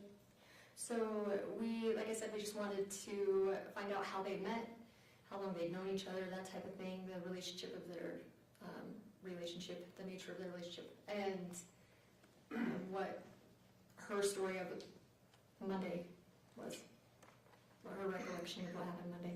All right, and that was within a week, or was about, no, less than a week from the time that this incident had happened, right? Yes. August 12th was the date of the incident, August 16th was the date of the interview? Yes. All right. Were those interviews recorded? Yes. How were they recorded? With my handheld recorder. I, Your Honor, would like to admit that entire first interview. Well, let me ask you first, Detective. Have you reviewed that interview? Yes. And does it accurately reflect how that interview went, all the questions asked and answers given? Yes. The state's going to move to admit but not publish that interview. Mr. Williams? As? Exhibit 165. No objection. You're free to play that. I am not going to play it, Judge, because it is about an hour long. I did want to admit it, but in the interest of conservation of time, I'd like to just talk to you about some of that interview. Oh, you're offering it though, is that correct? I am offering. Okay, so for the record, the court will receive states 165. Thank you. How did that interview start out? We introduced ourselves and asked her how she knew Kacee. How and what did she tell you about that? She told us that she met Kacee when they were both working at Chrysalis, a residential adult treatment center, I believe, for disabled adults, I believe is what it is. And they were both working there, and Kacee had sought her out as the resident nurse to take her blood pressure.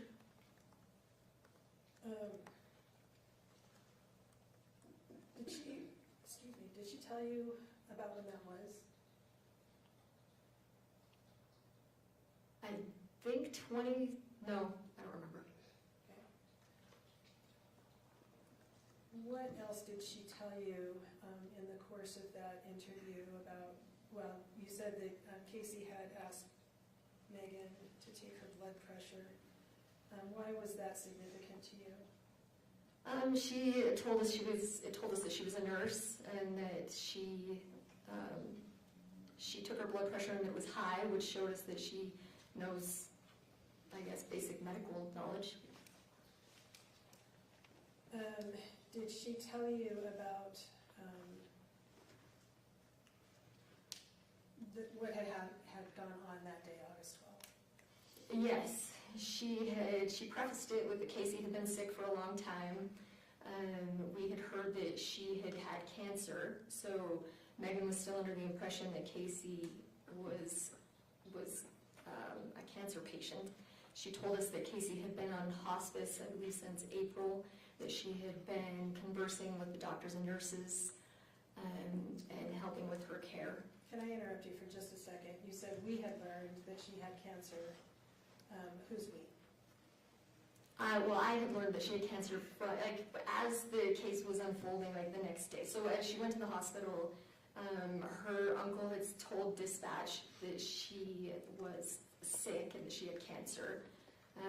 In the reports the officers had written, it stated she had cancer as well. Did you learn otherwise before you talked to Meggan on Yes. 16? How did you get that information? The family told me that they had learned she didn't have cancer while she was in the ICU. All right, so you knew that when you went to this interview with Meggan on the 16th? Yes. Okay.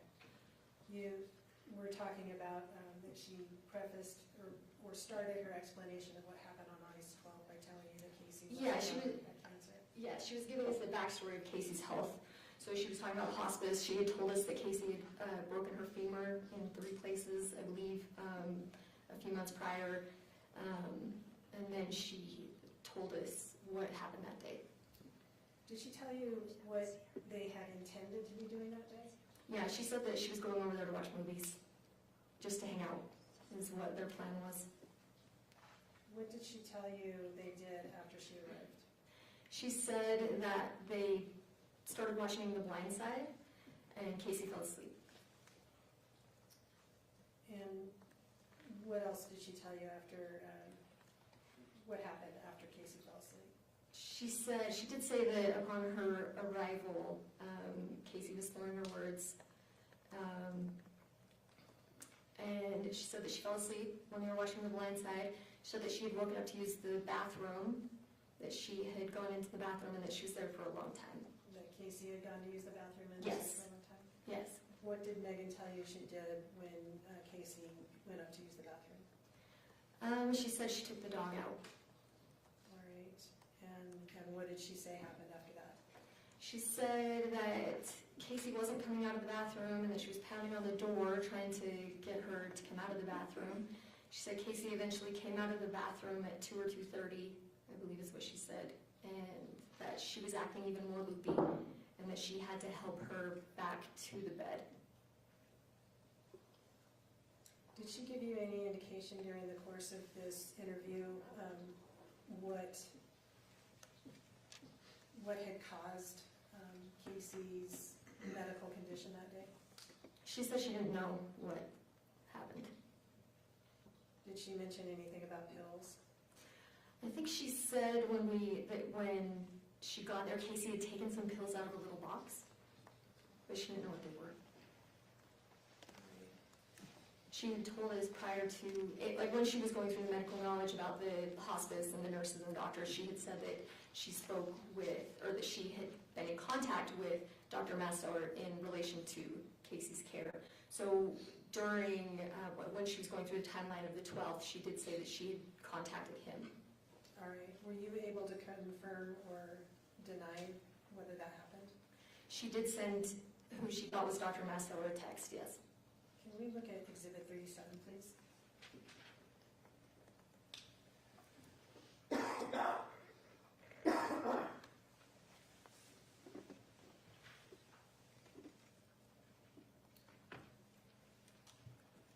I know this wasn't that particular day, but did you at some point in your investigation locate this text message on Meggan's phone? Yes, I did. And did that line up with what Meggan had told you about contacting Dr. Mastower? She said she had texted him a couple times, I believe, and that she had tried calling him. So it was a text. Okay, but you did locate this text on Meggan's phone? Yes. State moves to admit Exhibit 37. No objection. Court received states 37, can be published. Please.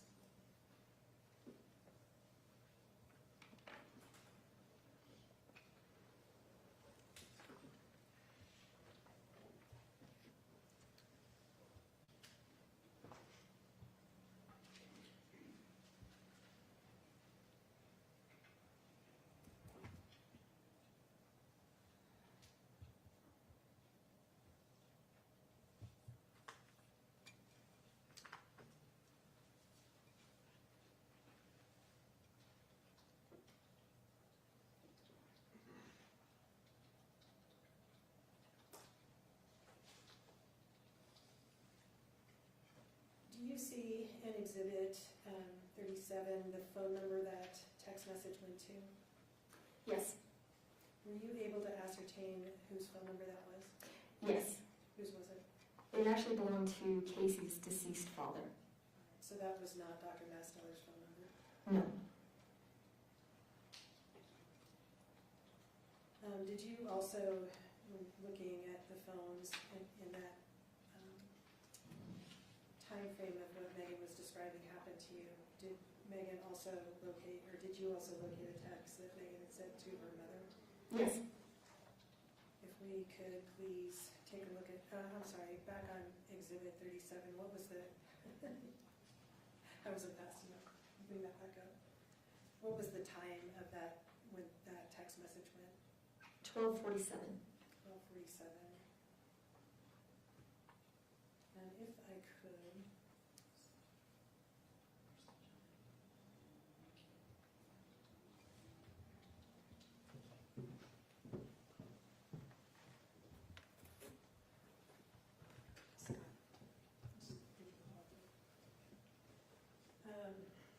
All right, at 12:47, and I'm referring back so we can look at both things at the same time. This is Exhibit 10 that I'm showing you, that you previously discussed was the glucometer readings. At 12:47, can you tell us what Kacee's blood glucose level was? It looks like it would have been somewhere between 76 and 69. Okay.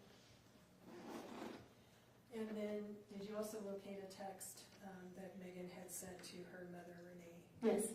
And that is Exhibit 27. If we could take a look at that, it's already been admitted, I believe. No. Yes, thank you.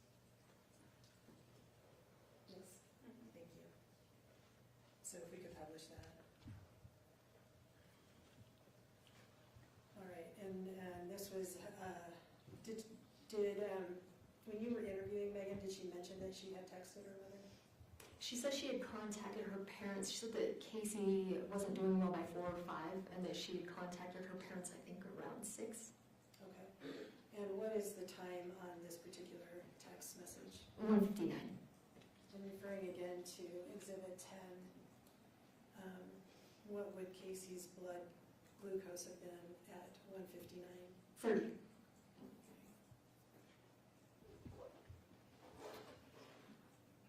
All right, turning back to the interview summary.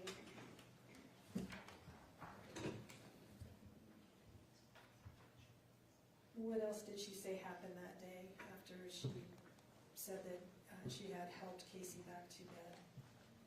She said that she wasn't doing very well by 4 or 5, and then that she had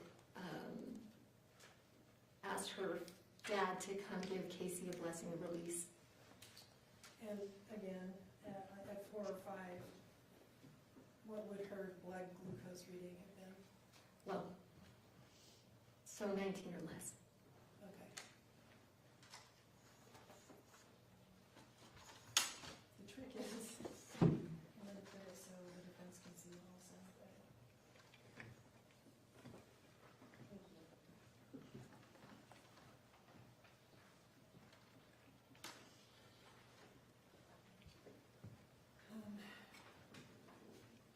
Okay, so it was reading low when she said she wasn't doing well.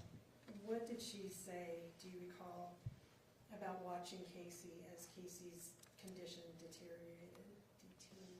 She had said that it was painful to watch, that Kacee was gasping under her own saliva, something to that effect, and that had always been Kacee's biggest fear, that she didn't want to drown in her own fluids.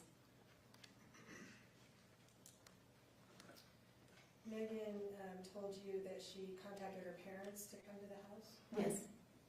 Why did she want her parents there? She wanted her dad to come give Kacee the blessing of release. Did she tell you whether that happened? Yes, they did come. They did come. Did she indicate what time they arrived? I don't remember.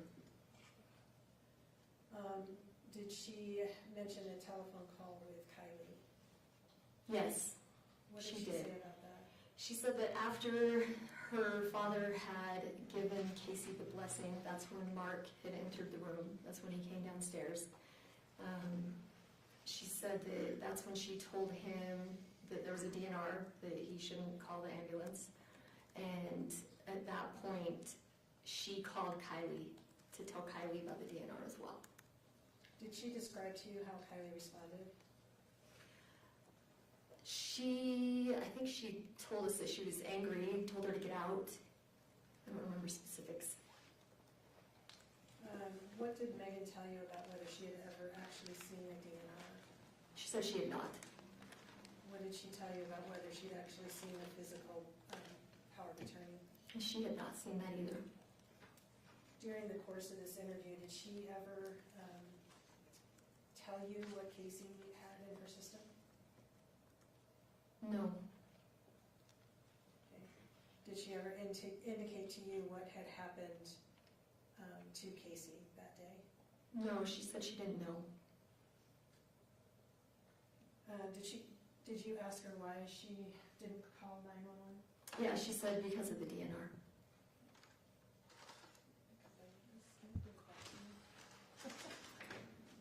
Actually, I did remember something. She did bring up that Kylie had threatened her because Mitch asked if we were going to do anything about that. I remember that. What kind of threat did she say? She said that she was going to ruin her or something like along those lines. Okay, just to make sure our pronouns are lining up. Kylie told Meggan that Kylie was going to ruin Meggan, Yes. and that's what Meggan told you during this interview. Yes.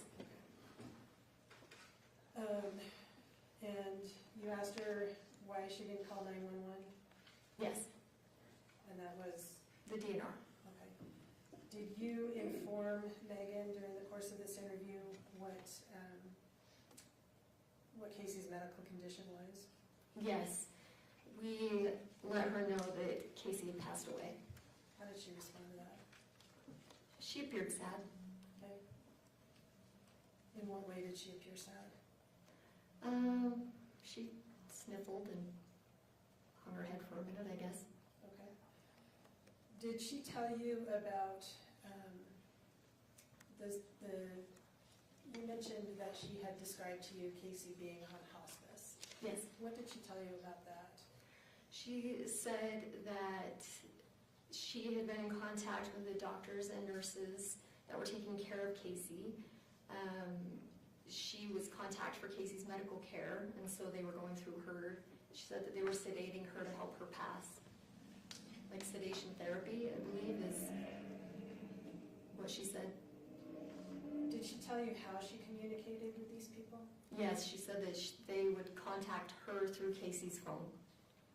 Did that raise any questions in your mind? Yes, we did try to clarify that several times. Asked her if she had spoken to any of them on the phone or had met any of them in person. She had said no. In the course of your investigation, did you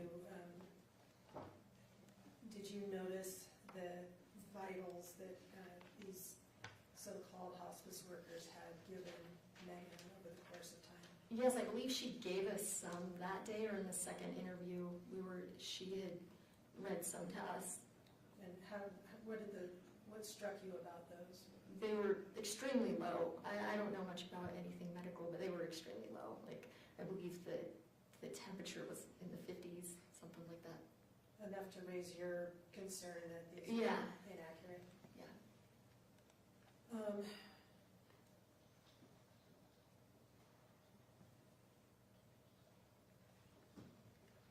Before the interview was concluded, did you ask Meggan for anything? Yes, we explained that it would be important to corroborate her side of the story, to see the text messages that she was telling us about, so we asked her for a consent search of her phone. Did she agree to that? Yeah, she said she had nothing to hide. Did she provide you the phone right then and there? No. What did she do? I can't remember why she didn't want to give it to us right then. She said that I thought she was going to bring it in later that day or another day. And then she was coordinating with Sergeant Seitzinger. When we were searching the car, we were notified that he was on his way. So that next Monday on the 19th, he was on his way to pick up her phone. So that's when he received it. Okay, just for our timeline then, you asked her on the 16th for her phone. Which was Friday, yes. And she provided it to Special Agent Seitzinger on the 19th? Yes. Do you remember specific language from that interview about what she knew of what Kacee took or what happened to her that day?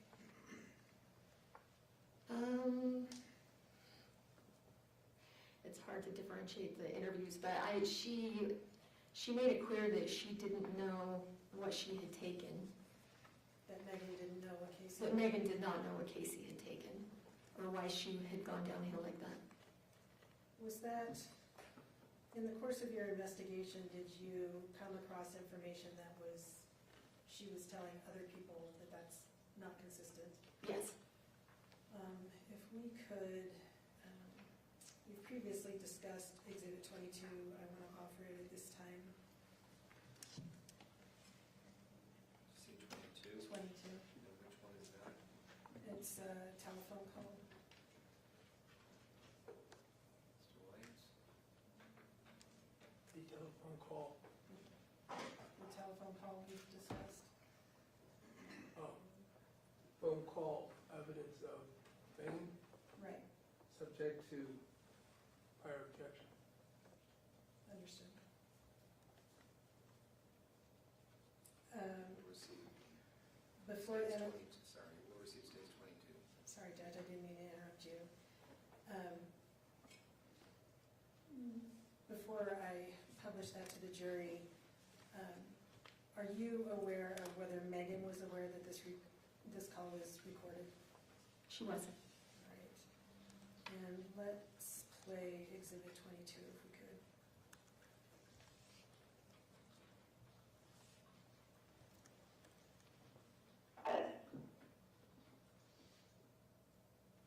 I thought maybe I needed to know that I knew what she was doing, but I didn't help her. Yeah, I didn't help her. I didn't do anything.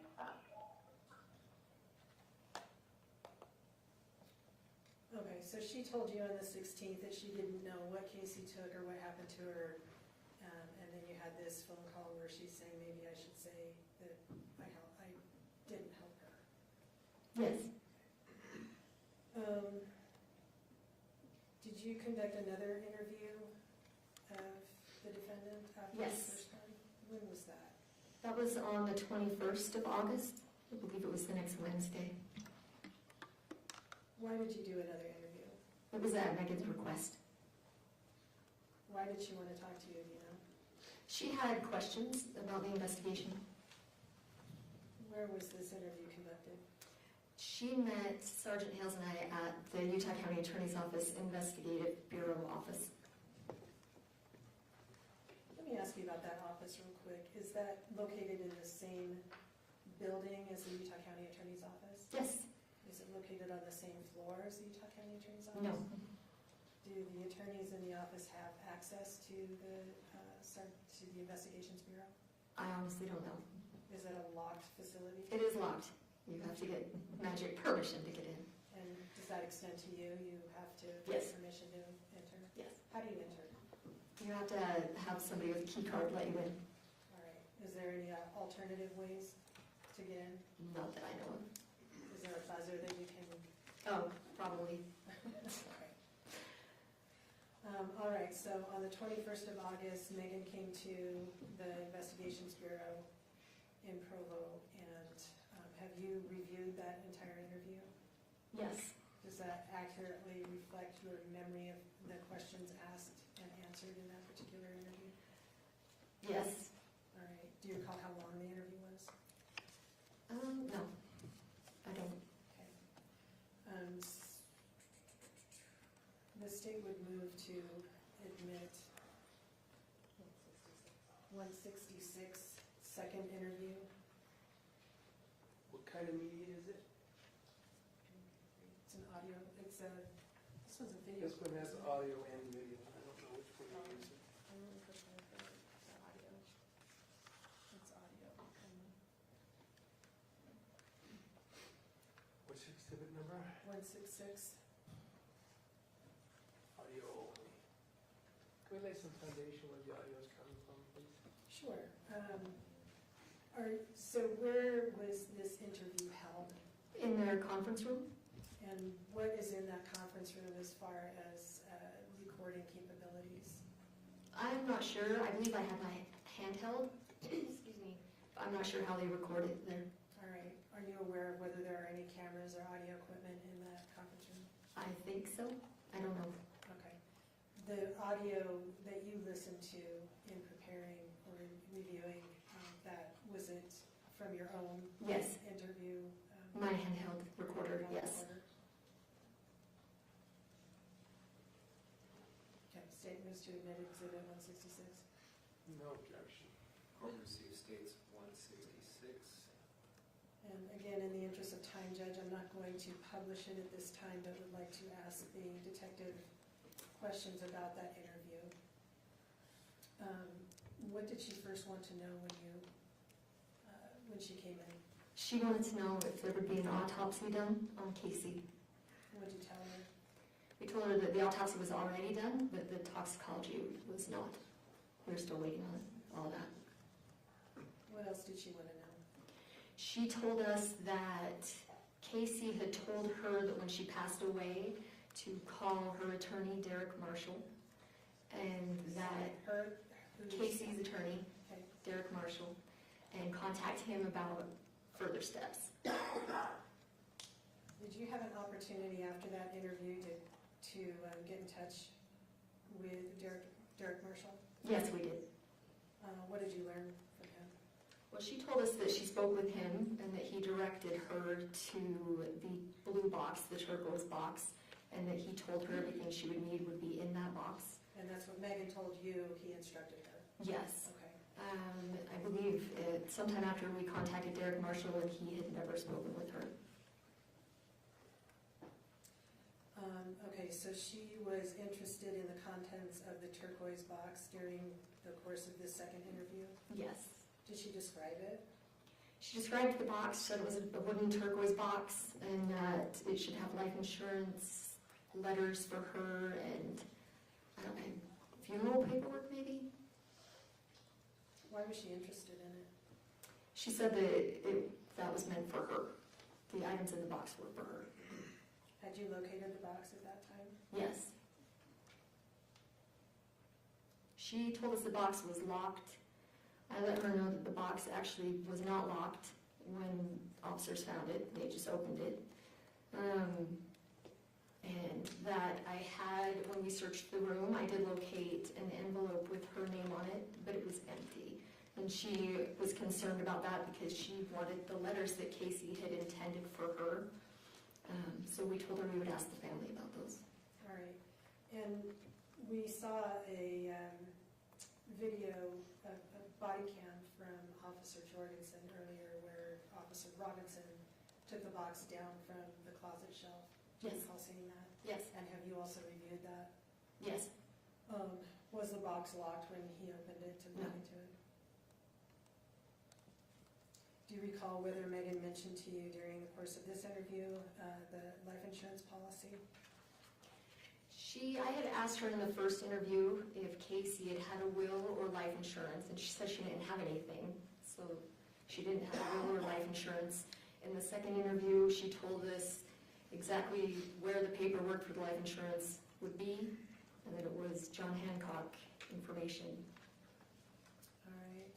Did she give you any information about why she thought the life insurance premium had been paid? Yeah, she told us that Kacee's friend Mike Dolan, who was in Kacee's phone as my love, had paid the policy. Was she specific about that information? Very. Tell us about that. Well, she just said if we looked in Kacee's phone and found his name, we'd be able to find the information. I believe she mentioned there was a text as well. I don't remember the information about the text, but I believe she mentioned a text. Okay. During the course of this interview, did you notify Meggan that Kacee did not in fact have cancer?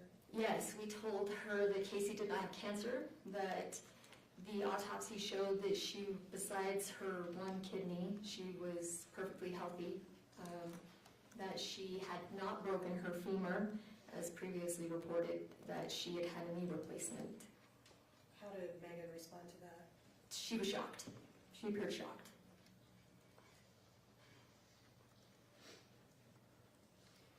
And at that point, did she again describe to you what had happened that day?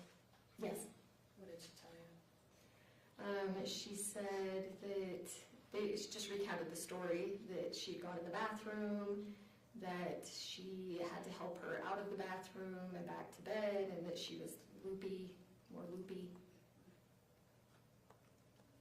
Did you have any additional discussion during the course of that interview about the insurance policy?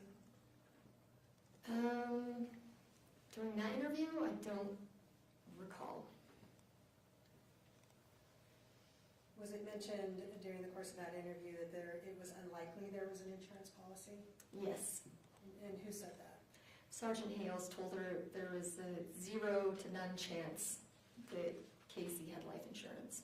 How did Meggan respond?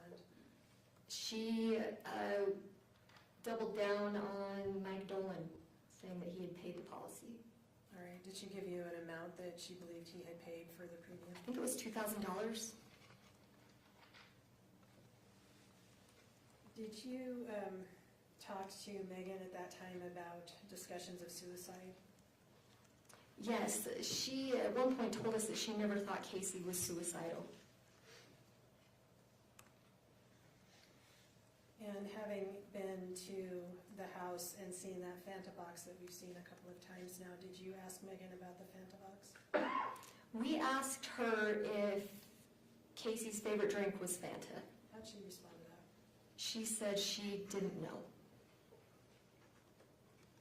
Did she mention anything about what she liked to drink? Yes, so I believe Sergeant Hales said that we found Fanta cans all over the room, and then it was Fanta Zero, so she said, yeah, well, that's probably Kacee's. I drink Coke. Kacee had bought Coke for me and put it in the downstairs refrigerator. Is the downstairs refrigerator the same place where the insulin that Mark stored Yes. located? That was a terrible sentence. Did that make sense to you? Yes. Okay. All right. Are you aware of anything that Meggan did about that life insurance policy with John Hancock within a couple of days of your telling her it didn't exist? Yes. What did she do? She signed up for 2 life insurance finder websites, and then she called John Hancock. Okay. I would like to play a copy of that. Well, how did you become aware of the call to John Hancock? When I was going through Meggan's phone, the timeline of the time after Kacee had passed, I noticed that she had placed 3 calls to John Hancock. And what did you do once you saw that? I called them and called their customer service to ask if they recorded their phone calls, and they said yes, and they advised me of the legal process to obtain that call. What was the legal process? I think I had to send a letter on letterhead. I can't remember. I think it was that. It was either that or a subpoena. After complying with that process, were you able to get a copy of the phone call made by Meggan to John Hancock? Yes. State would, have you also reviewed that phone call? Yes. Is that an accurate representation of what you received from John Hancock? Yes. State would move to admit 147, 147. Can we get some foundation as to the date of the call? Thank you. Yes. Were you able to determine when that call was made? I think it was the day after our interview on the 22nd. So your interview was the That's my memory. 21st, and you believe that the phone call was on the 22nd? I believe so. Okay. If you need me to check my report, I can. Would that help you refresh your recollection? It might take a minute, but yes. Please, yeah, go ahead and check and look up when you're done.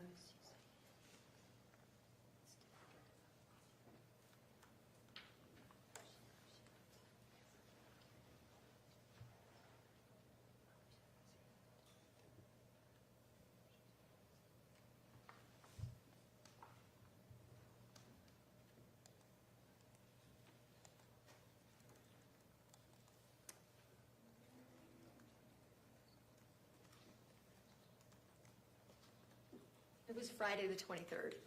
Okay, Friday the 23rd was the date of the call Yes.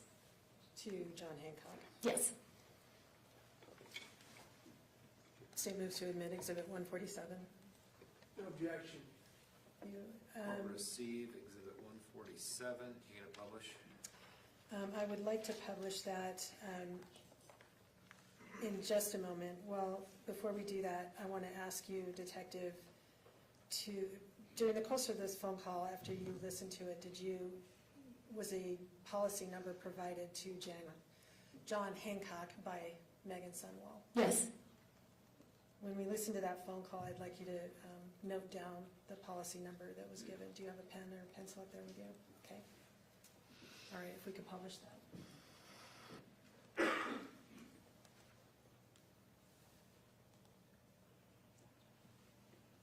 Thank you.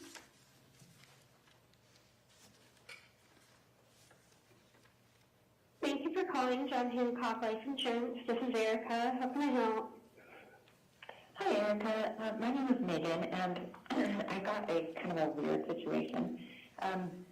I have a friend who passed away. She's basically my sister, and said that she had left me life insurance, but her family is not letting me see any of the documents or anything. So I just need to know if it's like actual. I have like a policy number. I have all her information. I have. Yeah. What is her? Yeah. What's the policy number? From what she told me, it was 15808495548. Like a legit policy number. Mm-hmm. Well, it sounds like one at least. Look it up. Give me 1 second. Okay. So 15808495548. Yes. Nothing did come up with that. Do you know her social? I do, but it's Her, sorry, give me her name first.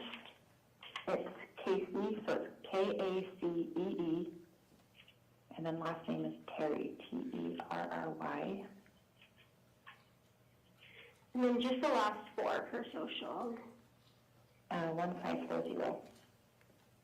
1 second.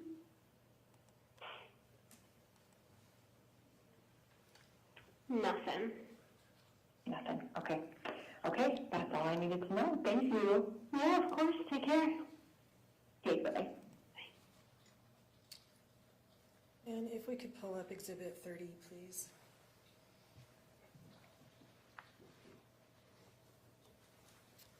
All right, and looking at, oops.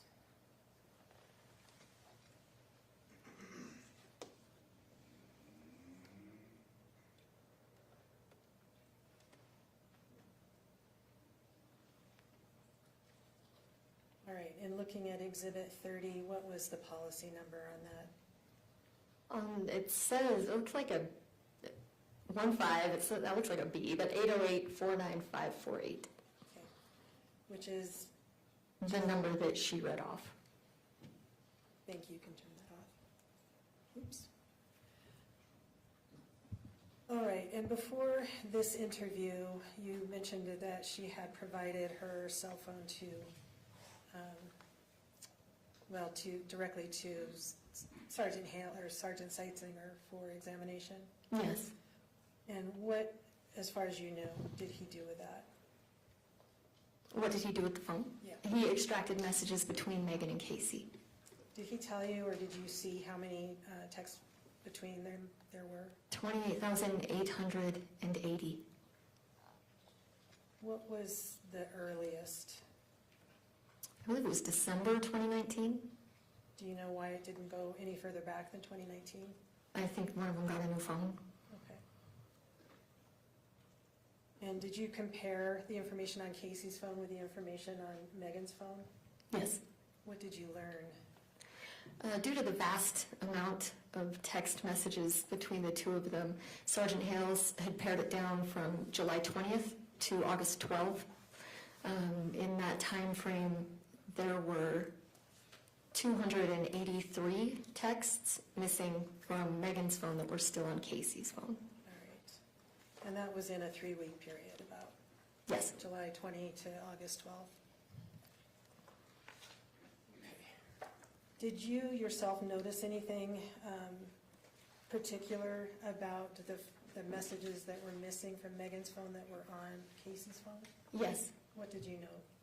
They were mostly about life insurance, suicide, and insulin. After talking to Mrs. Sundwall on the 21st, did you have another interview with her? We did. Why? We wanted to ask her about those missing messages. What was the date of that interview? August 29th Where was it? at Meggan's home in Santaquin. Who was present? Same as the first interview. It was me, Sergeant Hales, Mitch Sundwall, and Meggan Sundwall. Was this interview recorded? Yes, How was it recorded?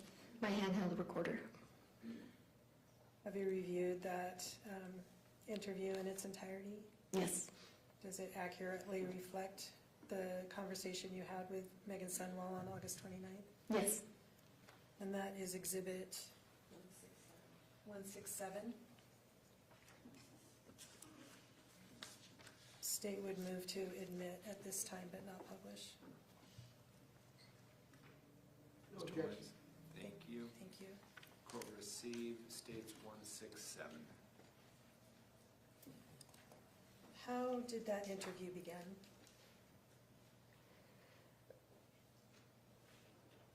I believe we asked her, I know Sergeant Hales had brought kind of a visual prop with us. He had printed out the text messages for those 3 weeks from Kacee's phone, and he had printed out the text messages from Meggan's phone. And he set them side by side and told her that there were 283 messages missing from her phone. How did she respond to that? She just kind of shrugged it off, I guess. Did she provide any explanation for why they were not there, or why there was a difference between her phone and Kacee's phone? Yeah, she said that she always deletes texts when she talks about those things. What did she mean by those things? I believe Sergeant Hales had told her that they were about life insurance, insulin, and suicide. All right. What did you say or ask her about why she hadn't mentioned that to you earlier? We asked her why she hadn't told us she deleted messages, and she said because we didn't ask. Did you talk to her again about a life insurance policy? Yes, we had asked her about it, and she said that she never believed that Kacee had a life insurance policy. So, and then we asked her how much it was worth, and she said like $1 million. What, if anything, did she tell you during the course of that interview about whether Kacee was suicidal? I think that is when she told us she never believed Kacee was suicidal. Did you ask for any additional information about what she did during the entire, almost, 11 hours she was at Kacee's home on August 12th? Yeah, she said she wasn't doing anything.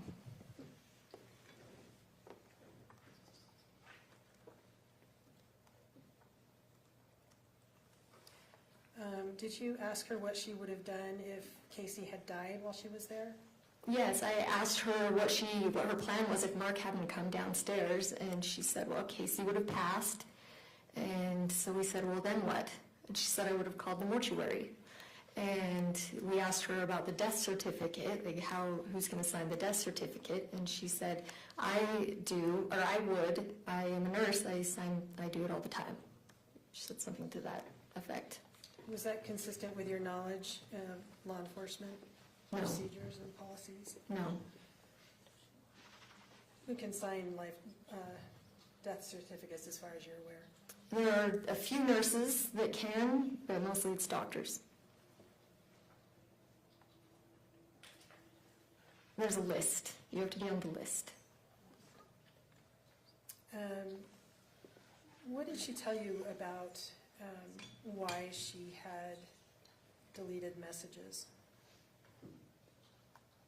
About why she had deleted them? Yeah, did she give an explanation about why she deleted them? She said that she didn't want to look like what Kylie was accusing her of. And what was she believing Kylie was accusing her of? Murdering her sister.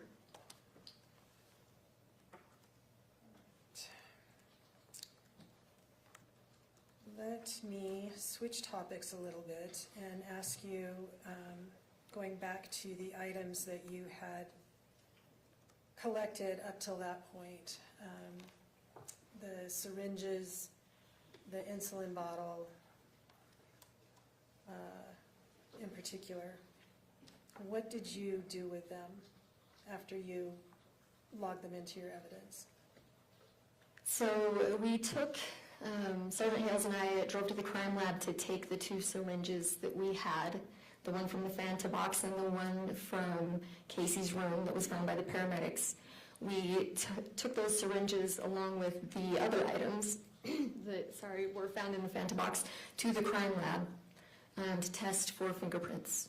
And when you say the other items that were found in the Fanta box, are you talking The about? insulin, the box, and the instructions that came with the box, and the orange cap. Where's the crime lab? It's in Salt Lake. What were you looking for in particular from the crime lab? At that point, fingerprints. And was that done with those, were those items, you mentioned the 2 syringes, one from the Fanta box, one from the bedroom, and the insulin bottle.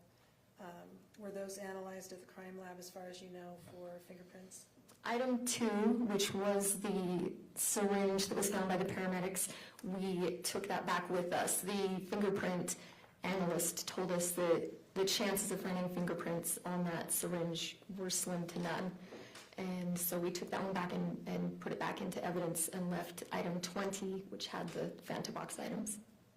All right, so the Fanta box, item 20, included the insulin bottle and the syringe that was found with it? Correct. You left both of those items with And the box and the instructions. The insulin box? Yes. All right, you left all those items with the crime lab? Yes. Did you receive a report back about what they found? Yes. There were no fingerprints found. Okay, what else did you do after that with those items? We had both of those items analyzed for touch DNA. How does that come about? How do you do that? How do you test for touch DNA? No. How do you submit items to the crime lab for? Usually you just give them to the evidence tech. It works in your office and they take them up. Do you have to be specific about what it is you're looking for and where? Yes. What did you tell them? I don't know about that. I don't know. I mean, you just say, will you test these for touch DNA? And they say, okay. All right. As far as you know, those items were delivered back to the crime lab, or did they retain them after the fingerprinting? I believe they retained the item 20, and we sent item 2 back up. All right. Did you receive a report about about the DNA testing? Yes. And what was the upshot of those tests? I can look on, I have a chart. I don't remember. I know that the 2 syringes had Kacee's DNA on them and 2 other profiles, but it was undetermined who those other 2 were. All right. And what about the insulin bottle? The insulin bottle had, I think the orange cap had DNA. I'd have to look. I don't remember. Would that help you refresh your recollection as to that conclusion? Yeah. Can you look at that and look up when you have reviewed it?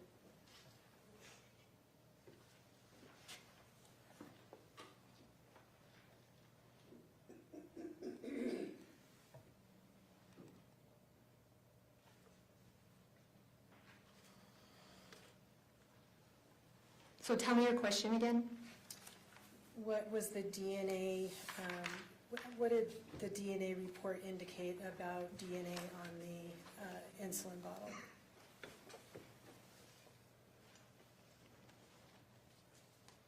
I don't think any DNA was found on the insulin bottle.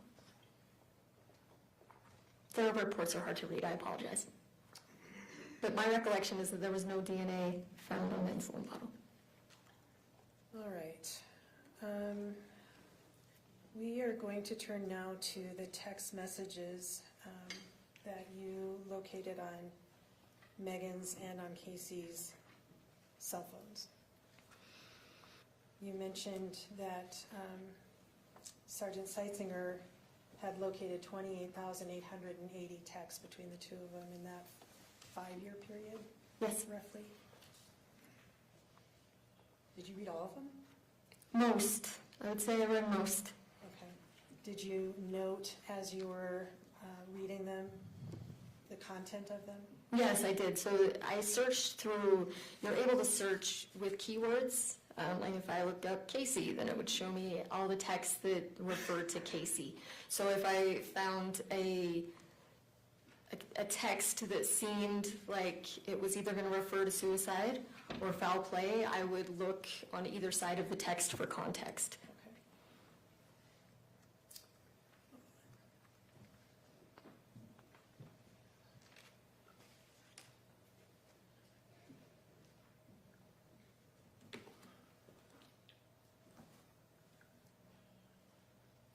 All right. What was, I think you already mentioned it, what was the earliest text that you recall taking note of? It's like when were the first texts sent? In December of 2019, I think. All right. Do you recall a text on December 21st of 2019? Let me just show you. Okay. Can you show Detective Farney Exhibit 42, please?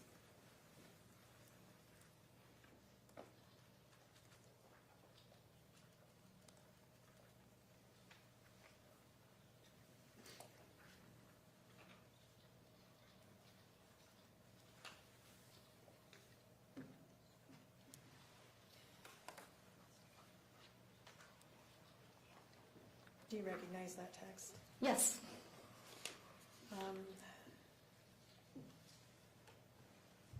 Let me see if I can do this. When you received the report from Sergeant or Special Agent Seitzinger, what was the format of that report with the 28,000 plus messages? So he gave me a thumb drive after we served the warrant for for Meggan's full phone. I received a thumb drive with her phone and a thumb drive with Meggan's phone, or Kacee's phone. And I actually had to get a new computer because the vast amount of information, the computer I had would not open the file, would not open the thumb drive.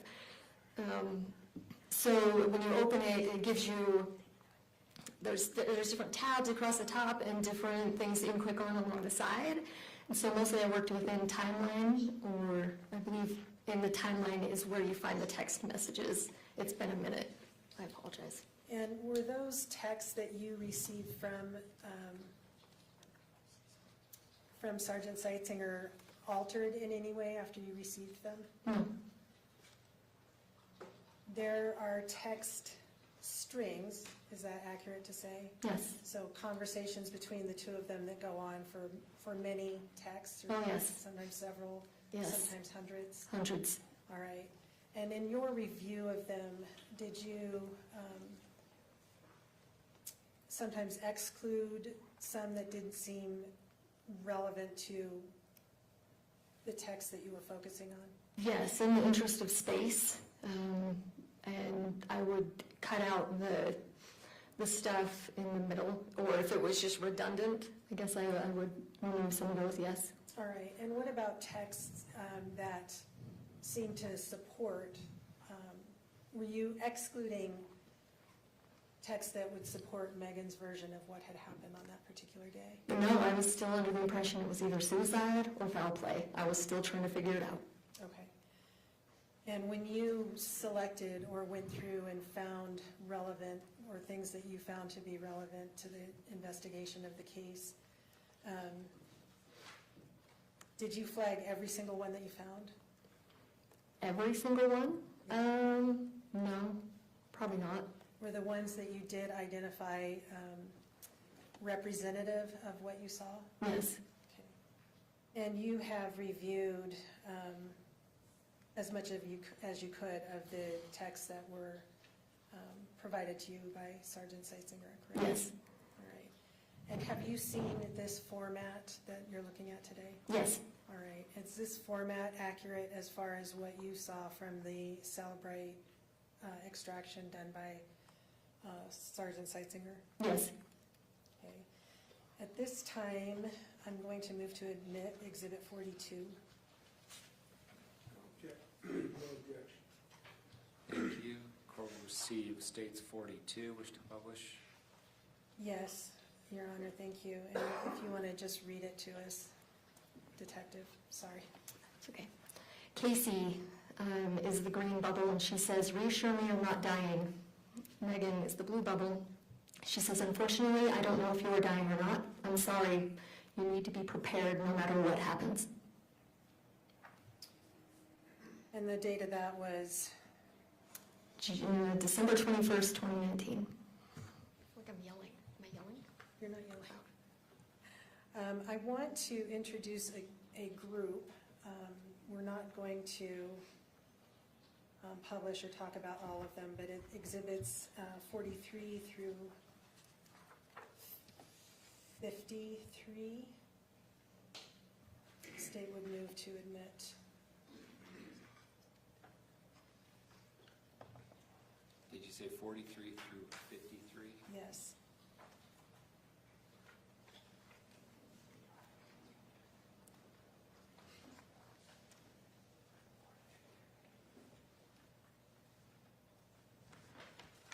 And they're all texts. They are all texts.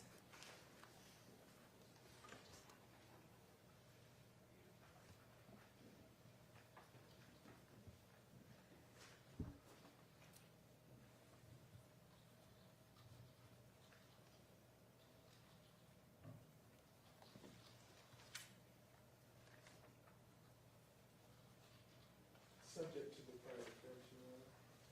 Thank you. Court will receive states exhibits 43 through 53. So those will be available to the jury, but I just want to talk about a few of them. If we could look at Exhibit 44.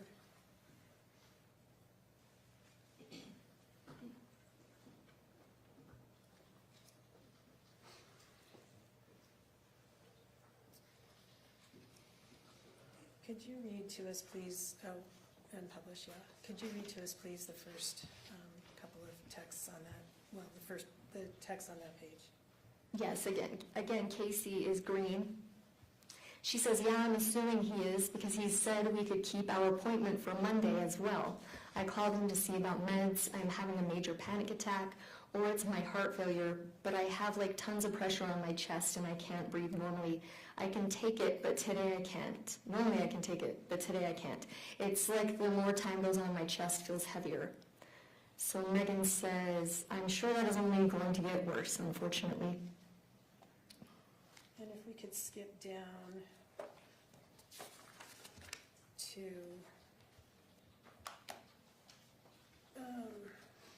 keep going.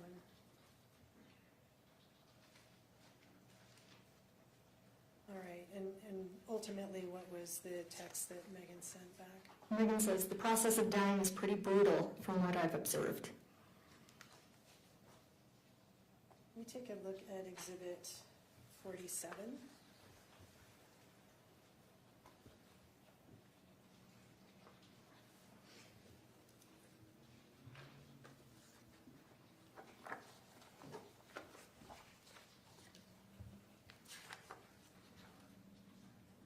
And would you read these to us, please? Again, Kacee is green, says, I can't do this. This anxiety and pain is too much. I'm stuck between I'm scared to live and I'm scared to die. I can't even breathe. And Meggan responds, Kacee girl, what choice do you have? You have to keep going. And just scroll up, please.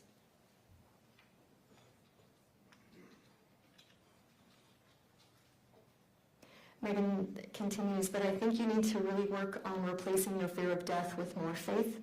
And Kacee says, I agree. I'm more afraid of death by taking my own life. It's so hard sitting here waiting for it to happen. And Meggan says, you aren't going to take your own life. Exhibit 48.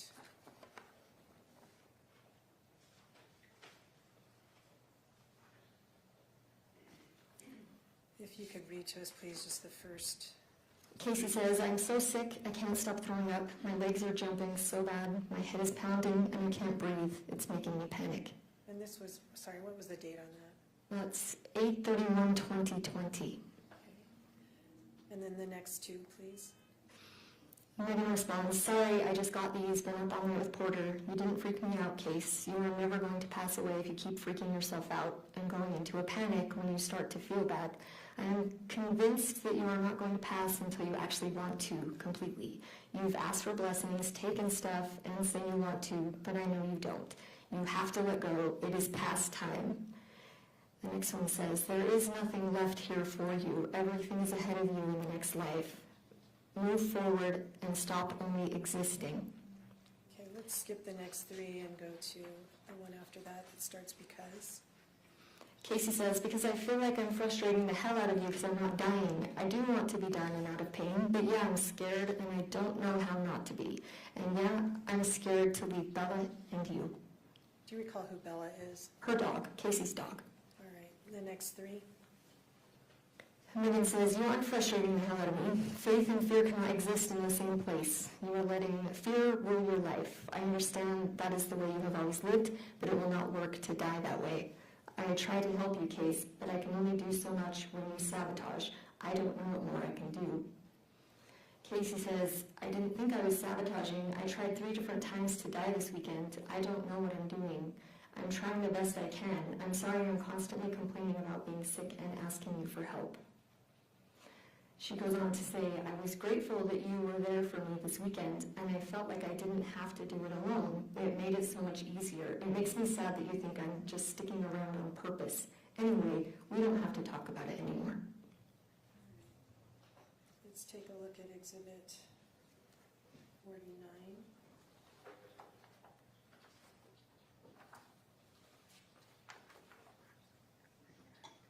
What's the date on this one? This is September 10th, 2020. And if you would read us this conversation, please. This is Meggan. She says, all I know, Kacee, is if I was in your shoes, if I had been told that I had done everything I told Heavenly Father I would do, that I would go home and leave all the pain, heartache, and worry of this world behind, I would have been long gone by now. Then she says, I think you are crazy to want to stay here for a dog and a mess of a best friend when you have so much more on the other side. And number 50.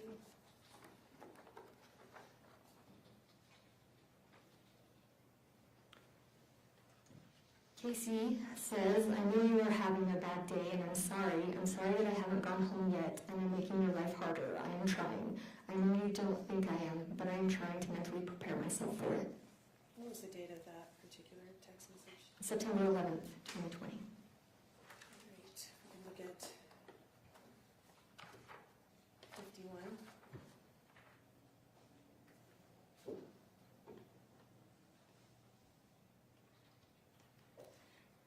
Meggan says to Kacee, what? Kacee, we're not kicking you out. I was just asking if you had made any decisions about what you're going to do, live or die. And Kacee says, I know, but I don't know what I want right now. I want to live and I want to die. It's just screwing with my head trying to decide. It's a ton of anxiety for me. I just knew you had asked if I was going to find somewhere to live. So I know I'm a lot of work and feel bad that I'm here because you have to put your life on hold and it's not fair to you guys. Meggan says, what do you have to live for in this life? I truly believe everything for you is ahead of you, not here.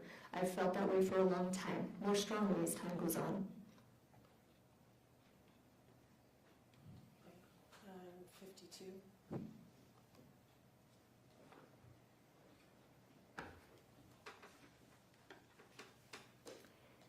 Meggan tells Kacee, Case, I will come over and help you do them. She then says, I'm happy to come over and help you if you are really ready to be done. And that's June 11th, 2021. 53.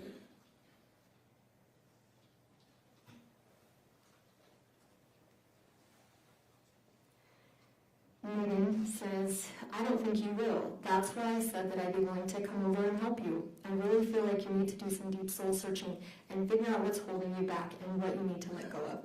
When you are actually ready, you let me know and I'll be there to help you. You won't be able to do it alone. state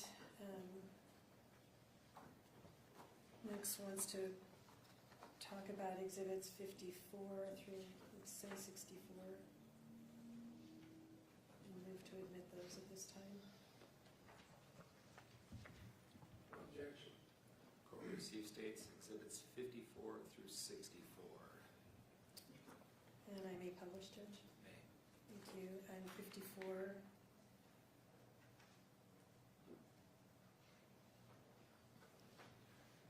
Okay, let's skip these first two and go to the third one. Meggan says, Case, I promised you I would do whatever you need or want me to do. If that means you want or need me to be there, I will. I don't break promises. I will let you decide and tell me what you want and need. Kacee says, I know you don't, but the more I've thought about it, I feel selfish for making you watch that. Of course I would love for you to be here with me, but I also don't want to give you PTSD or something. It's hard watching someone you care about die, and it can screw with your mental health. But if you think you can honestly do it and be okay, then yeah, I would love for you to be with me. Obviously, you are a hospice nurse too, so this isn't anything new for you. I just want to make sure you will be okay. Let's go down to the next thing Meggan says. Case, I want to be there with you. And next. Could we do it on Saturday so Mitch can be home with Porter? And then the next thing Meggan says. How are you feeling about tomorrow, Case? How does Kacee respond to that? Honestly, I'm starting to worry about it. I just don't feel like it's the right thing to do. But I don't want you to be upset with me. I know you just want what is best for me and that you love me and don't want me to suffer anymore. But I'm struggling with it. I'm tired of being sick and in pain and dealing with the anxiety. I don't know what my problem is and why I'm so nervous about it. And how did Meggan respond? I'm not going to be upset with you, Case. It's your call, not mine. What did Kacee say? I wish I could just find a medication that would make me fall asleep and not wake up. But my biggest fear is like suffering and not being able to breathe and just being in a total panic. And I know that sounds silly, but like when they put a dog to sleep, it's not like they suffer and gasp for air and it takes a while for them to pass. That's why I wish they could just give me that damn medicine they give to people to let them die. Because I heard they don't suffer, they don't struggle to breathe. They just fall asleep and their heart stops and they die. Okay, let's take a look at Exhibit 55.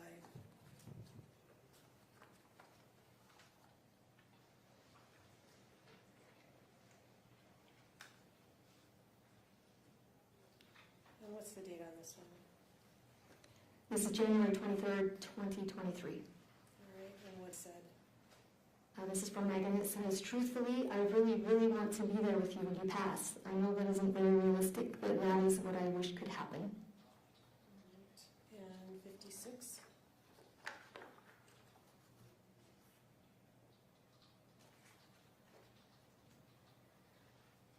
Kacee says, nights are rough. I hope you can find a different job sooner. I hope I can just die within the next few days, because then you can quit your job, and I would honestly love that for you. And Meggan says, you are sweet. I'd love that too. Exhibit 57. Let's look at the third and fourth text in that one.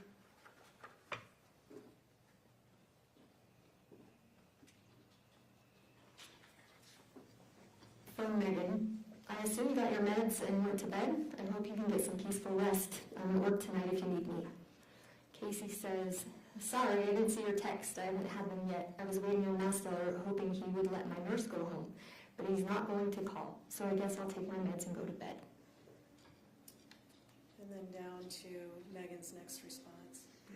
Meggan says, I'd sneak to the bathroom and take extra if you can. Does Kacee respond to that? I will. And what does she tell her next? She says, I took more meds and did a full bottle of long-acting. Here's my vitals from tonight.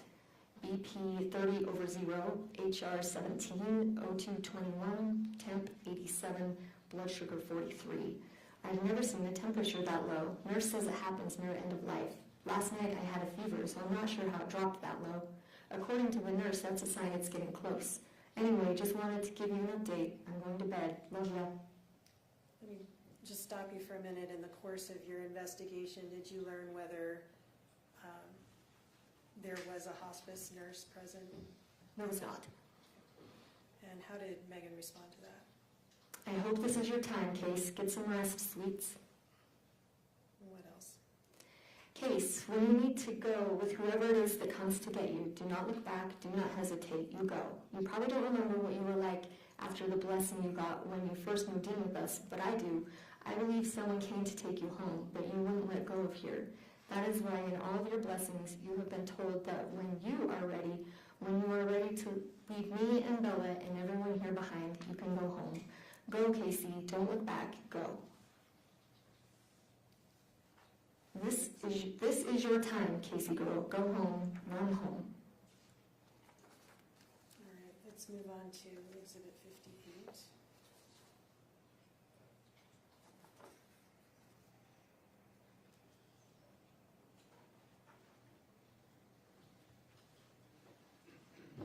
Meggan says, Kacee, you have completed what you came here to do. It is time to go home. You know that if you listen to your heart and soul. Kacee says, I know, but there are times I feel so close and then it doesn't happen and I get frustrated. I'm doing everything I can to go home, and honestly, I think taking all these meds are helping and speeding up the process. I just wish it would happen faster. I know, sweets, and I'm sorry. And Kacee says, thanks. Meggan says, tomorrow is Easter. Wouldn't that be a beautiful day to pass away on? And Kacee says, it sure would be. And Meggan says, should we pray for that? Kacee says, that would be great. Thank you.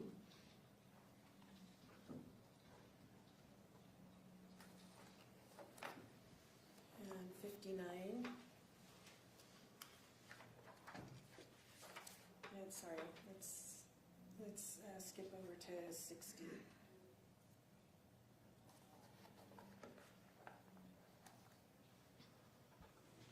If we could look at the fourth one. The top?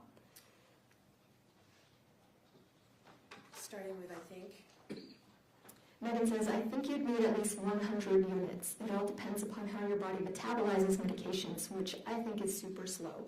He said it's crazy because if you wrap someone up and keep them warm, the body just continues to metabolize the insulin, and an autopsy doesn't even detect an overdose of insulin. It's super crazy. What was the date of that one? That was September 2nd, 2020. All right. And going down a little bit, all right, to the one that starts, I can see. Meggan says, I can see if maybe we have samples of insulin here.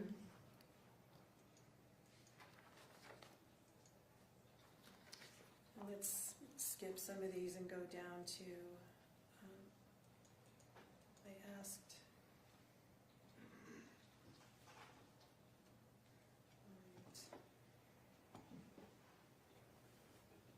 and what does Kacee say at that point?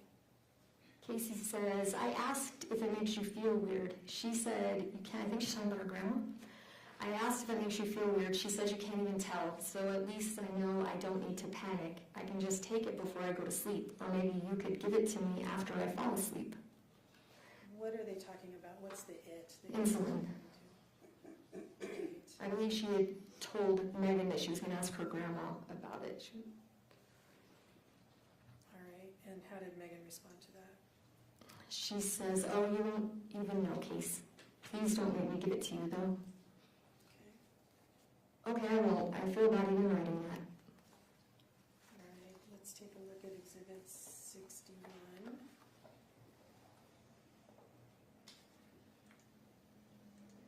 Just the second one, please. The second text. Are you doing insulin tonight? And the date on that one? September 2nd, 2020. All right, 62.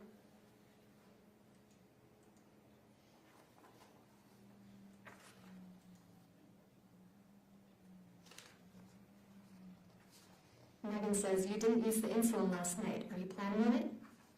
September 3rd, 2020.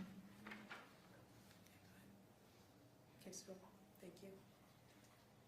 Kacee says, I'm planning on it. I just wasn't ready to use it last night. I took too long with Michelle showing up. You had gone to bed, and I wanted to see and talk to you for a bit before. I know that's probably annoying to you. I want to be out of pain, but yes, I'm still sad about leaving. You are probably thinking, how many goodbyes do you need? I'm just broken. I have attachment issues. I'm scared, and I'm going to miss the heck out of you. I just need to do it and get it over with so everyone can get back to living their life and not have to worry about me. Meggan says, you are never going to be free from sadness about dying, Kacee. It's normal to feel sad, but I already told you I'm not going to say goodbye. That's a permanent thing, and it's not. You don't have to use the insulin. I'm just going to take it back to my work if you don't. No big deal. All right, and 63.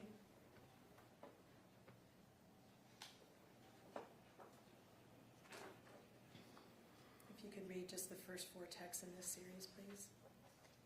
Meggan says, are you planning on using that insulin, or do you want me to take it back? I didn't see it in the fridge.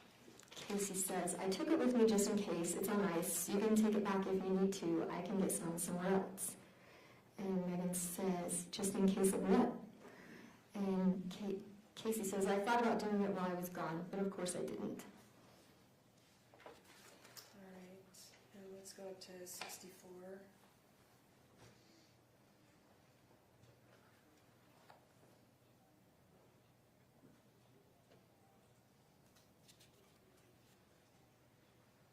Kacee says, I thought I wanted to go and spend time with my family. My stupid anxiety just ruins my life, and I don't know how to change that. I'm sure it drives you crazy, because you are the one person that takes it all away. I don't even know why I have anxiety most days. When I'm with you, I feel like I'm okay, like I'm home and safe. I don't know where all this trauma comes from, but it's a really crappy way to live. I'm not worried about what happens after. I'm honestly afraid of dying. What's it going to feel like? I know it's probably so stupid to you. I feel like a little kid that is constantly scared, and I hate it. Meggan says, it's not stupid to me, none of it. You are in pain all the time, Kacee. Dying couldn't be more painful than that, and that is the purpose of just taking the insulin, so you just go to sleep. And the next group is, we'll say 65 to 74. Exhibit 65 to 74. Mr. Williams?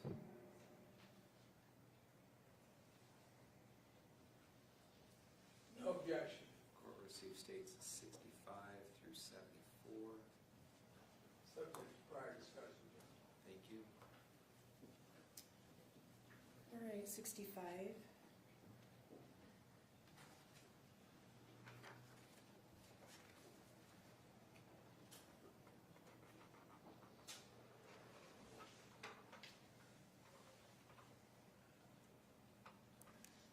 Meggan says, do you want me to take that insulin back so it's not an option for you?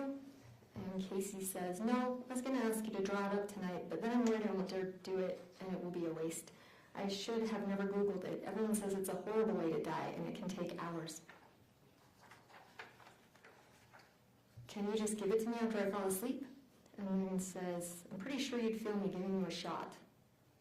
How in the world would people know it's a horrible way to die if they are alive? It would not take hours. I talked to our nurse educator about it, remember? Kacee says, I remember. That's why I said I shouldn't have Googled it. Okay.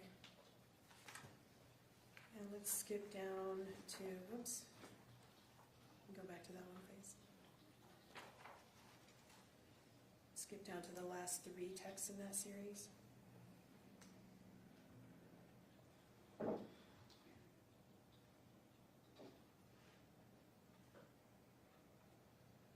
Starting with I agree. Kacee says, I agree. I'm sorry. I just have had a fear of dying that way. But you're right. It doesn't matter. Meggan says, a fear of dying what way? And Kacee says, out of it. Feeling funny and like I can't breathe. If I could just take it and fall asleep, great. But I need something to get me to sleep or I will freak out. You see me on the gummies and I wasn't even close to dying, but I thought I was. Okay, 66.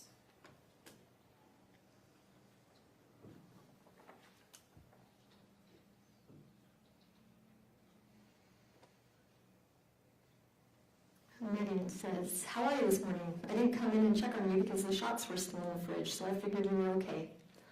Kacee says, I'm okay. I don't know why I didn't just do them last night. I was pretty out of it from all the Phenergan I took to relax. I remember being in so much pain and taking like 4 showers last night because I was so uncomfortable. And Megan, I don't know why either. I drew them up for you and tried to get you to take them. You were really out of it, which I thought was the point. 68. Oops, sorry, 67.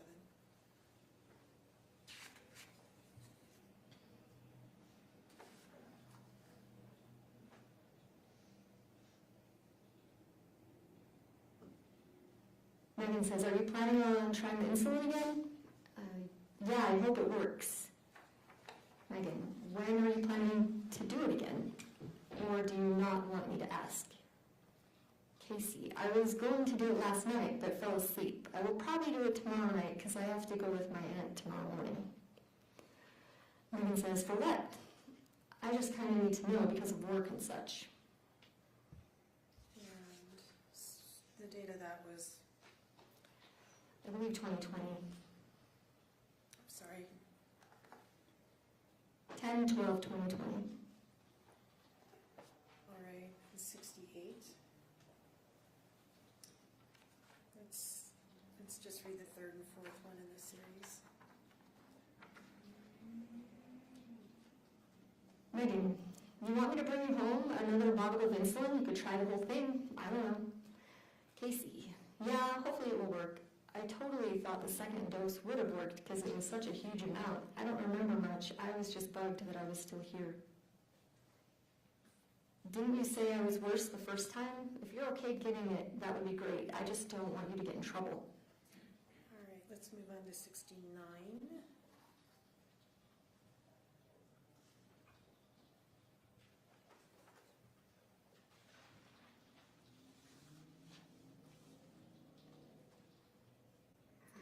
Megan, I think there is one more box of insulin in the fridge. Want me to bring it to you? You could try giving it normal, which might be the difference. Kacee says, yeah, thanks. Megan, I didn't know if you heard me tell you that the insulin is in the fridge, top shelf in the door. That's the last bottle, so hopefully it will help you. And the date on that one? December 2nd, 2020. All right. Exhibit 70.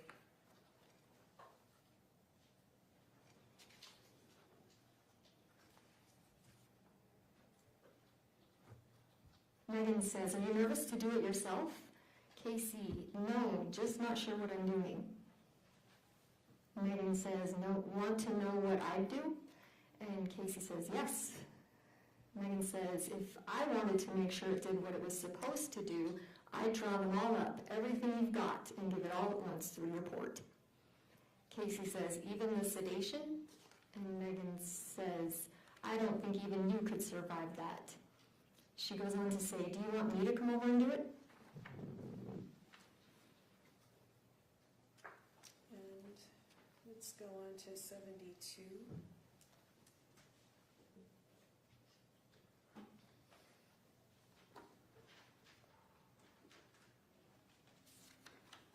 Let's take a look at the 5th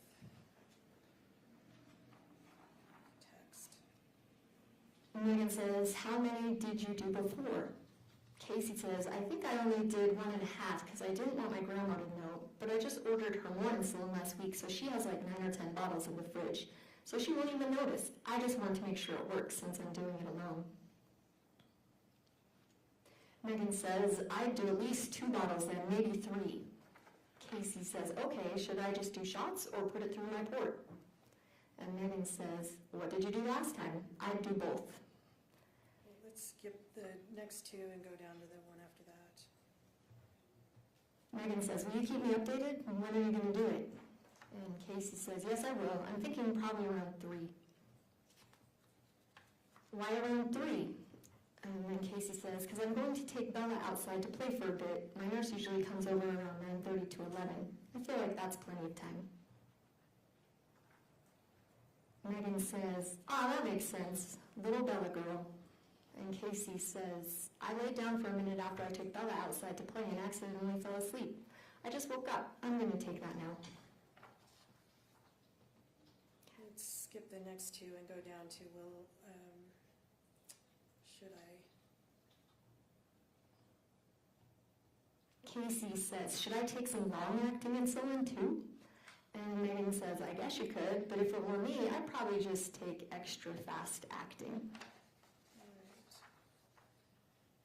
And that was Exhibit 72. Let's look at 73.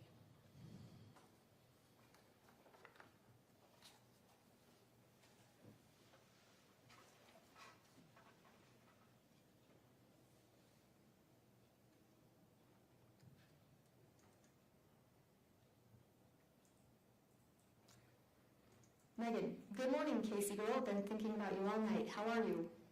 Kacee says, I don't know what I'm doing wrong, but this isn't working. I feel really sick and out of it, and my blood sugar is 29 right now. Also, I hope this makes sense because I have to use speech text because I can't even see what I'm doing. Meggan says, just keep going. Take some more short-acting and long-acting. 29 is really low, so just keep going. And 74.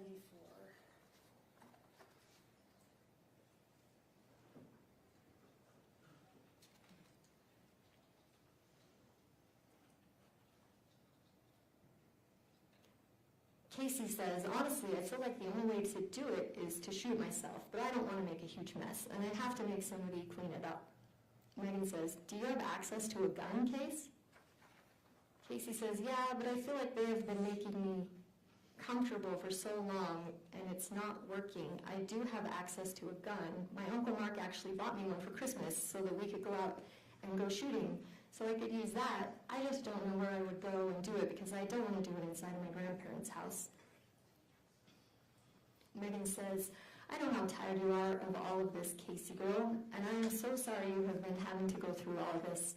I will help you if that is what you want me to do. I won't help you shoot yourself. I could never do that, but I will help you. Kacee says, I guess I could go down the hill behind my grandparents' house, and then maybe somehow you could suggest that we go look around their property. I don't know. I don't want to put you in the middle of it. I'm just trying to figure something out. Meggan says, do you really want to go that way? Kacee says, I would never make you shoot me, Meg. I just wanted to run a few ideas by you to see if you think that's something I could do. Well, to be honest, no, not really, but obviously nothing else is working.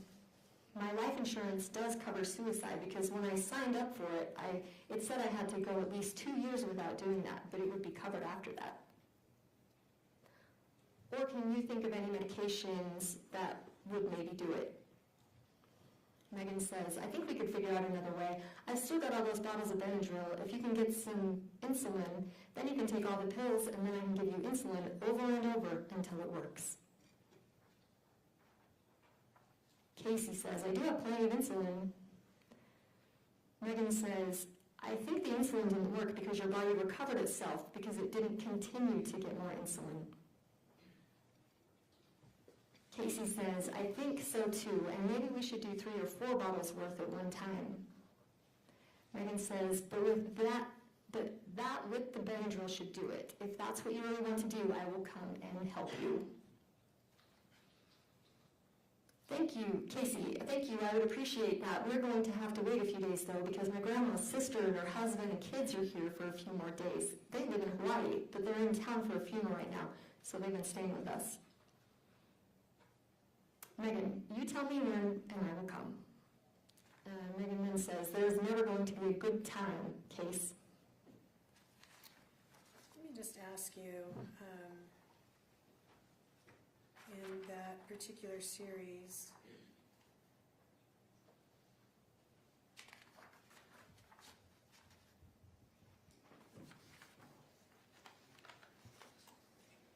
sorry, I got lost in my questions to myself.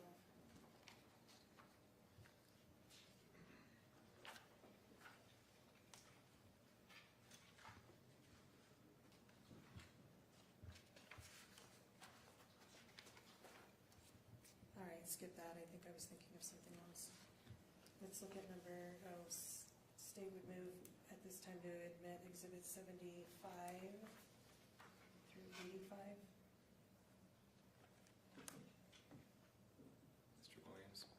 Objection. Call proceed exhibits 75 through 85. Let me just ask the jury real quick. We've been going almost 2 hours. Does anybody need a break, or is everybody okay to keep going? Anybody need a break? You can raise your hand. All right, let's keep going. Thank you. Let's go to exhibit 77, please.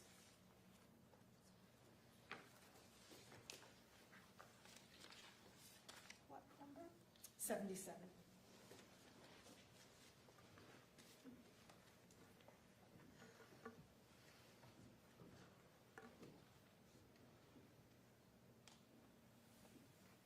Meggan says, I really think we should try the insulin with your vital signs still being so low. What are your thoughts? Kacee says, yeah, I think Becky was trying to tell me that, but I couldn't stay awake or focus on what the hell she was saying. Let me stop you for just a second. Who is Becky? Becky is one of the fake hospice nurses. All right, that Kacee made up and was telling Meggan about? Yes. All right, and after that, what happened? Meggan says, ha ha ha, I can understand that. Kacee says, yeah, I just hope it will help. But where my body doesn't absorb medication good, I feel like we've tried it so many times and it doesn't work. So I don't know if we should wait and do it after that surgery or just do it. I just hate to waste $900 if it doesn't work. Let me stop you again. What have you read text referring to a surgery before this mention? Yes, so one of the narratives between Kacee and Meggan was that Kacee couldn't absorb medications like the average person, and that Dr. Mastower was trying to schedule a surgery that would help Kacee absorb and metabolize medications normally so that she could pass away. Okay. All right, go ahead and continue with the text messages. Meggan says, but if we try the insulin, I want to make sure that I come and help you do it. Kacee says, yeah, I would appreciate that, because then if I'm asleep, you can give me the rest of what I need. Meggan says, That's okay, we can move from there on to number 79, please.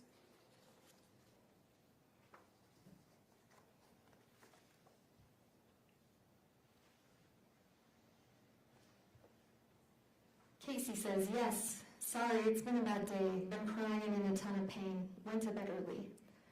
Meggan says, I'm really worried about you, Case.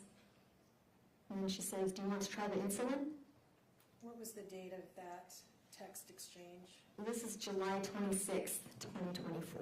And are you aware of when Kacee had had her knee replacement surgery? July 23rd. All right, so this was just 3 days after that? Yes. Okay, exhibit 80, please.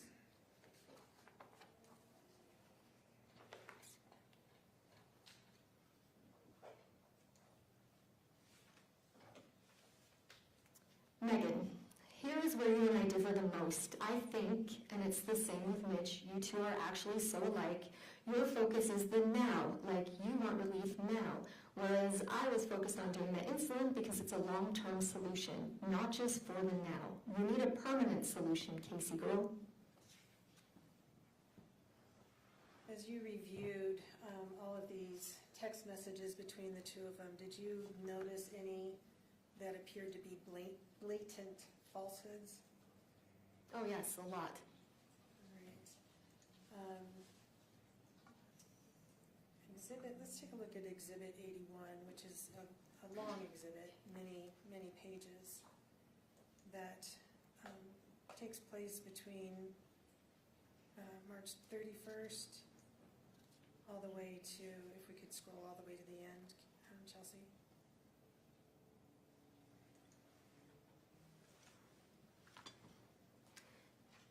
July 18th, 2024. So this one, it looks like she's talking as Kelly. Kacee is being Kelly. So there were probably 5 or 6 hospice nurses that Kacee would pretend to be. There was also Dr. Robinson, who was the hospice doctor who didn't exist. And every now and then they would converse with Dr. Mastower, who you obviously know is real. And during the course of these conversations from that span of time, Is this where a lot of those vital signs that were part of Exhibit 11 that we saw earlier? Yes, I believe they started a few months prior, but this hospice thing started in April, and that's when they really picked up with the vitals. Okay, there were pages and pages of fake vitals that we talked about with Dr. Mastella, you recall that? Yes. And that all came, well, that came from this exhibit in addition to some of the others over the course of time between these two? Yes, from the text messages, yes. All right.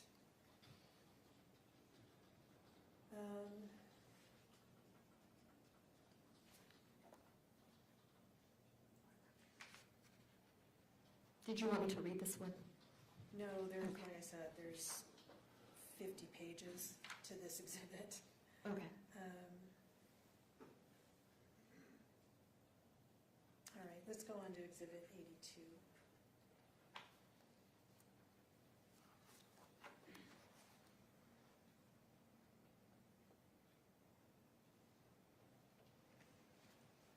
Kacee says, but I'm getting 9 bottles, so that should do it, I'm hoping. All right, let me ask you a question about the bottles of insulin. You saw earlier the text from Meggan that 100 milliliters should do it. Yeah. Did you see that? Yes. How many milliliters are in a bottle? I'm not sure. I think Mark said 100 or 1,000. I don't know. Sorry. Okay. So if 100 milliliters would do it and a bottle holds 1,000 milliliters, what, I'm going to ask you to do math. So that would be 10 per bottle, 10 100 milliliters per bottle. Okay, and 9 bottles? Would be 9,000 milliliters. Very quick, okay. Thank you. And that's a lot of insulin. That is a lot. That is a lot. Even with Megan's own observation that it would take 100 milliliters to do the job. Yes. Okay. Let's take a look at Exhibit 83, please.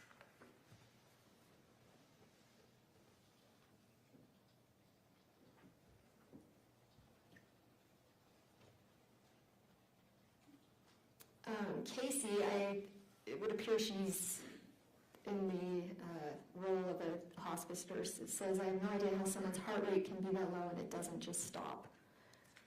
She says again, honestly, when we first started, noticing her heart rate and her vitals were so low, we brought in so many different machines and checked her vitals and used a couple different nurses' blood pressure cuffs and things because we're trying to figure out how somebody can be alive with vitals this low.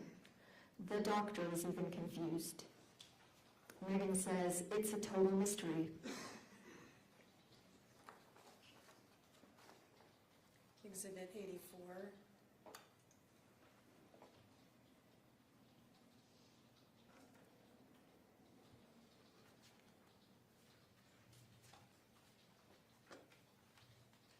Kacee, again in the role of a hospice nurse, says, I know she doesn't want to feel like she's drowning when she passes, but maybe this means she's getting close, and taking the oxygen off of her might help speed things up. I'm trying to figure out the best thing to do. Yeah, he's a good doctor. She just responds to medications differently, so it's hard to know what to use because we don't know what's going to happen. Meggan says, she does. She's always been hard to treat because she reacts so differently.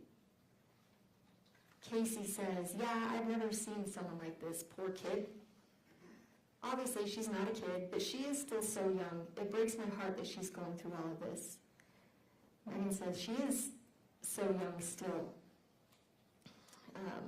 Kacee, as a nurse, says, and it's her birthday in 12 days, and who knows if she'll be here for one last birthday. If she is, she probably won't even be awake or feel well enough to even enjoy it. Just breaks my heart that she's so young and is so sick and hasn't been able to pass away yet, so she can be free from all this pain and suffering. Meggan says, I am praying she'll pass before her birthday. And the nurse says, me too, we don't have much time left on sedation. Is what that's supposed to say, I assume. I need to go through all of the hours she has used and how many she has left, because they only approved 30 days. But when we took her off of sedation, there were still times we stayed for 4 or 5 hours giving her meds to make sure she was comfortable. So I will figure all that out while I'm here with her, because I need to know the date, just in case we have to reapply through her insurance company again, to see if they will approve us to stay with her longer, or what is going to happen. But I want to make sure we get the paperwork in at least 10 days before, even if she still happens to pass away before, knowing if we need it. And at least that will give them time to decide if they will approve it, and then we don't have to wait like we did last time. The insurance company drives me crazy. They want so much paperwork all the time, and they take forever to make a decision because they don't want to pay for it. Well, guess what? If people pay for insurance, they should get the care they need. Drives me crazy. I hate dealing with insurance companies. And this group of text messages, you understand to be on Kacee's phone, pretending to be other people, Yes. texting Meggan. Yes. Switch notebooks.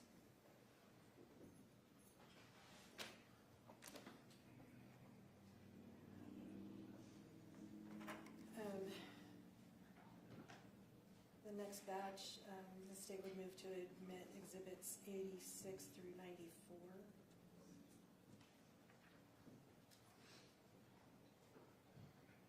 Scott? No change.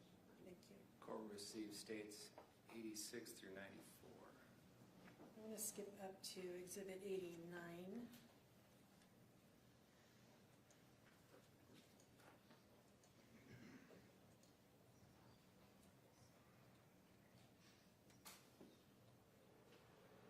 Meggan appears to be speaking to one of the fake nurses. She says, "Hello, how is she doing? Any change in her vitals?"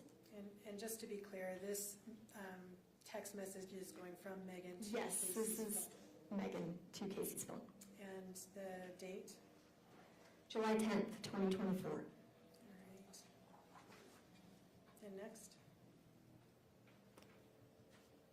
The fake nurse says, "A little, but not much.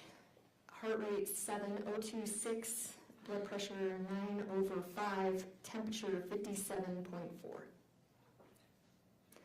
Meggan says, "Oh, how I don't want to have to wake that poor girl up again. I wish her heart would just stop." Kacee says, "I hope it will too." Let's go up to exhibit 92, please.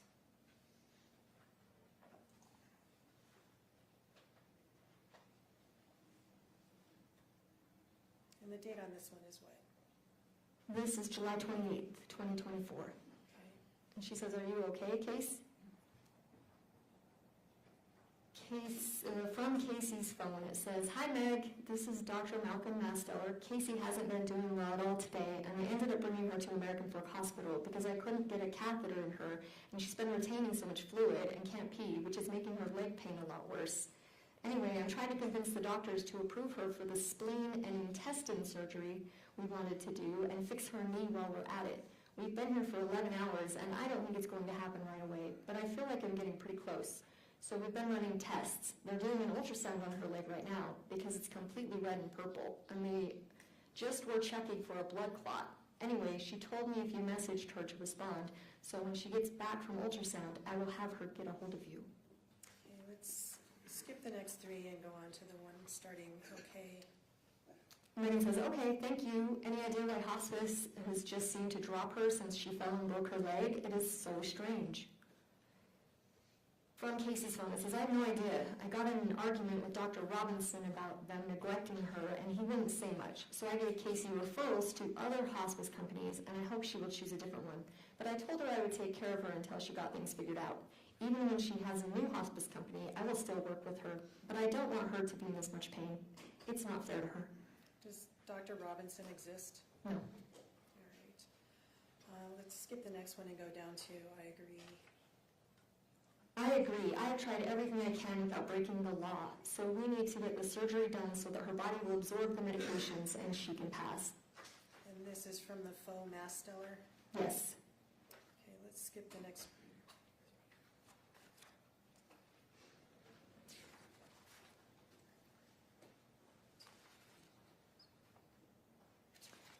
Hang on, down all the way to do you think?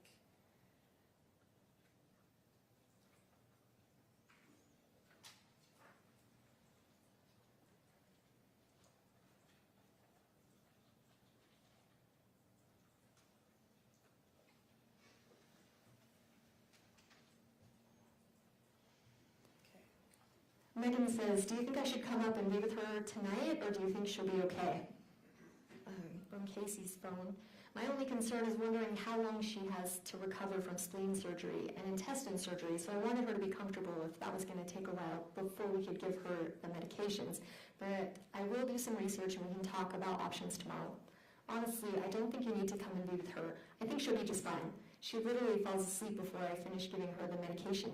But I put your number in my phone and I will follow up with you tomorrow. All right. And let's go on to exhibit 93.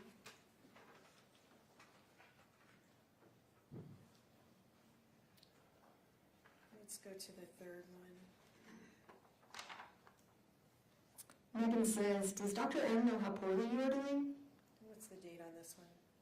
This is August 6th, 2024. All right, let's skip down a bit to maybe emphasize.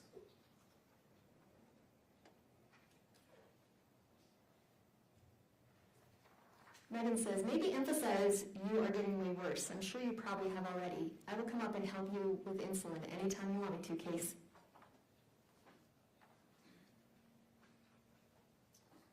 All right, let's take a look at 94.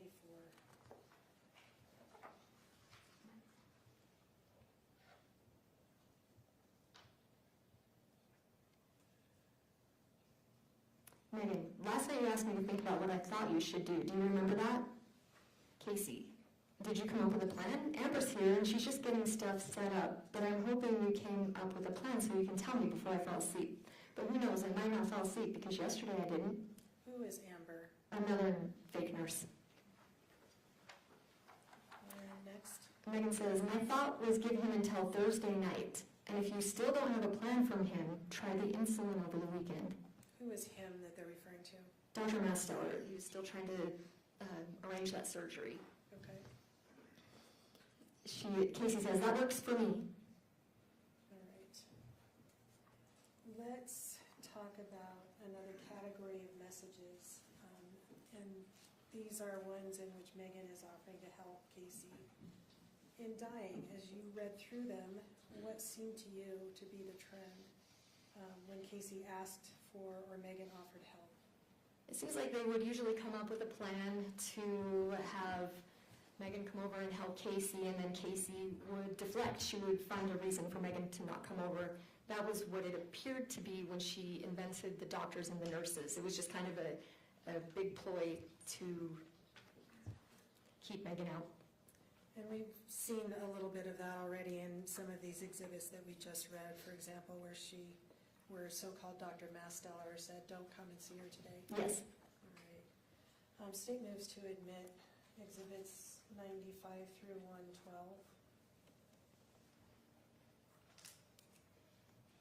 No objection. Thank you. Report received, states 95 through 112. Thank you. What is happening on exhibit 95? Can you read that one to us? And we're going back to 2020 again on this, correct? Yeah, it looks like June of 2020. This is Kacee, and I'm so sick of being sick and feeling like this. I can't stop shaking and throwing up. I hate it. I don't know how to let go. Seriously, tell me what I need to do, please. And Megan says, I don't know exactly, Case, but I'm sure my dad would be happy to come over and give you another blessing if you'd like. Even a blessing of release. And Kacee says, I don't want to ruin your plans for this weekend. And Megan says, oh my gosh, are you even kidding me, Case? Stop that. Going to the cabin is just going to be a whole lot of work for me. Our weekend plans are certainly not important in relation to your suffering. Okay. Let's take a look at 99.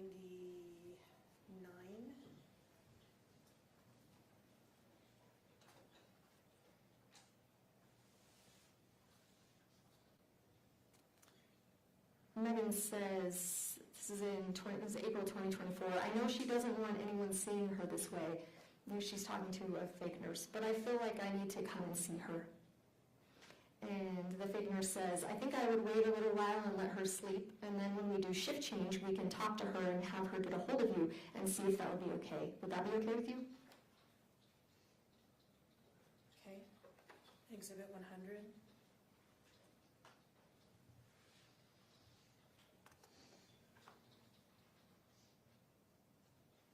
Meggan says, well, this would have been a good day for me to come up and help you with the insulin. It's April 15th, 2024.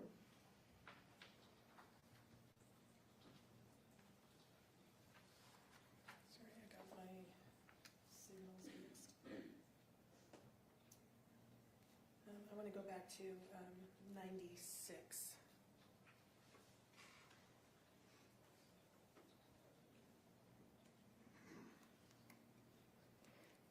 Meggan says, this is April 26, 2024. Yes, let's do insulin tomorrow. Let the nurse give you the medicine to help you. And Kacee says, you're totally okay with that? I just don't want to ruin any plans. If you have any tomorrow, I know I think way too much into it, but I care about you too. I just want to do what works best for you. Okay. And up to Exhibit 101.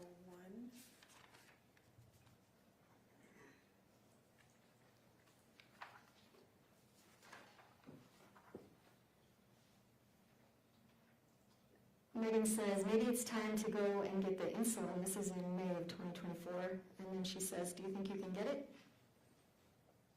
Kacee says, I'm going to call the pharmacy right now. And then she says a little later, the pharmacy's out of stock on the insulin. They said they could order it for me, but it could take anywhere between 7 and 10 days. Okay. So Meggan says, can they transfer to a different pharmacy? And let's look at 102.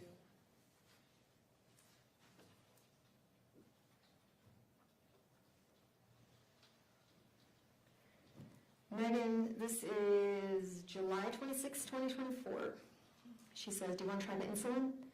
And Kacee says, I do. I just don't want to do it until after I see and talk to Mass Stellar tonight. Meggan says, do you want me to try to come and help you tomorrow? And Kacee says, I'll let you know after I talk to Mass Stellar tonight. And 103.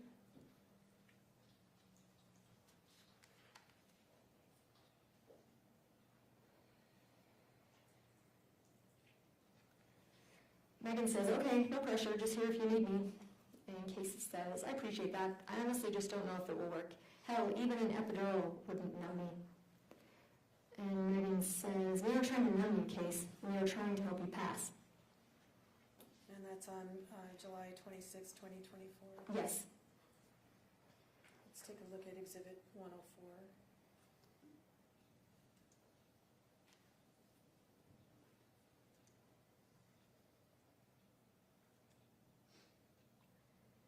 Kacee says, thanks. This is August 1st, 2024. Thanks. I was thinking maybe I should start drawing all that insulin up and just freaking do it and get it over with, because I have no idea how much longer the surgery is going to take to get approved. I mean, I guess it got approved, but we don't know when it's going to be. Meggan says, seriously, I wish we just knew something. Kacee says, because it's going to take me hours to drop 38 bottles of insulin, maybe more. I need to count them. I know it's at least 38 bottles, though. I wish we knew something, too. Meggan says, yeah, I think you should let me come and help you do that. We seriously need to get some bigger syringes and needles. Okay. Let's go up to 105. Sorry, 104. Wait, that was 104. Yes, 105, please. Meggan, have you decided what you want to do so I know how to plan for the weekend? That was on the 9th of August. Kacee says, I know you said you would help me decide, but that was before we got more information today, so I'm still trying to figure out what I want to do, and Mass Stellar did send me an email and said if I wanted the surgery sooner, I could fly to Spokane and have it done. Honestly, I don't know if I want to do that.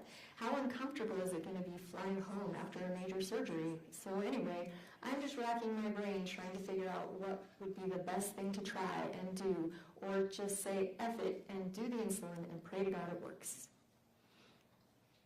Meggan says, if you wanted to have the surgery sooner, then what? And Kacee says, a week. He said it would probably only be a week before they could do it here. He was waiting to hear back on it, on if they got a surgery room scheduled at the U of U, and then he would let me know. Or I can fly out there and get it done in a few days. So I'm just trying to figure out what to do. She then says, I just know a dang plane ride with my leg the way it is, it's going to hurt going there, and then being in pain from the other surgeries coming home is going to be worse. Megan says, but he said it would only be a week last week. I think flying to Washington for the surgery is a crazy idea. Kacee says, that's what he thought, and he only got home Monday, so yeah, I guess he was wrong. Sorry, I'm super grumpy today. I don't have any meds, and I'm sick as hell. I can't sleep, and I can't stop throwing up. I'm trying to figure all this shit out, and my memory sucks. Megan says, but again, these are just my opinions. Kacee, like I said, I think it is 2. He just said if I wanted it sooner, I could fly out in a day or 2. And Megan says, Kacee, what do you have to lose trying the insulin? You didn't pay $900 for it, which is a huge blessing. And 106.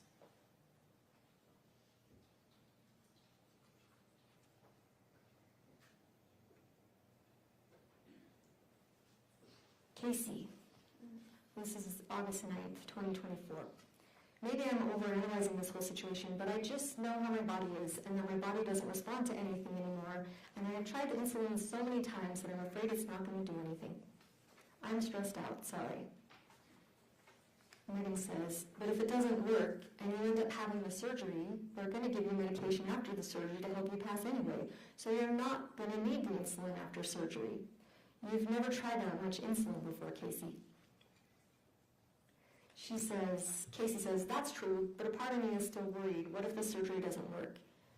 That's true, I haven't, but 9 bottles would kill a normal person. Hell, 1 would, and 9 didn't even do it. Like I said, I'll do it. I just hope I don't wake up because I'm just going to be disappointed.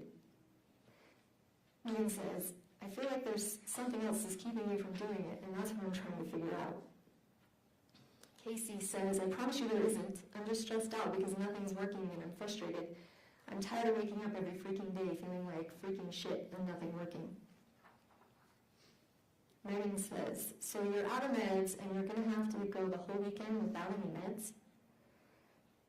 Kacee says, I called Master and asked him if he would bring me some tonight because I was out, and he said he would drop them off, but it might not be until 11:30. But I did that because if we're going to do the insulin, I wanted to have the medication on hand as well. So don't think I'm planning on not doing the insulin. I'm just trying to figure out what to do. Last we talked, you said, let's wait and see what he says on Thursday. But I couldn't get in to see him until today. Wasn't sure if you wanted to wait and do the surgery or do the insulin. And then you said, well, I told you what I thought, and I honestly don't remember. So I've just been trying to figure everything out and go through our messages, but I delete most of the insulin messages most of the time, just in case anyone goes through my phone. So I feel like you're getting mad at me, and I'm not trying to make you upset, and I'm not saying I won't do the insulin this weekend. I'm just trying to figure out if it's worth it to wait and do the surgery, if it will be soon, or just do the damn insulin. And if it doesn't work, then I guess we do the surgery. I've just been going through a lot, and I'm stressed, and this has been screwing with me mentally and emotionally. Megan says, I'm not getting mad at you, Case. Kacee says, I guess I just thought we were going to come up with a new plan when we talked to him on Thursday, but because he wouldn't answer me, I had to make an appointment. Megan says, I said that we give him until Thursday, and if he didn't have a date for surgery scheduled, then we'd try the insulin. Kacee says, but he said it would be in a week, so I didn't know if that changed anything or if that's too long away. Megan says, but the way I see it is you have nothing to lose doing insulin, because if it doesn't work, then you'll be having the surgery. After the surgery, you're going to be getting different medications to help you pass. So you are just going to have 38 bottles of insulin sitting around. Kacee says, what day and time do you want to do the insulin? We'll just do it and see what happens. Megan says, I'm not saying you have to do the insulin, I'm just trying to help you think it through. Okay. Another category of text messages between the two of them I wanted to talk about is ones that Kacee alluded to having attempted to kill herself by suicide, to die by suicide. Did you notice any of those in the course of your review? Yes, there were a lot of those. Okay. Did you find any of them to be accurate as far as whether she had ever been treated for a suicide attempt? I couldn't find any information, no. All right. I want to move to admit exhibits 107 through 114 at this time. So I think we're on 113. I think your last batch was 95 through 112. Oh, I went all the way to the bottom of the page. Thank you, Judge. All right, let's go ahead and take a look at Exhibit 112 then.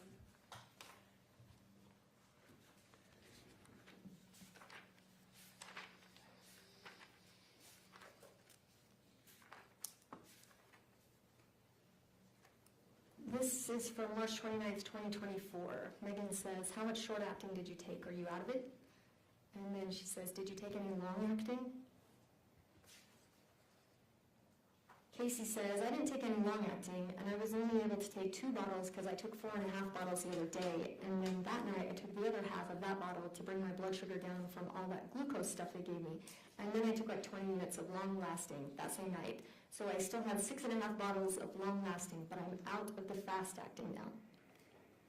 Megan says, well, I'd take a few of the long lasting. And Kacee says, okay, I'm drawing it up right now.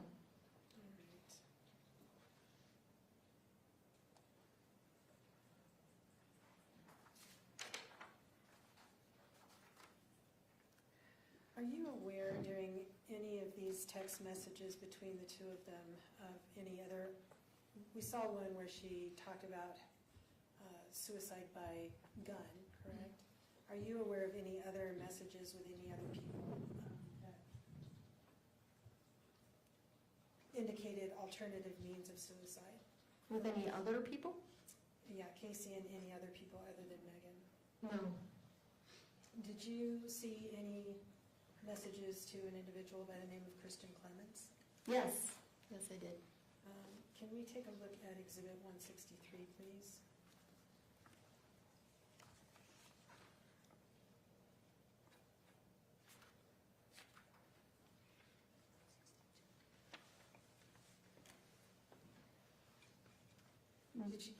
Did you notice this text in the course of reviewing Kacee's text messages? Yes. And who is it to? This is to Christian. Who is Christian? Christian is her friend that she was trading pills with. All right. State moves to admit Exhibit 163. No objection. Court received states 163. Publish it.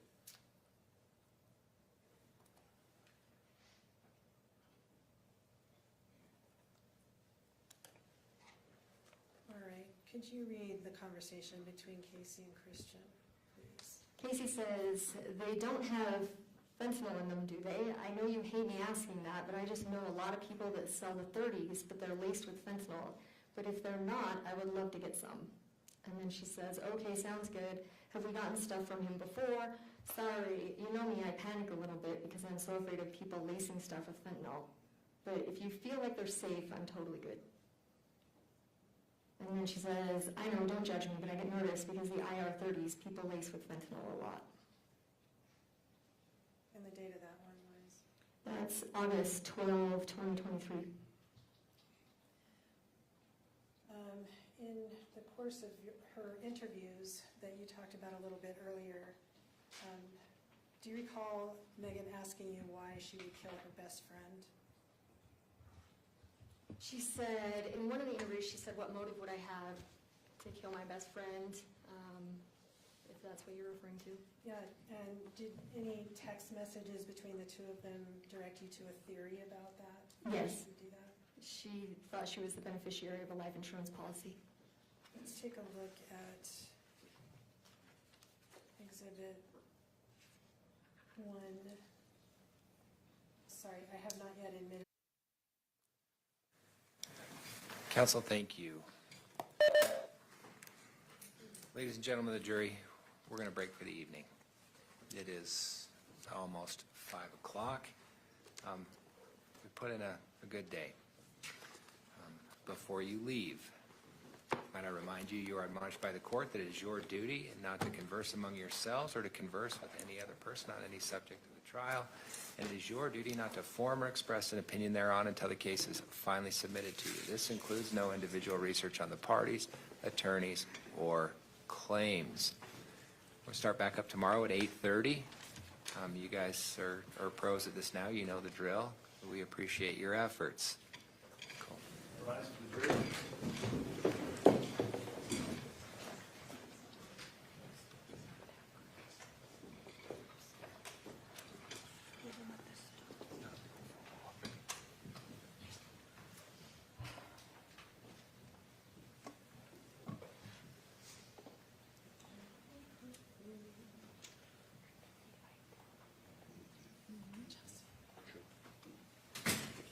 Please be seated. You can sit down. Counsel, you're going to email that exhibit to the clerk, is that correct? I'm sorry, Judge. You're going to email that exhibit to the clerk if you haven't Yes, already? Okay, I'm doing it right now. all right. Anything else we need to cover before we break for the evening? I don't believe so. Not from the state. Can't think of anything. All right, we'll reconvene at 8:30 in the morning. Just so you know, I'm going to have a WebEx pretrial at 8:15, so when you walk in, and that's going to be the next 3 mornings, I'm trying to get them in where I can. They don't take long, so when you walk in, I may be on WebEx handling a pretrial. It's only trying to get dates. You come in and just get whatever you need set up, so. The civil case? They're all civil cases, yeah. Has to do They're no due process. no they're really nothing. exciting. I'll try to avoid being too disruptive. No, yeah, so just come in and get set up. They won't take long, but I appreciate everybody's indulgence. All right, we'll be in recess.